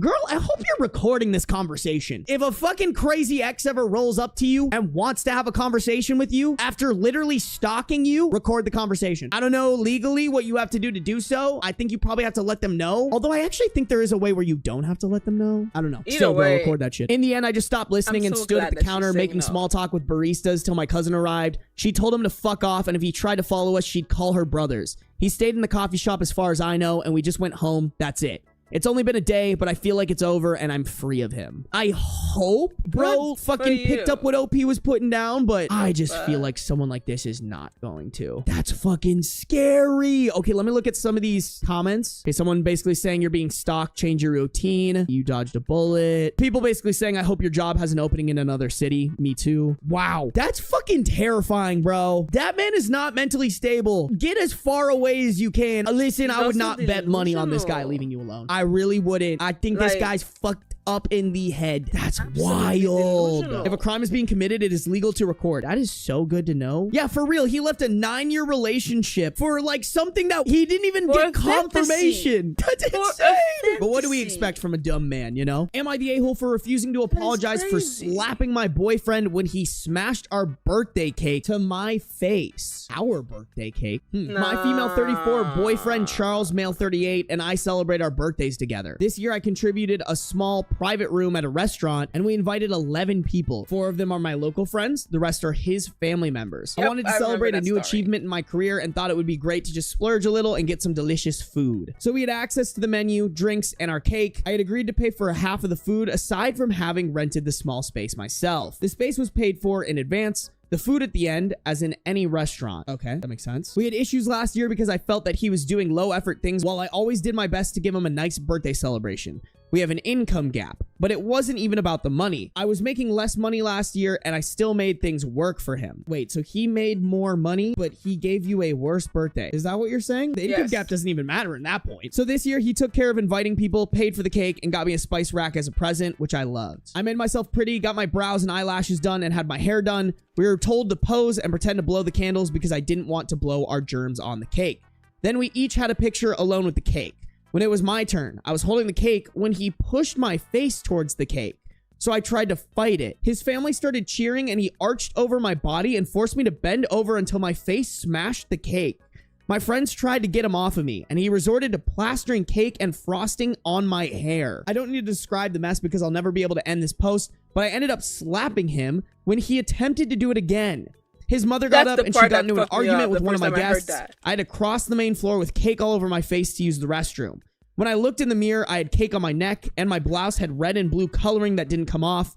I had to wash my face and got my hair in a bun because it looked less messy that way. I've never understood this, y'all. I know that in some like Hispanic families, I think it's like a tradition to like put someone's face in a cake, but like, I don't know if this is like culturally insensitive, but I think there are some things that need to die, and that is one of them. On someone's birthday, where it's supposed to be like the one day out of the year where it's all about them, nobody wants their face smashed into a cake. I'm sorry. I don't want that, and a birthday's not even that big of a deal to me. But by God, if someone smashed my face into a cake on my birthday, I'd be fucking pissed. I would be so upset. It's just like disrespectful, rude. She clearly didn't want it, dude. Like, it would be funny if she thought it was funny, but she clearly did not. When I came back, his family were all long faces. I told him that what he did was unacceptable, and he said it was just a joke, that everyone has done that for ages, and that me slapping him just ruined my image in front of his family.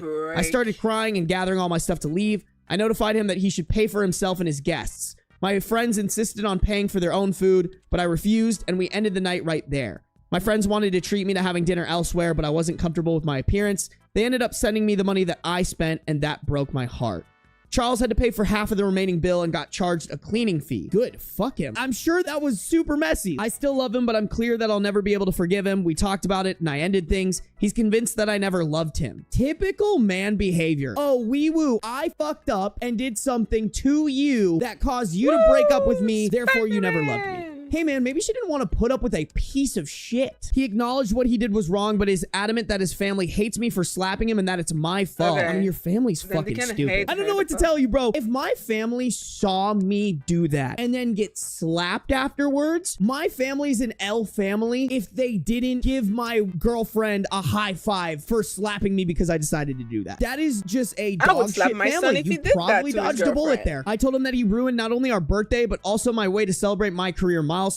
I've worked very hard to get where I am, and that his behavior showed me what my future will look like. And then I'm sorry to say it, but he was so aggressive and so focused on making his family laugh at my expense that I just realized he's not good enough, and that I've lost my confidence to be seen with him in public, because I don't know what else he will pull out of his ass. He says he paid for that cake, that he's not saying that it was okay to smash it, but it's not like I paid for everything. He wanted me to apologize to his mom, but I refused. Yeah, fuck his mom. Important. I'm not proud of my reaction. We've never had any physical altercation. No. Here's the thing, bro. You were pushed to that. It's the same thing with this kid reacting the same way that he reacted to the substitute teacher touching him. Think about it like if someone in public walked up to you and smashed a cake in your face, they would absolutely deserve to be slapped because that is literally physically assaulting somebody just with an object. I think OP is perfectly okay in doing that. I look at this as self-defense. I'm not proud of my reaction. We've never had any physical altercations. He says his mom feels humiliated because of what I did and that she has been struggling with mild depression for years. I didn't know and I came off as violent. Yeah, tell his mom to suck it up and she's probably fucking depressed because she raised a dog shit son. Like, comment, subscribe, turn on post notifications. Fuck that guy. Fuck that guy and his mom. Am I the a-hole for refusing? I already blocked him. Edit, his guest paid for the other half of his bill after being told they needed to not pay for anything. Yeah, bro, I'll die on this hill. I don't think OP did anything wrong. Everything is deserved in this. Not only for OP's boyfriend, but his family too. I just wish somebody could tell the mom how much of a piece of shit she was. Also, I get mental health sucks, but like, I feel like that's weaponizing your mental health. Oh, wee woo. I'm struggling with mild depression for years and that came off as violent. Therefore, you should feel bad for defending yourself against my son embarrassing you. Shut the actual fuck up. Don't get me wrong. Depression sucks. I don't want anybody to deal with that. That being said, don't fucking weaponize it to make somebody else feel bad about doing the right thing. If I'm wrong for it, I'll die on that hill. Yes, no, dude, I've seen these videos, Lady Morgaine. They're terrifying. People have literally had their eyes poked out because they accidentally leave the stick in the cake. OP is better than me. I would have done worse, to be honest. Honestly, I think OP should have done worse. If you're gonna embarrass somebody at a party, just ice them. Y'all know what I'm talking about? The Smirnoff ices where you have to chug it. That's my go-to. And it's not even that embarrassing. It's just fun. It's funny. It's silly goofy. This might be my deep hatred for men. But what is up with dudes wanting to ruin their girlfriend's birthdays? I don't get it, dude. Or And I have the marriage. love of my life. I'm gonna make sure every birthday is a great birthday for her. Like, I just don't understand these guys that are like, oh, I'm gonna do everything I fucking can to make sure they don't have a good birthday. Like, unless they're treating you like absolute shit or something, there's just, hey, let's just suck it up and make sure we have a good day. I don't know what it is, and it's never the opposite. You never hear guys complaining, oh, wee woo, my girlfriend ruined my birthday. I didn't get to do what I wanted. It's always the guys ruining it for the girls. They can't handle the attention. I'm pretty being sure on I've her heard for stories real. of Little girlfriend attention ruining his whores, birthday, all of though. them. Am I the a-hole for shouting at a teacher after she took my CIs in class? I don't know what a CI is. Cochlear implant? Like a hearing aid? Are you serious? Wait, what? Yo, I don't even need to read this one. Yeah, you shouldn't be fucking taking people's hearing aids. Those bitches are expensive too. What? Before getting into this, a little background information is needed. I, 17 male, was born deaf to a hearing family. My family and I sign at home, but I need to speak while at school as the high school I go to isn't the most accessible or disability friendly. When I was 9, my parents paid for me to get a surgery to receive cochlear implants, CIs, which I only really use when at school or out with my hearing friends that don't sign. I attend a mainstream school, and as I stated, it isn't disability friendly. Now, onto the situation at hand. Yesterday, I was wearing a beanie in class. Now, usually that wouldn't be a problem when it is my normal teacher, but yesterday we had a sub. The beanie I was wearing was covering the transmitter of my CI. while the part that hooks onto my ear was noticeable. I know that there are quite a lot of kids that tend to get in trouble because they'd wear AirPods or whatever devices people use nowadays for music that aren't headphones, mainly because those aren't allowed in classes. Usually my teachers are aware of my CI and know that it is in fact not a music device, so I never have any trouble, but this was a sub teacher. She wasn't aware of my CIs at first. Keep in mind that at first. While doing some assignments, the sub, who we'll call Mrs. K, came up to my desk. I don't know what exactly she thought my CIs were, but she didn't like them. Originally, she questioned me and told me to remove them immediately, or she'd have to write me up. I explained to her, made her very aware that what I was wearing were for me to hear her, and even took off my beanie to show her. She pretty much called bullshit and attempted to take my CIs off. If a teacher put their hands on... The bitch put her hands on you? I remember one time a teacher putting her hands on me and I almost catch a case. Oh my god, she was bad. Shut the fuck up, bitch. You put your hands on me first. Oh, I hate adults like this. I was a little demon as a kid. And I'm grateful for that because I was taking no bullshit from no teacher. Ain't no fucking way you're gonna put your hand on a fucking kid because you're too fucking stupid to know that he cannot fucking hear. Like, do your job. You're a sub, but like, I don't know. I feel like she should know these kind of things. She should know at least like, okay, this kid has a disability. He can't hear. Just because you're a sub doesn't mean that you stop doing your fucking job. This is crazy. Trying to take it away? Plus, these things are expensive. Especially in the United States. They don't have universal health care over there. What a dumbass. Some people really should not be teacher. Holy shit. That really pissed me off. Stupid. On me when I was in high school. Oh, like no teacher should be putting their hands on any student ever. You have a problem with something that the student's doing, they have headphones on, send them to the office. Touching another student is fucking crazy to me, bro. That's actually insane activity. This was an absolute no-no. I, on instinct, slapped her hands away and stood up before starting to lecture her, telling her she has no right to try and take my CIs. After this little stir, I sat back down, thinking that the situation was most likely over. I was wrong.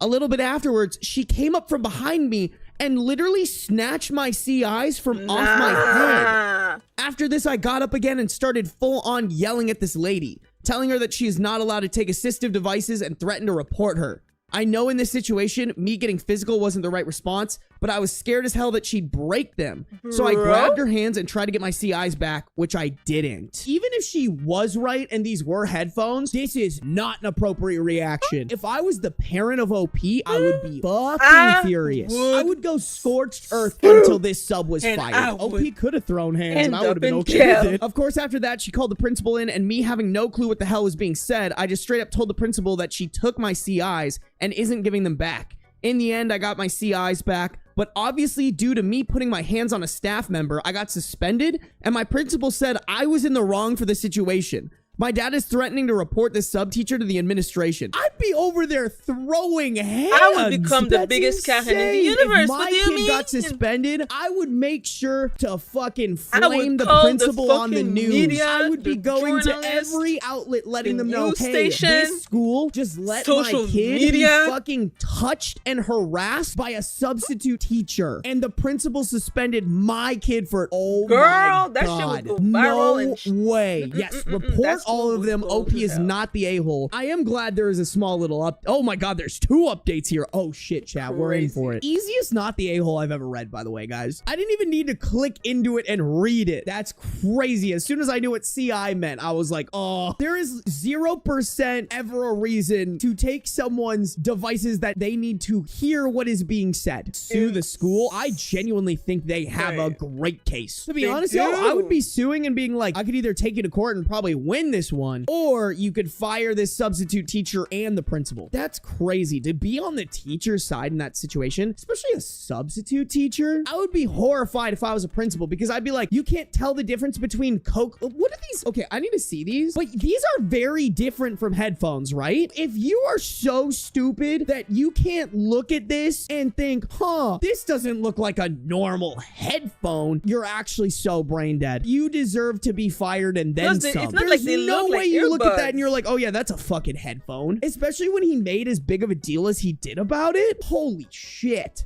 I can't believe that. Okay, so we have two updates on this. The small update, which is actually longer than the actual update. This update isn't necessarily on what my parents plan on doing, as I haven't figured out yet, so this will most likely be a short update. I've seen a lot of people asking for my school name and where I live. I will say right now that that will be a no. For my own safety and also as a minor, sharing that kind of information scares me and might even put me at risk. I don't know, Fair but enough. also as I said above, I want to keep myself anonymous. That being for my own safety and my family's safety. A couple of comments mentioned how I'm probably bigger and stronger than the sub, so I was most likely perceived as intimidating. Okay, who cares? And? You know what? If there's a time when someone should be intimidated, it's when they're stealing a minor's cochlear implants from their head. Maybe I'm wrong for that, but I think that is a perfectly fine time to be intimidated. This topic actually made me think about that, so for a little information on that, I'm 5'9", and I do in fact work out, so I do understand where some people are coming from when they say I might be intimidating to the sub. what? Though this No. information probably doesn't mean much, there you go. Good. She should be scared. 100%, bro. Next, my main purpose for posting this was to get some advice as to what I should do more than if I was the a-hole. In some areas of the situation, I do see that I was in the wrong, while some other areas, I don't think I was wrong.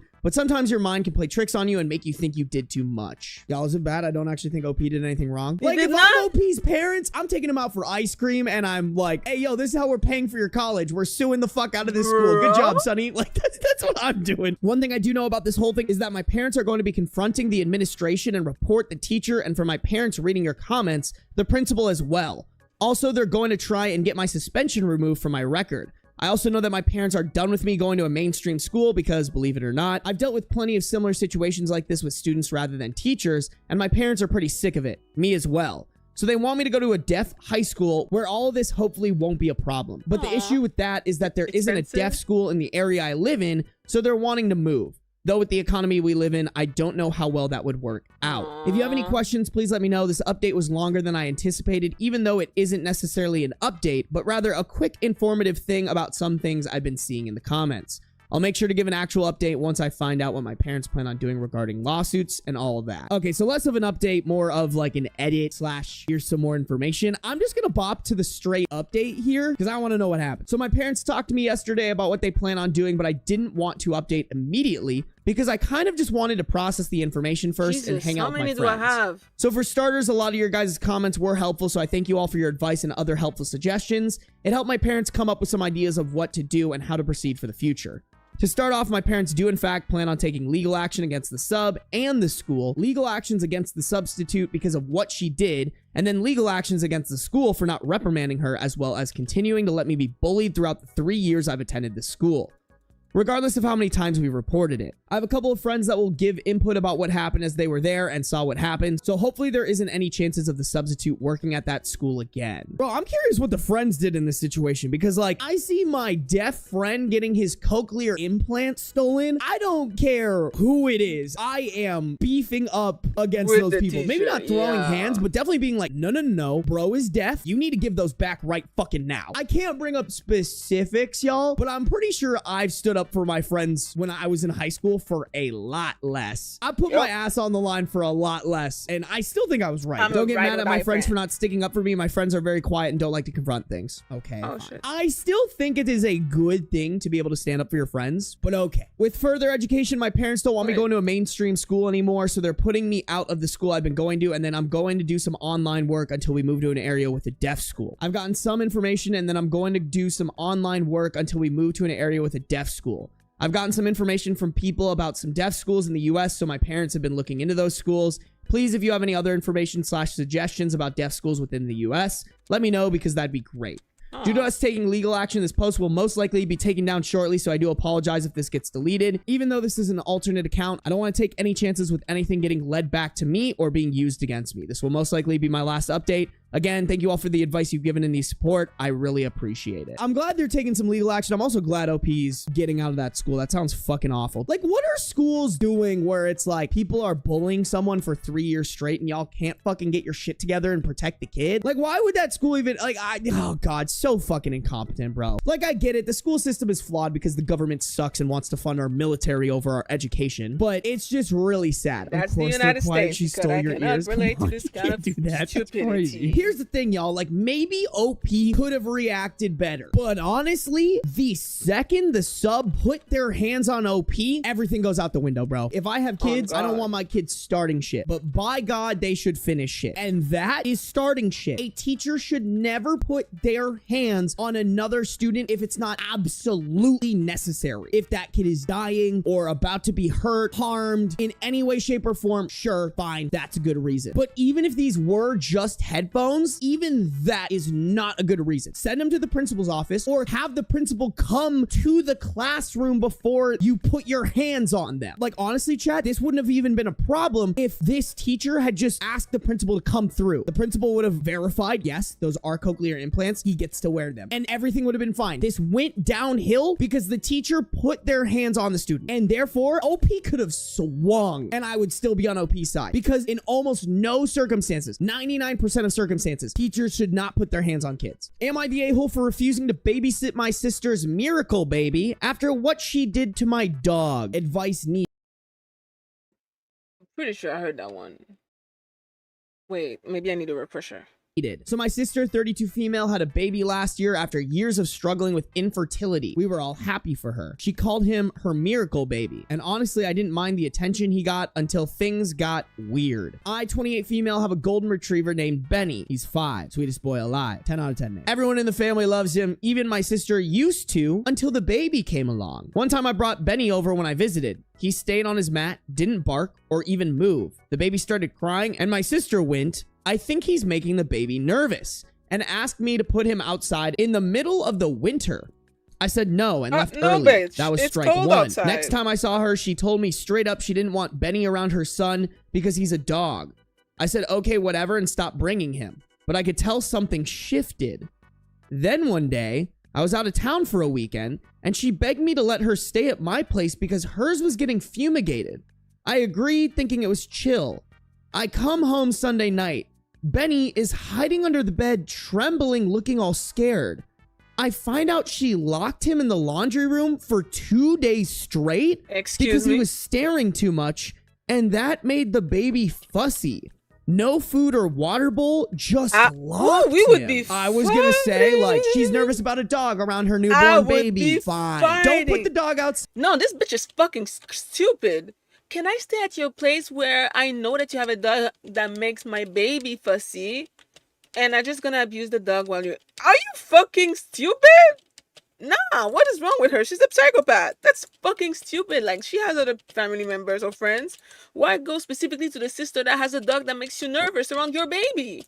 This bitch is dumb. That is insane. Plus, that's animal abuse. Ew. Ew. Nah. Me and my sister would be fighting, and if that means that I'm kicking her out of my fucking life, I might over a dog. But hey, shit, at least, I don't know, the dog is like more pleasant than the sister who just doesn't care about it. She used to love that dog, and now she doesn't anymore, but it doesn't give her the right to abuse it. Why go there specifically knowing that it has a dog? That's... Oh my God, I just don't understand the logic. It's so dumb. It's so stupid. That poor dog. And then he's gonna wonder why as soon as he got out, he becomes violent. It's because of bullshit like this. Swear to God.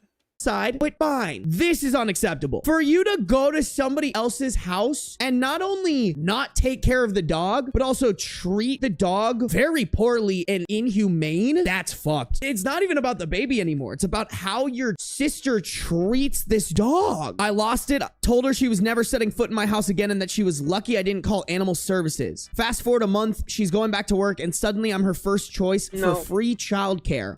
Wants me to watch her baby 2 days a week. I said no. She flipped and called me bitter and selfish and said I clearly don't understand what it means to love family unconditionally. Your family is not free childcare for you unless they offer it. I don't know who needs to fucking hear that, but don't have a fucking crotch goblin if you can't take care of it yourself or pay for the childcare. Don't do it. That is your baby that you pushed out of your cooter. Like, even if there wasn't tension between OP and the sister right now, it is not OP's responsibility to take care of your baby whenever you feel like you want OP to watch that baby. Nuh-uh, no way. My mom got involved and said I'm being cruel when I could be helping. But this isn't about a dog. It's about how she treated something I love without remorse and now expects me to drop everything and help her like nothing happened. Yeah, dude, I mean, I don't even think you're the a-hole even if the dog wasn't involved. And since the dog is involved, like, your sister is the devil. That's so selfish and so just evil activities. Yeah, honestly, I said fuck the sister. She treats dogs poorly and has a fucked up idea of how much family should be involved in taking care of her baby. Do I smell low to no contact? Yes, I do. Also, the dog locked up without food or water? Insane. Dude, I would have probably been like, yeah, I'll take care of your baby, but I'm gonna lock it in the laundry room without food or water for 2 days. I wouldn't actually do that, but I would love to see her reaction. I just don't understand family members that expect free childcare. It's not a responsibility, it's a favor. Some people do not understand the difference between that. Just because you have a kid does not mean you are owed the favor of somebody watching your kid. If my sister was ever like, you need to watch my kid 2 days a week because that's what family does, I'd be like, you're on crack cocaine. No way I'm doing all that. Am I the a-hole for saying no child support, no opinion? I, 17, think I might have to explain how I was born for context. My mom has 2 friends. I'll call them Amelia and Jessica. Jessica's husband cheated on her with Amelia, getting her pregnant, but Jessica forgave them. Then he cheated on her with my mom. Jessica still forgave him and forgave my mom, which makes me think she's probably the most forgiving person on the planet. May this friendship and this love never fucking find me, because what do you mean? Your husband cheated on you with 2 of your friends and you were just like,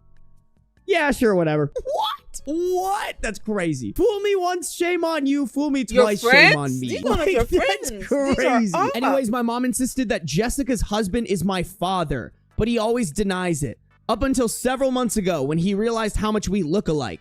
So he agreed to a DNA test. Turns out he is my father. Wow, so 2 affair children by 2 different women for him. He has been visiting about once a month, but things are still awkward between us. I was reading a romance novel when he told me I'm too young for those books and said I must stop reading them. I told him I won't, but he said I have to listen to him since he is my father. So I said, no child support, no opinion.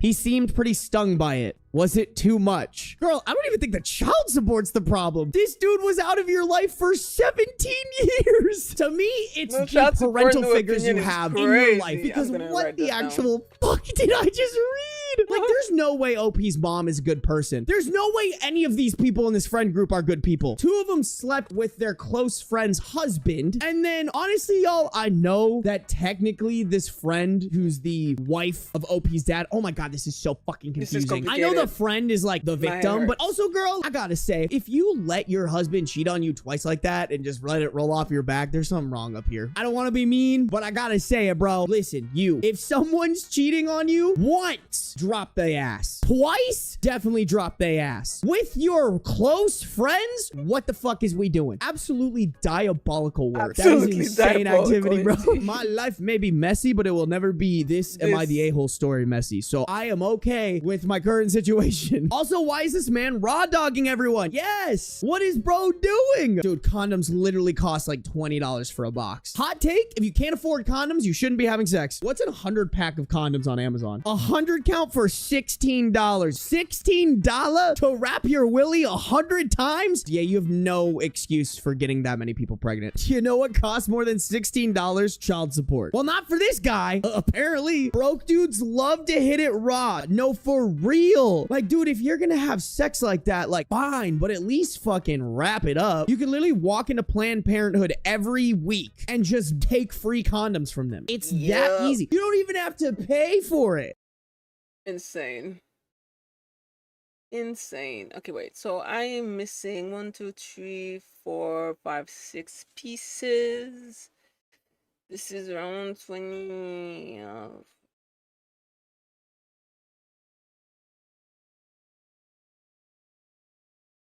Around 200 and like 20 something. I still can't buy the whole lot yet. I do.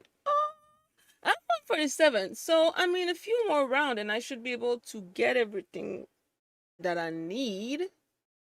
Although, if I want to fucking feed the bitch to the element, I'm gonna need so much more.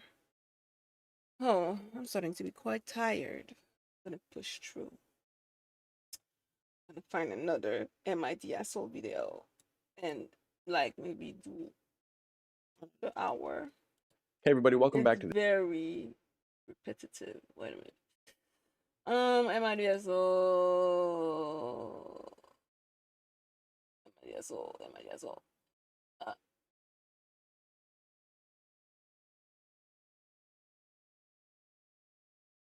Wait, where is it? I'm sure I have one. I have another one. Huh?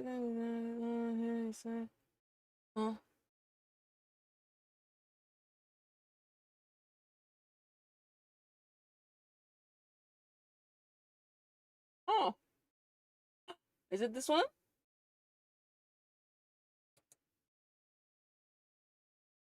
All right. Oh, oops. Oops. Not what I wanted to do. But I digress. Okay, I thought I had another one from Smosh, but I must have... Oh, no, it's there. Is it? Anyone else either, so it's like... So the Alright. Anyway, fine. I'm gonna get this one then. I haven't listened to them in a little while. What do they got cooking for me?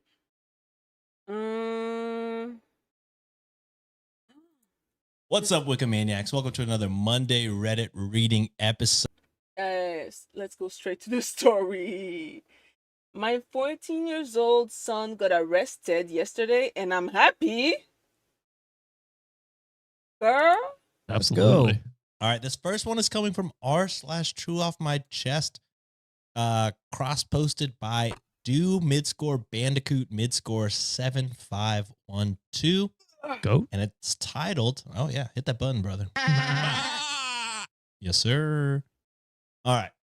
It's titled, My 14-year-old son got arrested yesterday, and I'm happy. Oh, man. And we're supposed to think if he's in the right or wrong. No, that's Am I the Asshole?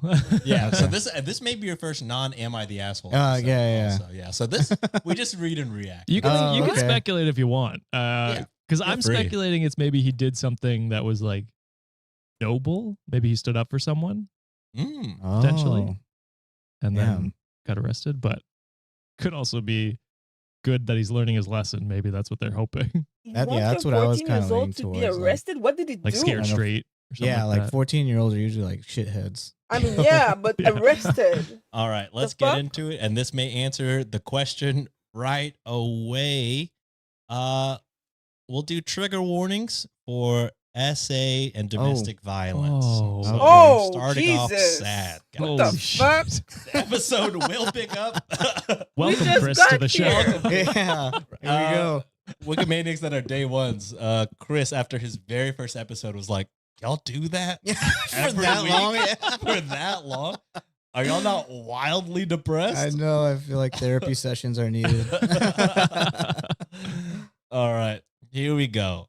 Again, if those trigger warnings sound like not a great time for you, no problem. We got the time stamps in the show notes below. So unfortunately, Chris, you have to listen through it. Yeah. Chris, sorry, you don't have that luxury. So that's why I'm here to take the brunt of it, so y'all don't have to. Exactly. Hell yeah.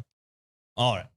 Yesterday, my son was arrested by the police because he made death threats to 2 girls from his school. What the fuck? I've been fighting for years to get my son a psychiatric evaluation, but no one believes me.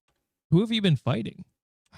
We kind of get into it, but yeah, it's wild that this is a difficult. Hey, People yo. just don't automatically. I feel like, I mean, I don't know. Again, not parents. Yeah, true. I feel like you should just be able to see a doctor, and they would be like. But it sounds like that's what this person has tried multiple things. Maybe they're fighting the doctors to get it. Yeah. Yeah. I guess. Mhm. It feels like if you request a mental examination, you should be able to get that. Yeah. What? Right. That's crazy. For context, in the past, I was a victim of domestic violence. The father of my children essayed me, hit me, tried to strangle me, insulted me, and made death threats. Jesus he did Christ. all of this on impulse. He was never imprisoned because it was my word against his. That's fucked up. I have full custody of my children, and he has them on weekends. He lives with his parents, so there is some safety for my children. Co-parenting with my ex has been a battle for over 10 years. He does everything he can to make me look like a bad mother. I'm the one who meets my child's needs while he just buys their love. My son is like his father.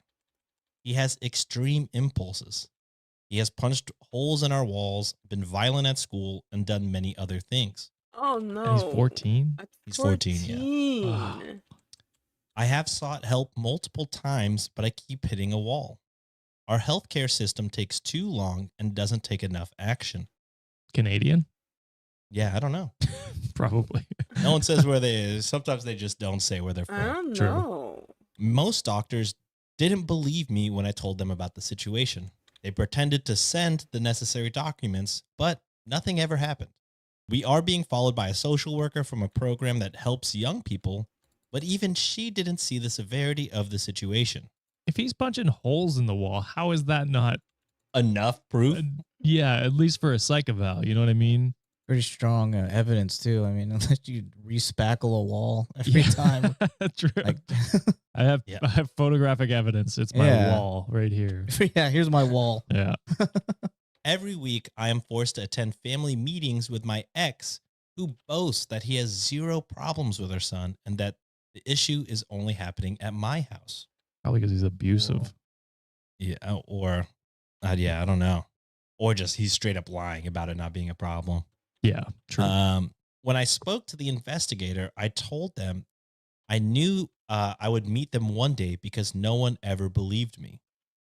I feel so sorry for the victims that my son has harmed, and I know exactly how they feel because I have felt that in the past.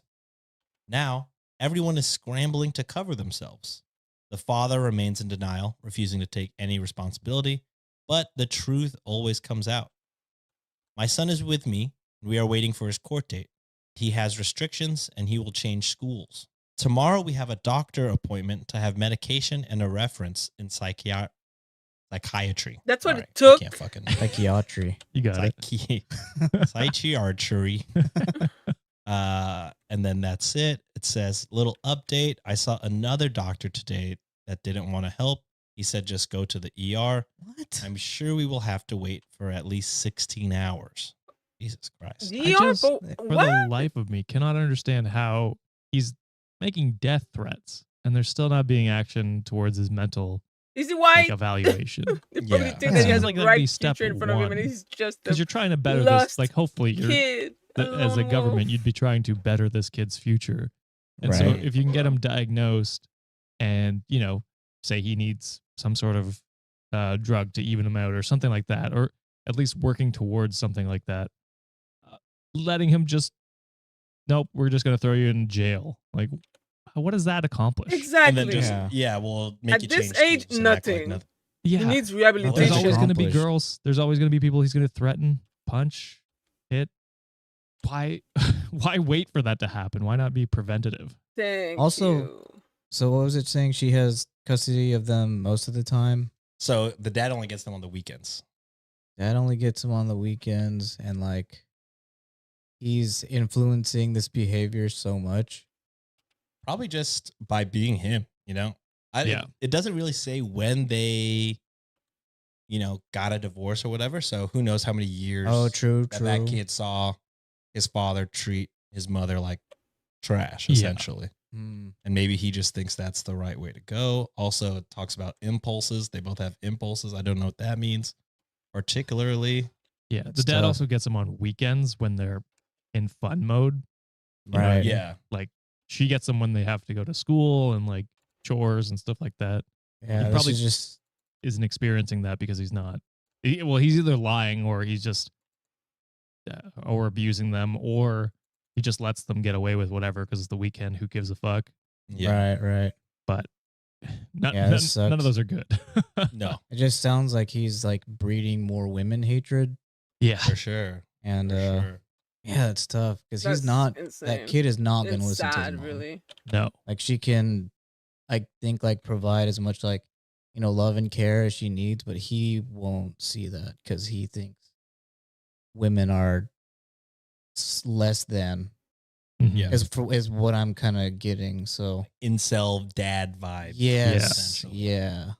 Yeah, and plus That just the health. sucks. It's insane. I don't know what country this person's in, so I can't speak to the healthcare. But it's just like what you guys said. It's wild that there's so many doctors that are willing to just be like, probably not. Like what? Like holes in the wall, death threats at school, and it sounds like maybe elsewhere, and then they're still just like, yeah, I don't know. Probably not, right? What do you mean? Probably not. Just do the test, and then you could tell me. This is on their healthcare system. If that kid grows up to be a fucking psychopath and like ends up hurting so many people, it's on them. If this lady's been trying her heart out, like trying to get him fixed is a weird word, but like treated, I guess. Yeah, it's treated as a for weird this word, kind of behavior. Like, man, y'all fucked up. Yeah. No, honestly, sure. the reason I guessed Canada is because it like the provinces criminally underfund healthcare, especially mental health care. And it just takes a long time to get anything done, depending on where you are. So that's why I guess. But I imagine there's tons of countries and places across the world that also deal with the same issues. So, but Quebec, we're different. We pay who double knows where it tax is, but to have more. That was my services, first guess so because maybe it's I've experienced that firsthand. So.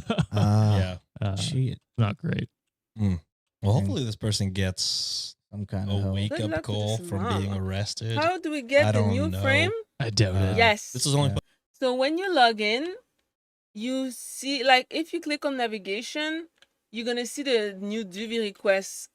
It's literally like the first quest on the top of your navigation tab, and you just click on it and you spam the shit, you know, spam it, collect the things, and if you don't get the drop, you can buy it with the with the currency that you get from the mission. And that's pretty much that. That's how you get the new frame. She also comes with like 1 or 2 like specific weapons. So that's how. Posted 3 days ago, so as of now, no update. Wow. So hopefully they get the help that they need and they can be treated for whatever mental health issues they may have. Yeah. Because locking them up's not going to do anything. That kind of stuff just exacerbates the problem. Yeah. Exacerbate. Whoa. A big word. We got somebody smart on the show. Holy shit. I don't even know if I used it correctly. You're overqualified. Spell it. Moving on. This one is coming from, to lift up the mood, this one's coming from r/TIFU, cross-posted by the GOAT, Mary Gitz, 2011. Yes, sir. All right, this one is titled, Today I Fucked Up by Misunderstanding My Gynecologist. Thanks. Oh. I could see that being a fuck up. I also know, like, a lot of people have, like, a lot of women have anxiety going to a gynecologist. Oh, I would. Yeah. Yeah. I have it just for the physical exam where they just grab it and True. Don't go to And like, gynos have to do some work in there. Yeah. So I would be very nervous. And I could see how that would lead to a misunderstanding. For sure. Mm-hmm. Okay, so let's get into it. This actually happened on Thursday, but my soul has only just now come back to my body. Well, damn. I've been dead for 3 days, resurrected like Jesus. And this was posted a day ago. Oh, okay, never mind. I visited the gynecologist on Thursday for my yearly exam. I see a male gyno, and while he's a little awkward, he's a very nice guy, a good doctor, and he has not given me the creep vibes. Before he came in, I took off everything except my socks and put on a little gown that they gave me. I settled on the bed, and then he entered. We make a little bit of small talk, just so we're not in silence, go through any concerns, anything you need to bring up since the last visit, etc. kind of talk, and then it's time for the old peek. I put my legs in the stirrups, and he begins his exam. He must be feeling awkward from the silence because after a minute, he says, "Oh, you must have a cat, huh?" I do have a couple of cats. Wait, but what? I hadn't mentioned that to him. This is going to be like that college humor Sherlock Holmes sketch where he's just like, he must be a drunk because he missed his phone so many times or whatever. It's going to be some weird thing he notices. I need to rewatch that one. It's been a while. It's with Pete Holmes, I think. Oh, God. Every time I think of Pete Holmes, I just think of Batman. Yeah. Oh, it's the one that did that one. Yeah. Where is he? Two-Face. Can we trust him? I mean, yeah. I do have a couple of cats, but I hadn't mentioned that to him. My brain short circuits. How can he tell I have cats just from looking at my vagina? Girl. Does it smell like cats down there? Oh my God. So I say, why? Does my vagina smell? He must have interpreted my question as a, why does my vagina smell tone? And he said, well, I'm not smelling anything right now. Can you describe the smell? My brain goes into overdrive.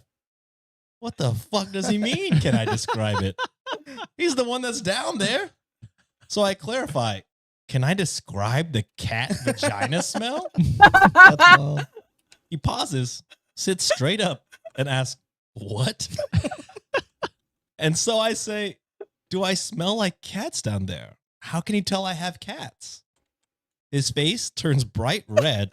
He points up to my foot in the stirrup, or more specifically, the cat socks that I'm wearing, which also happen to have a single white cat hair clinging to the sock. I said, oh, I thought my vagina smelled like cats or something. Girl. He shook his head no, and he quickly finished up. You're good to go. Yeah. So my vagina doesn't smell like a cat, Good for but I you. don't think I can go back to see him. Too long didn't read. I thought my gyno could smell my cats on my pussy. I was going to say, brings pussy to a whole new meaning. Yeah, I thought this was going somewhere else when the story started. Oh, wow. Okay. Holy, that is a tough conversation. Yeah. Tough call.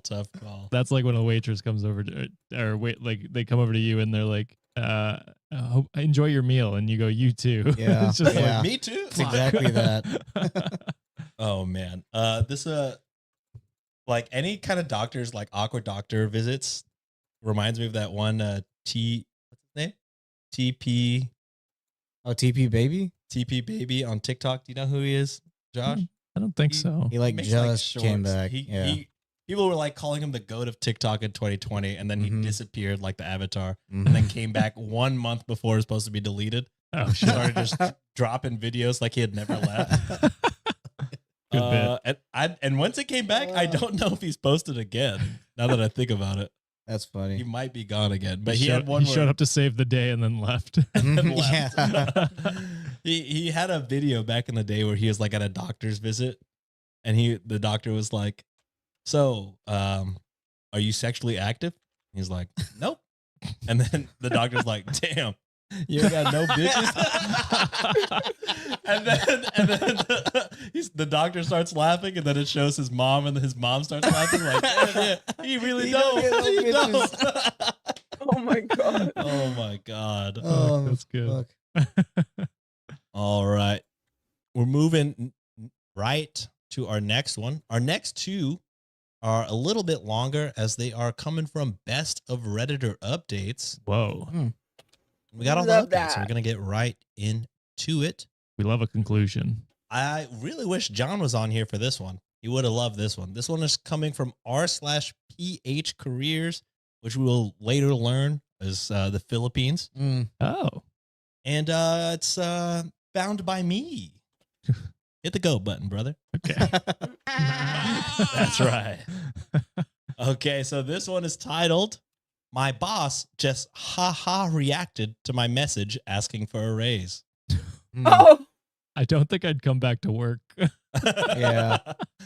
Wild to text, though. Wild to text, could I have a raise? Unless it's remote, I guess. Yeah, that's true. I could see that. But even then, I'd do it over the phone call. A video Or call. like a video chat or something Wait, like that. why is it not working? Yeah. Okay, let's get it. I posted here a while ago asking if, again, this is the Philippines, if a 13K as a salary as a software developer was enough. Editor's note, this is in the Philippines, and Wild Ground Score Butterscotch 977 said this is the equivalent to 224 American dollars. Holy shit. Good for you. I think that's a month.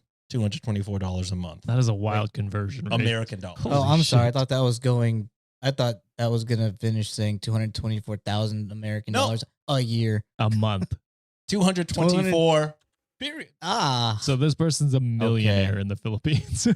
No, they are in the comments. They're like, no, you are essentially still kind of broke. Oh, really? Yeah.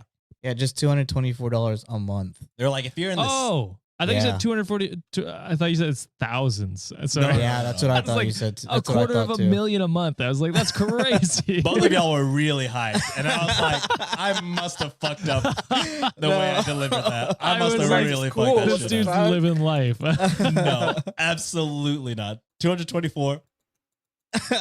That's it. That's it. I think a month. It's unsure because they That's say crazy. salary here, and then later on they say something like monthly salary. So Oh, okay. hard to say if this is a month or a year. Fingers crossed. It's Can he tell the future too by looking? That's fucking hilarious. That mission looks sick. Kind of finish up and go home. Talk to you later and enjoy the rest of your stream. Thank you very much, Sit. And that mission is, I mean, it's fun. Although you have to do it. You have to do it a lot. It's very repetitive because you need to do it over and over and over again until you can afford to buy all the things that you don't get in the drop. But like I always do when I grind on Warframe, every time I have to do something that is very repetitive, I listen to people's drama. I listen and I judge, and the entertainment that I get from it helps me to grind repetitive ass shit. And I love it. I freaking enjoy it. I recommend that to anybody who doesn't like to do repetitive shit in Warframe or any video games where you have to grind a lot. Just put something on the side. It makes things so much more fun. Anyway. It's a month because a year on 242. There's no way. Yeah. There's no way. Not even that. Yeah. So it goes on. I'm a graduating student and this company hired me after my internship. When I accepted the role, I expected to do the same task I did during my internship. So I thought the pay was fair. But then they gave me more and more complex tasks, creating a payroll system, My God. which meant studying thousands of lines of code, hundreds of tables, and pretty much the whole process from scratch. Dude, I designed a payroll system. Oh, Jesus Christ. So you know intimately. A how whole terrible well, this is. it was part of the HR system that I redesigned. Like, that is so much fucking work. Yeah, that's not easy. It's insane. That's For $200 a month. Oh my God. I'm livid. Mind you, it's just me and my senior on this team. My God. Oh, 2 people. I took it as a challenge and slowly learned to enjoy it, but now I feel like the minimum isn't enough because I'm handling so many projects and my tasks have leveled up a lot. Yeah, you should be a millionaire. That's what I was expecting. Yeah. Today, I finally got the guts to message my boss and ask if a raise was possible. I was polite, just asking if it could be considered and explaining why I felt like I deserved it. She just haha reacted and even sent a heart eyes emoji. Weird. I'm gone. Weird. Is this company real? I don't know if it was sarcastic, but I was just asking a simple yes or no question. I didn't even mention a specific amount. Oh my What God. is happening? Now I feel like I'm being treated like shit. Kinda. Just now. As much as I want to leave immediately, I still need some money. But this has really motivated me to start looking for another job as soon as possible. Good for you. Yeah. Before we get to the update, here are some comments. Commenter, start applying now for your backups. If you get accepted or have multiple offers, then show it to her and see if she can match that. Oh, I would no. Fuck that. Yeah, I Take would. the job. I'm gone. Take another job. Otherwise, you're ready to leave and start a new chapter since you have a standing offer and or multiple offers. Make sure you have the leverage. To which OP replied, that was actually my initial plan to get an offer first before asking for a raise, since I still enjoy the work and the setup that I have here. Oh, okay. But I just wanted to take a shot tonight. I guess her response was a sign for me to walk away once I find my backup. Kind of sad because I really love my work here despite the salary. That sucks. Thank you for the response. I will say, like, once you find another job, you'll find another place where you also enjoy the work and stuff like that. Like, if it's possible. If you love coding and software engineering, like, there are tons of jobs out there that will give you the same, True. euphoria. Another commenter said, your boss is deflecting the conversation at hand. 13K, as you're already aware, is too low, especially at starting salary. Immediately drop your job as a priority in life and prioritize getting a job that knows your worth. To which OP says, I didn't see it that way, but that does make sense. And yeah, I know it's way too low, haha. I can't leave immediately since I'm still studying and funding myself, but I'm already applying for other jobs. Naman, that's Tagalog.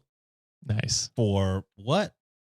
Naman is hard to explain what that is. Sometimes it means like again, like Exactly. So or pretty. like it means like really. Yeah. Sometimes, right? Okay. Or like exaggerate. Or yeah, it's like to emphasize. to emphasize. something. Yeah, To yeah, emphasize yeah. is the word I'm looking Okay. for. Again, I'm born and raised in Texas, so guys, I'm sorry. Yeah, we are first gen Texans. Yeah. I'm just looking for a company that accepts graduating students. Thank you. Yeah. So before we get into the update, do y'all want anything to say? I think the one thing I was going to say, it's like in most scenarios, I would say stick with the job until you find another job. This one's paying so little that I'm like, is it even worth it to stay at this Doing job? all of that work, Yeah. not having time to True. apply. Because like livable, but at least close to livable. This is so far under livable wage that it's like, I mean, is due it to status worth effect, that's so not cool. just quitting, putting your full heart and soul into applying to a bunch of other jobs and then Yeah. potentially getting something worth it? And it sounds like he's in a better place as far as his knowledge in coding. Yeah. It says like he had to study like for that specifically. So I mean, he's more knowledgeable now too. So Yeah. Should be able to kill any like interview or anything like that. Right. All right, here we go. Update. Thank you for the advice and for giving me a reality check. Here's an update on my story. I waited 2 days for a proper response, but I guess that was just her response. I mean, like you said, Sean, it is crazy to just text it. It is a little wild. I think it's even wilder to respond with emojis. No. Yeah. Facts, actually. Yeah. Regardless, I had already planned to resign and was just looking for another job to transition into. Okay. Just a day after posting the first post, I was able to quickly land an international client from OLJ who is paying me 4 times my monthly salary. There you go. Well, I reacted like that's a lot, but that's not that's not a lot Still either. 1,000, yeah, maybe $1,000 dollars. Yeah, which I mean is good for you. Like it's at a step up. That's Yeah. like I feel you should be paid a lot more. Again, Yeah, I don't know the conversion, what but yeah, I just Filipino listeners, let us know if that's. I mean, it's definitely closer to a living wage. Hopefully, that is the living wage. So would he be getting paid $1,200 American? Is that what we're saying? Yeah. So they were getting paid. 200. I don't know their gender. $224 American a month. I don't know what the livable wage in the Philippines is. Okay, so that is 13,000 Philippine pesos. I will look up livable wage in Philippines. Wait, So if you're a family, $1,200 a day. US? No, Filipino peso. Pesos. Yeah. Oh, yeah. 1,200. This one's saying approximately 450 USD is a livable wage in a month in Philippines. A month, yeah. A month. Okay, so So yeah, he's not a livable. Yeah. But now you're getting 4 times. So now you're getting paid double a livable wage. Okay. So yeah. You should be doing all right. Yeah, Fuck yeah, yeah. There we That's go. pretty sick. Okay, I just had to figure out whether he was getting paid enough. Yeah. Adequately now. Yeah, yeah, We yeah. should be happy now. Yeah. We're happy for him. Yeah. The task seems easier than my usual work. Oh, shit. At least in theory. I still have concerns since the tools are new to me and different from what I'm used to. However, I believe we grow the most from challenges that scare us, and stepping out of our comfort zone is where real learning happens. Wow. So, thanks for motivating me to apply. His head's in a good place. Yeah. Yeah. As soon as I secured the deal, I immediately submitted my resignation. It was just a sad face emoji. That's good. My boss later replied apologizing for the late response and saying she was actually considering my request. No. Bullshit. Bullshit. Well, she could have mentioned that when I asked first instead of just reacting with a ha-ha and an emoji, though. Yeah. Lol. Insane. She then asked if I could at least work reduced hours as many of their clients had started working with me. That made me smile because suddenly she saw my worth. Yet, when I initially asked for a raise, it seemed like I was not even worth a simple reply. Not even a 2 or 3 letter response Yeah, like literally. yes or no. My God. Unfortunately, I did not do what some of you suggested, which was haha reacting to her message or just replying with a sad face emoji. Nice.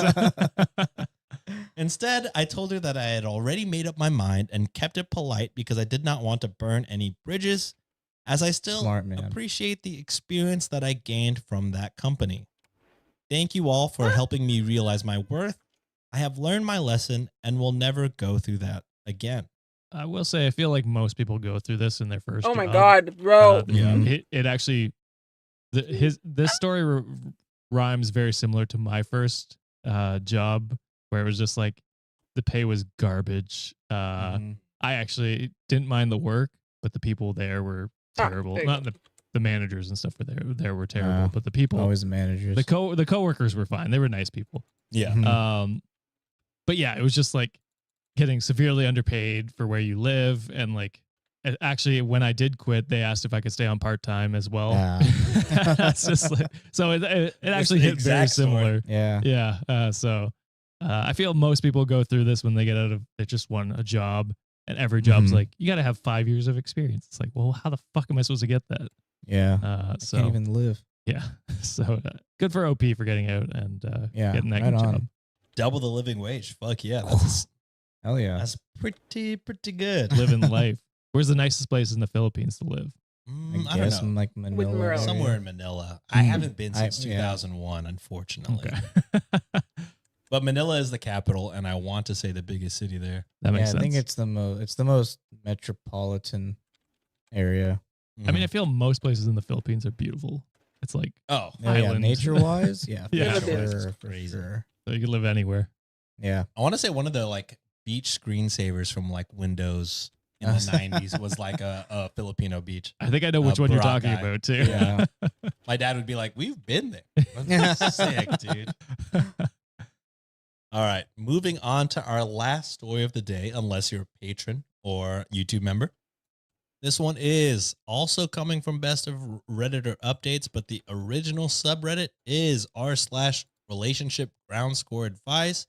Guess what? This one's also found by me, Josh. Hit the button. Actually, Josh, hit the button. Chris, Josh, hit the button. Chris, make a goat sound.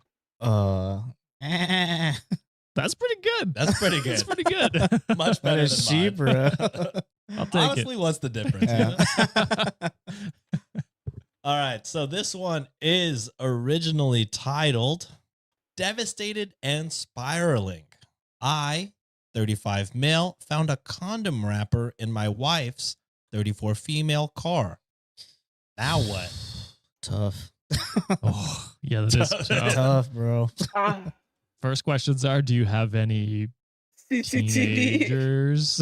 Maybe, I guess, would be a question. Oh, do you have Teenagers is a kids? good And you question, just, I guess. went out for a joyride or something? Maybe got optimistic. I don't know.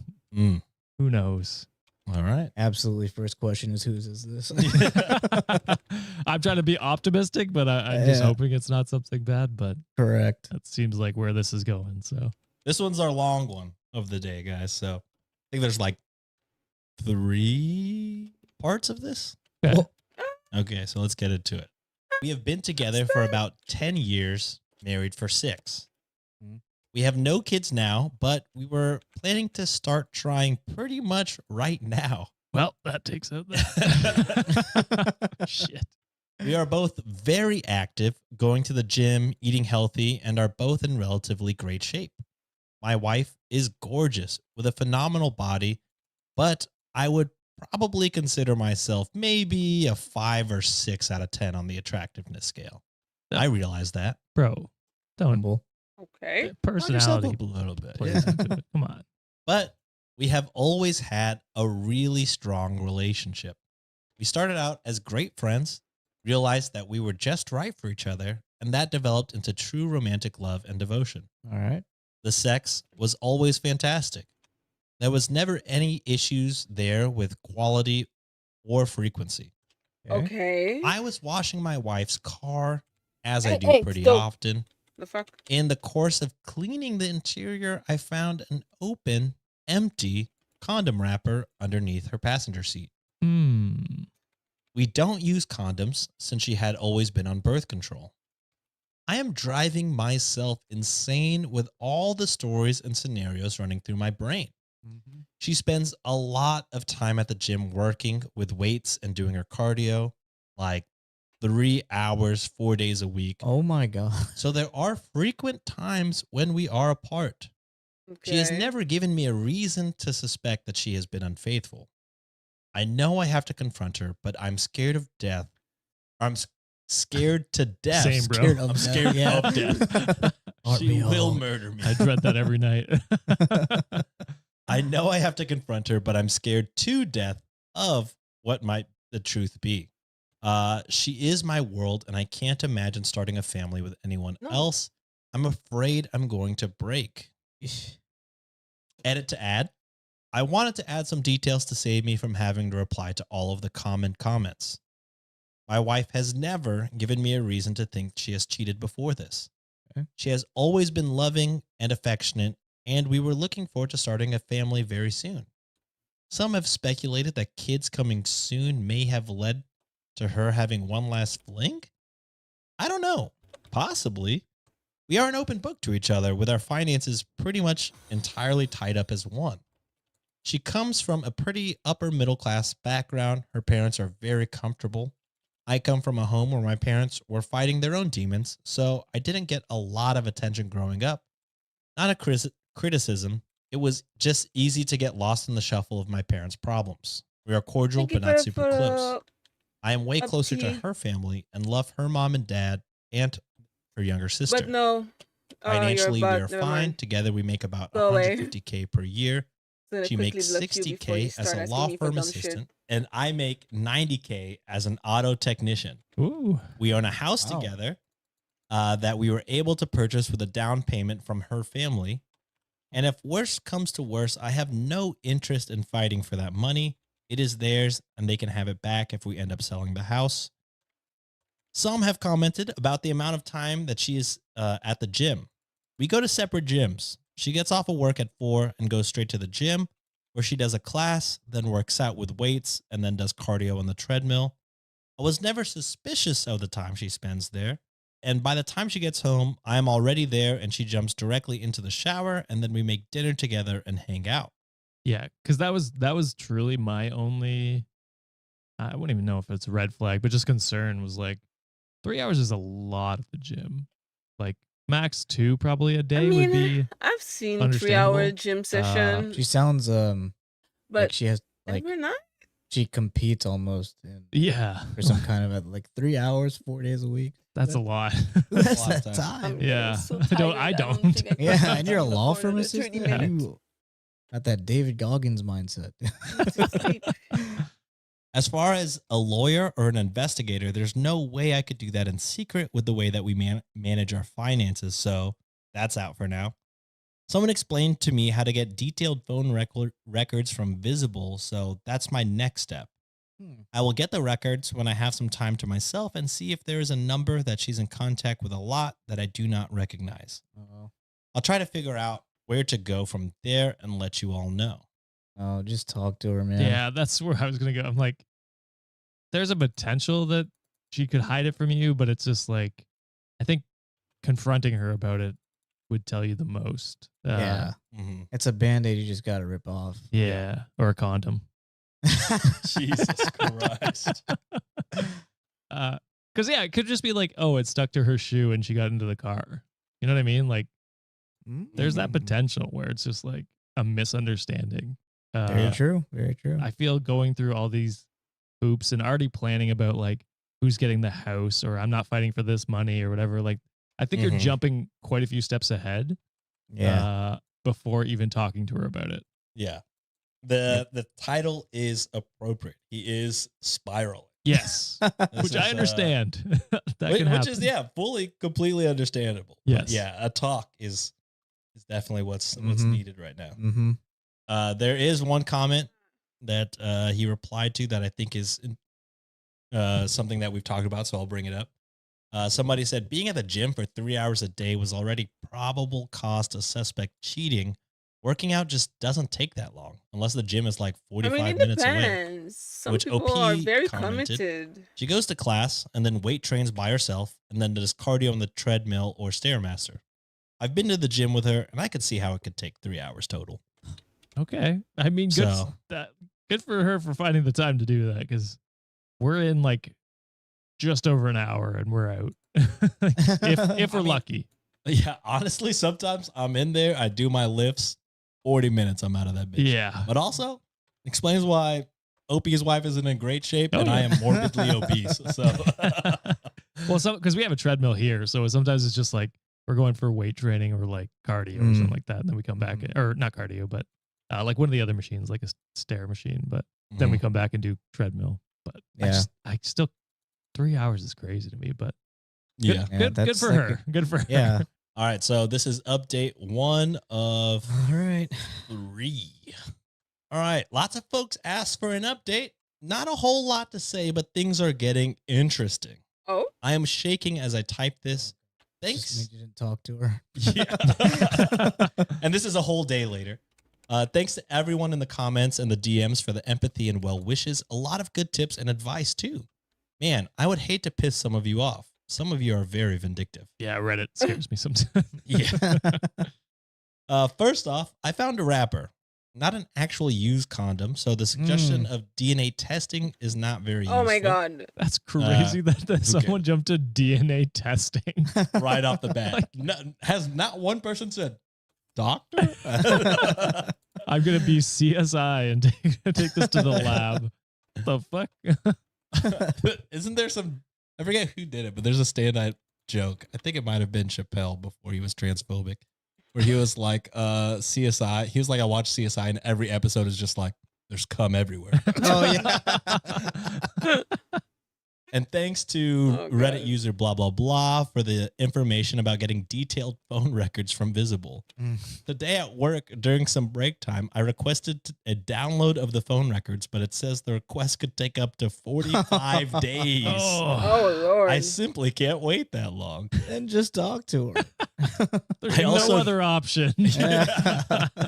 I also drove by her work on my lunch break. I don't know why or what I expected, but her car was there as it normally is. Now you're being weird, bro. Lots of good advice to track her. Oh, no.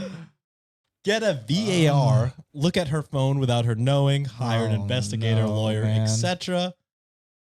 But to be honest, I can't deal with this. I am taking this the advice a lot of you had, and I'm just going to confront her today. There you go. God. Opie was sorting comments by most controversial, and then just going like, "All right, which ones are these? Who's saying what here?" Which one's the most far-fetched? And we'll start there. Oh, advice. That's some good advice. You can do that. Or I can just talk to her. Yeah, that's crazy. As some of you suggested, I plan to just put the condom wrapper on the table in plain sight and watch her body language. Bad. I don't think that's good advice either. Just no context placing an empty condom wrapper. You know? You see this? Balls in your court. Extra large. What do you think about that? Yeah. Clearly not me. As we both can tell. I am so scared and nervous that I'm almost pissing my pants. I'm really starting to expect the worst. For me, if she cheated, there is zero chance that we will stay married. Zero. I don't care what excuses or reasons or whatever she has. I'm 100% done. No therapy, no counseling, nothing. Okay. I can't believe I am typing this. It makes it seem so real. I can't imagine her, Jesus Christ. Wow. For better or worse, sucking and fucking some other guy. For lack of a better term. Sucking and fucking. For lack of there's so many better terms you can use. Or multiple guys. You only found one condom. Yeah. Relax, brother. That's an image I could never get out of my head for the rest of my life. As far as assets, we don't have a lot. We have a pretty nice house that her dad helped us pay for. And I'm happy to let her have it with my fair share in paying back her father. Otherwise is bullshit, like 2 cars, some furniture, some decent savings that we've both contributed. So I'm willing to split everything 50-50. The thought of divorce is burning a pit in my gut. I'll post again after I confront her. Either way, I think this thing comes to a conclusion tonight. Oh, Hate it. God, because like I said, it's good to have an exit strategy if you are actually concerned about this. I think it's crazy to go this much in detail about it right now before you've had a conversation. Yeah. Yeah, this is Reddit has done you dirty. Yeah. Gone down a dark path. They have pushed you into a dark space. Yeah. Okay, mini update, which is update number 2. Fine, she can have the house in this time. Just take it. Leave the dog, please. Okay, instead of sitting here pissing my pants, I just wanted to type out a few more things to keep my mind busy. I'm sitting here trying to find any other reason to doubt her. The wrapper, it was fairly pristine, not something stuck on a shoe or sitting in a parking lot. Dash cam. Yes, I've checked the dash cam footage. Nothing suspicious or out of the ordinary. Commutes to work, the gym, and home. Maybe a stop or two for typical errands, grocery store cleaners. Zero suspicious activity. But she knows there's a dash cam, so who knows? Maybe she's just being really careful. Maybe. The car. Yes, we bought it used 2 years ago. It's a 2018 Infiniti Q60 Coupe. It had an extremely small backseat. I can't imagine sex back there, but who knows what motivated people might be capable of. I clean and vacuum it at least once a month, so there is zero chance that it has been there the whole time. And ironically, we usually wash the cars together, but this time I happen to be doing it alone. Had she been there, this whole thing would probably be over by now. Our current state of a relationship. It's really strong as far as I know. She comes home, we share a glass of wine, we make dinner together, talk about our day, cuddle on the couch. If we watch a show, we really have what anyone from the outside world would be jealous of. No feelings of distance, no hiding a phone, no drop off in sex, which has always been and still is great. Her gym time, as much as she does, is really reasonable for her to spend 2.5 hours at the gym. I've gone with her. I've seen her work out. It's pretty extensive, and her body shows it. I am so proud of how great she looks and how she takes such good care of herself and how she encourages me and cares about our collective health. I've never been suspicious about it, but maybe that was foolish. Yes, she comes home and showers right away, but she's typically sweaty and feels gross. She doesn't avoid me when she walks in. She will typically come over, greet me with a kiss on the lips, and then hit the shower. If she was just having sex with a side piece, I think she would be more discreet. We spend almost all of our time together on the weekends, go for a jog, date nights, happy hour with friends, dinners with family, etc. She has a lot of girlfriends from work, and they sometimes go out for a girls' night like once every 2 months. But again, nothing suspicious. I see the credit card charges, so I don't believe she is hiding anything. I'm tired. And her girlfriends are all awesome, and I love hanging out with them and their husbands/boyfriends. I am torn and getting nervous about talking to her tonight, but I gotta get this over with. There you go. I Go love get your answer, I King. love how he's just like, nothing's wrong. There's no red flags, but this fucking condom. I've got a full plan. It's like, okay, I mean, My manifesto's written. But I would have hacked her phone just 20 hours ago if given the chance. I would have sent the cum to Amazon to DNA test it.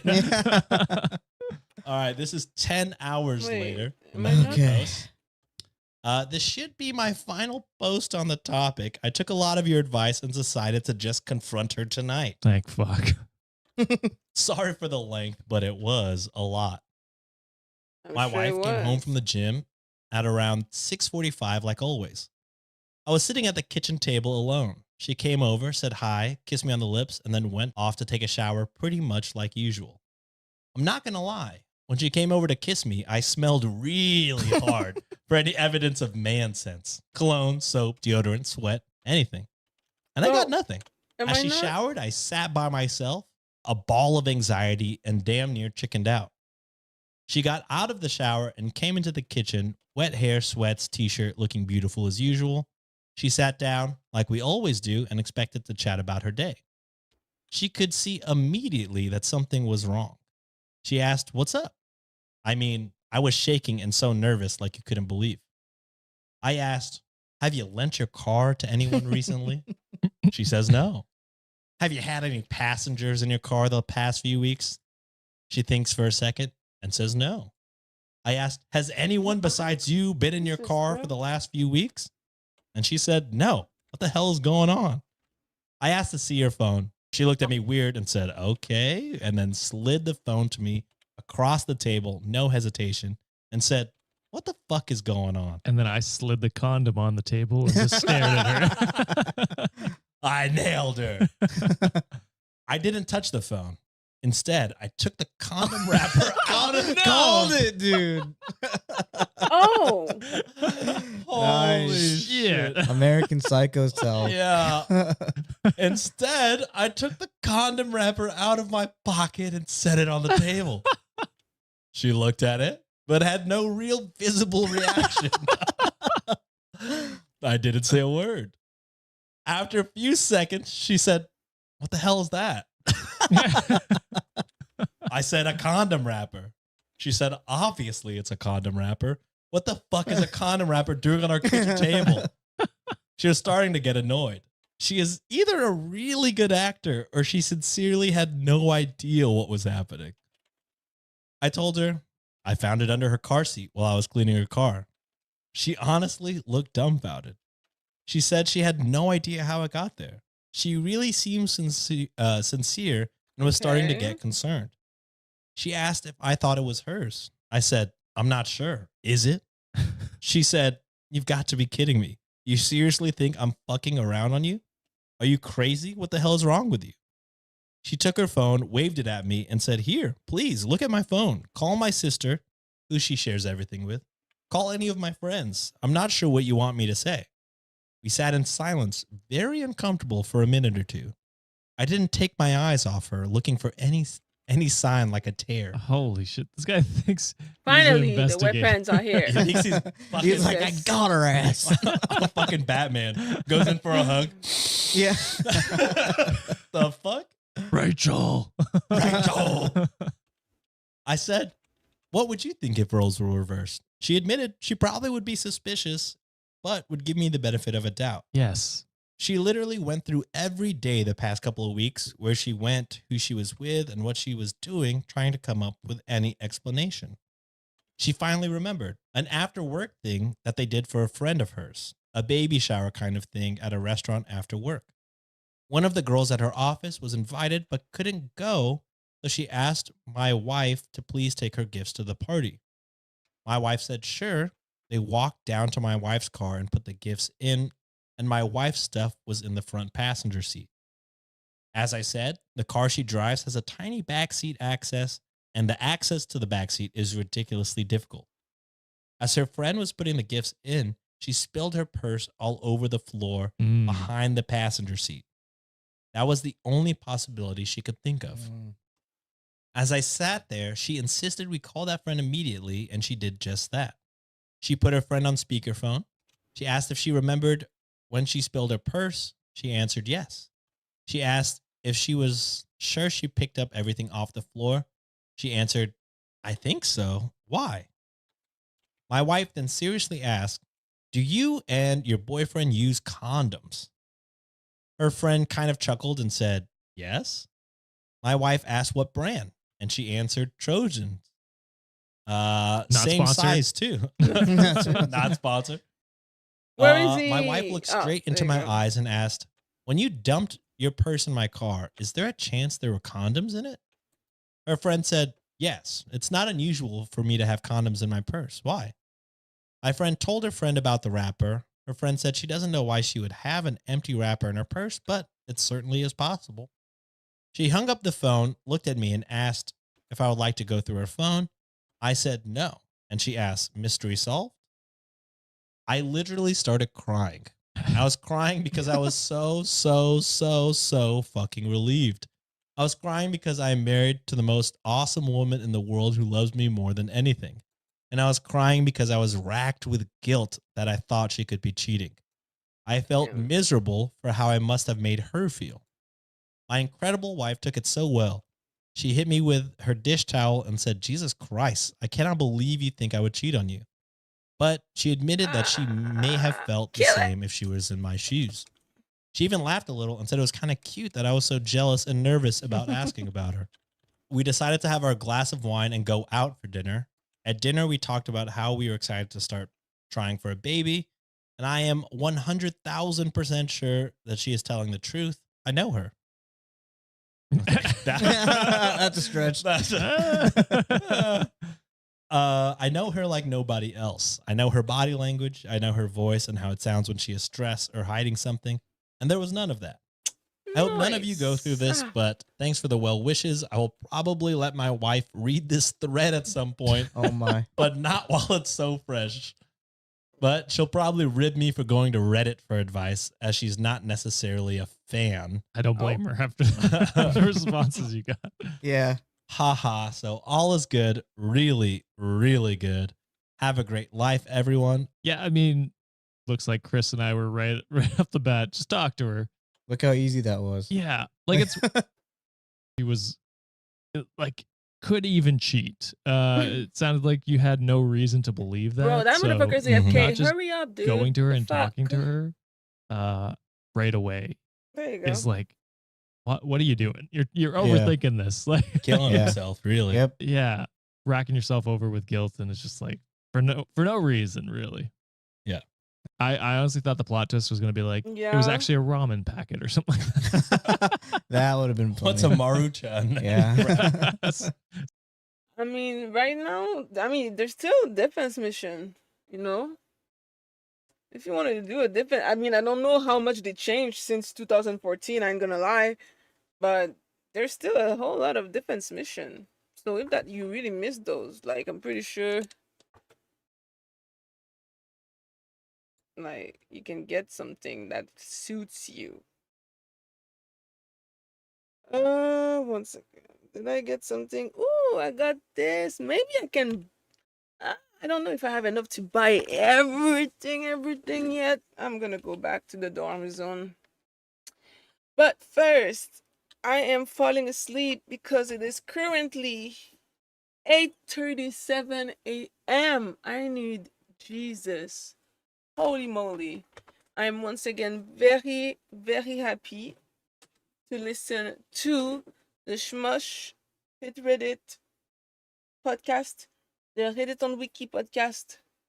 That's where I find my podcast for Reddit stories. I repeat myself a lot. I don't know how to speak English anymore. But that I digress. I will now simply end the stream and go to bed because I'm very tired. They still have the derelict mission. I'm pretty sure they do.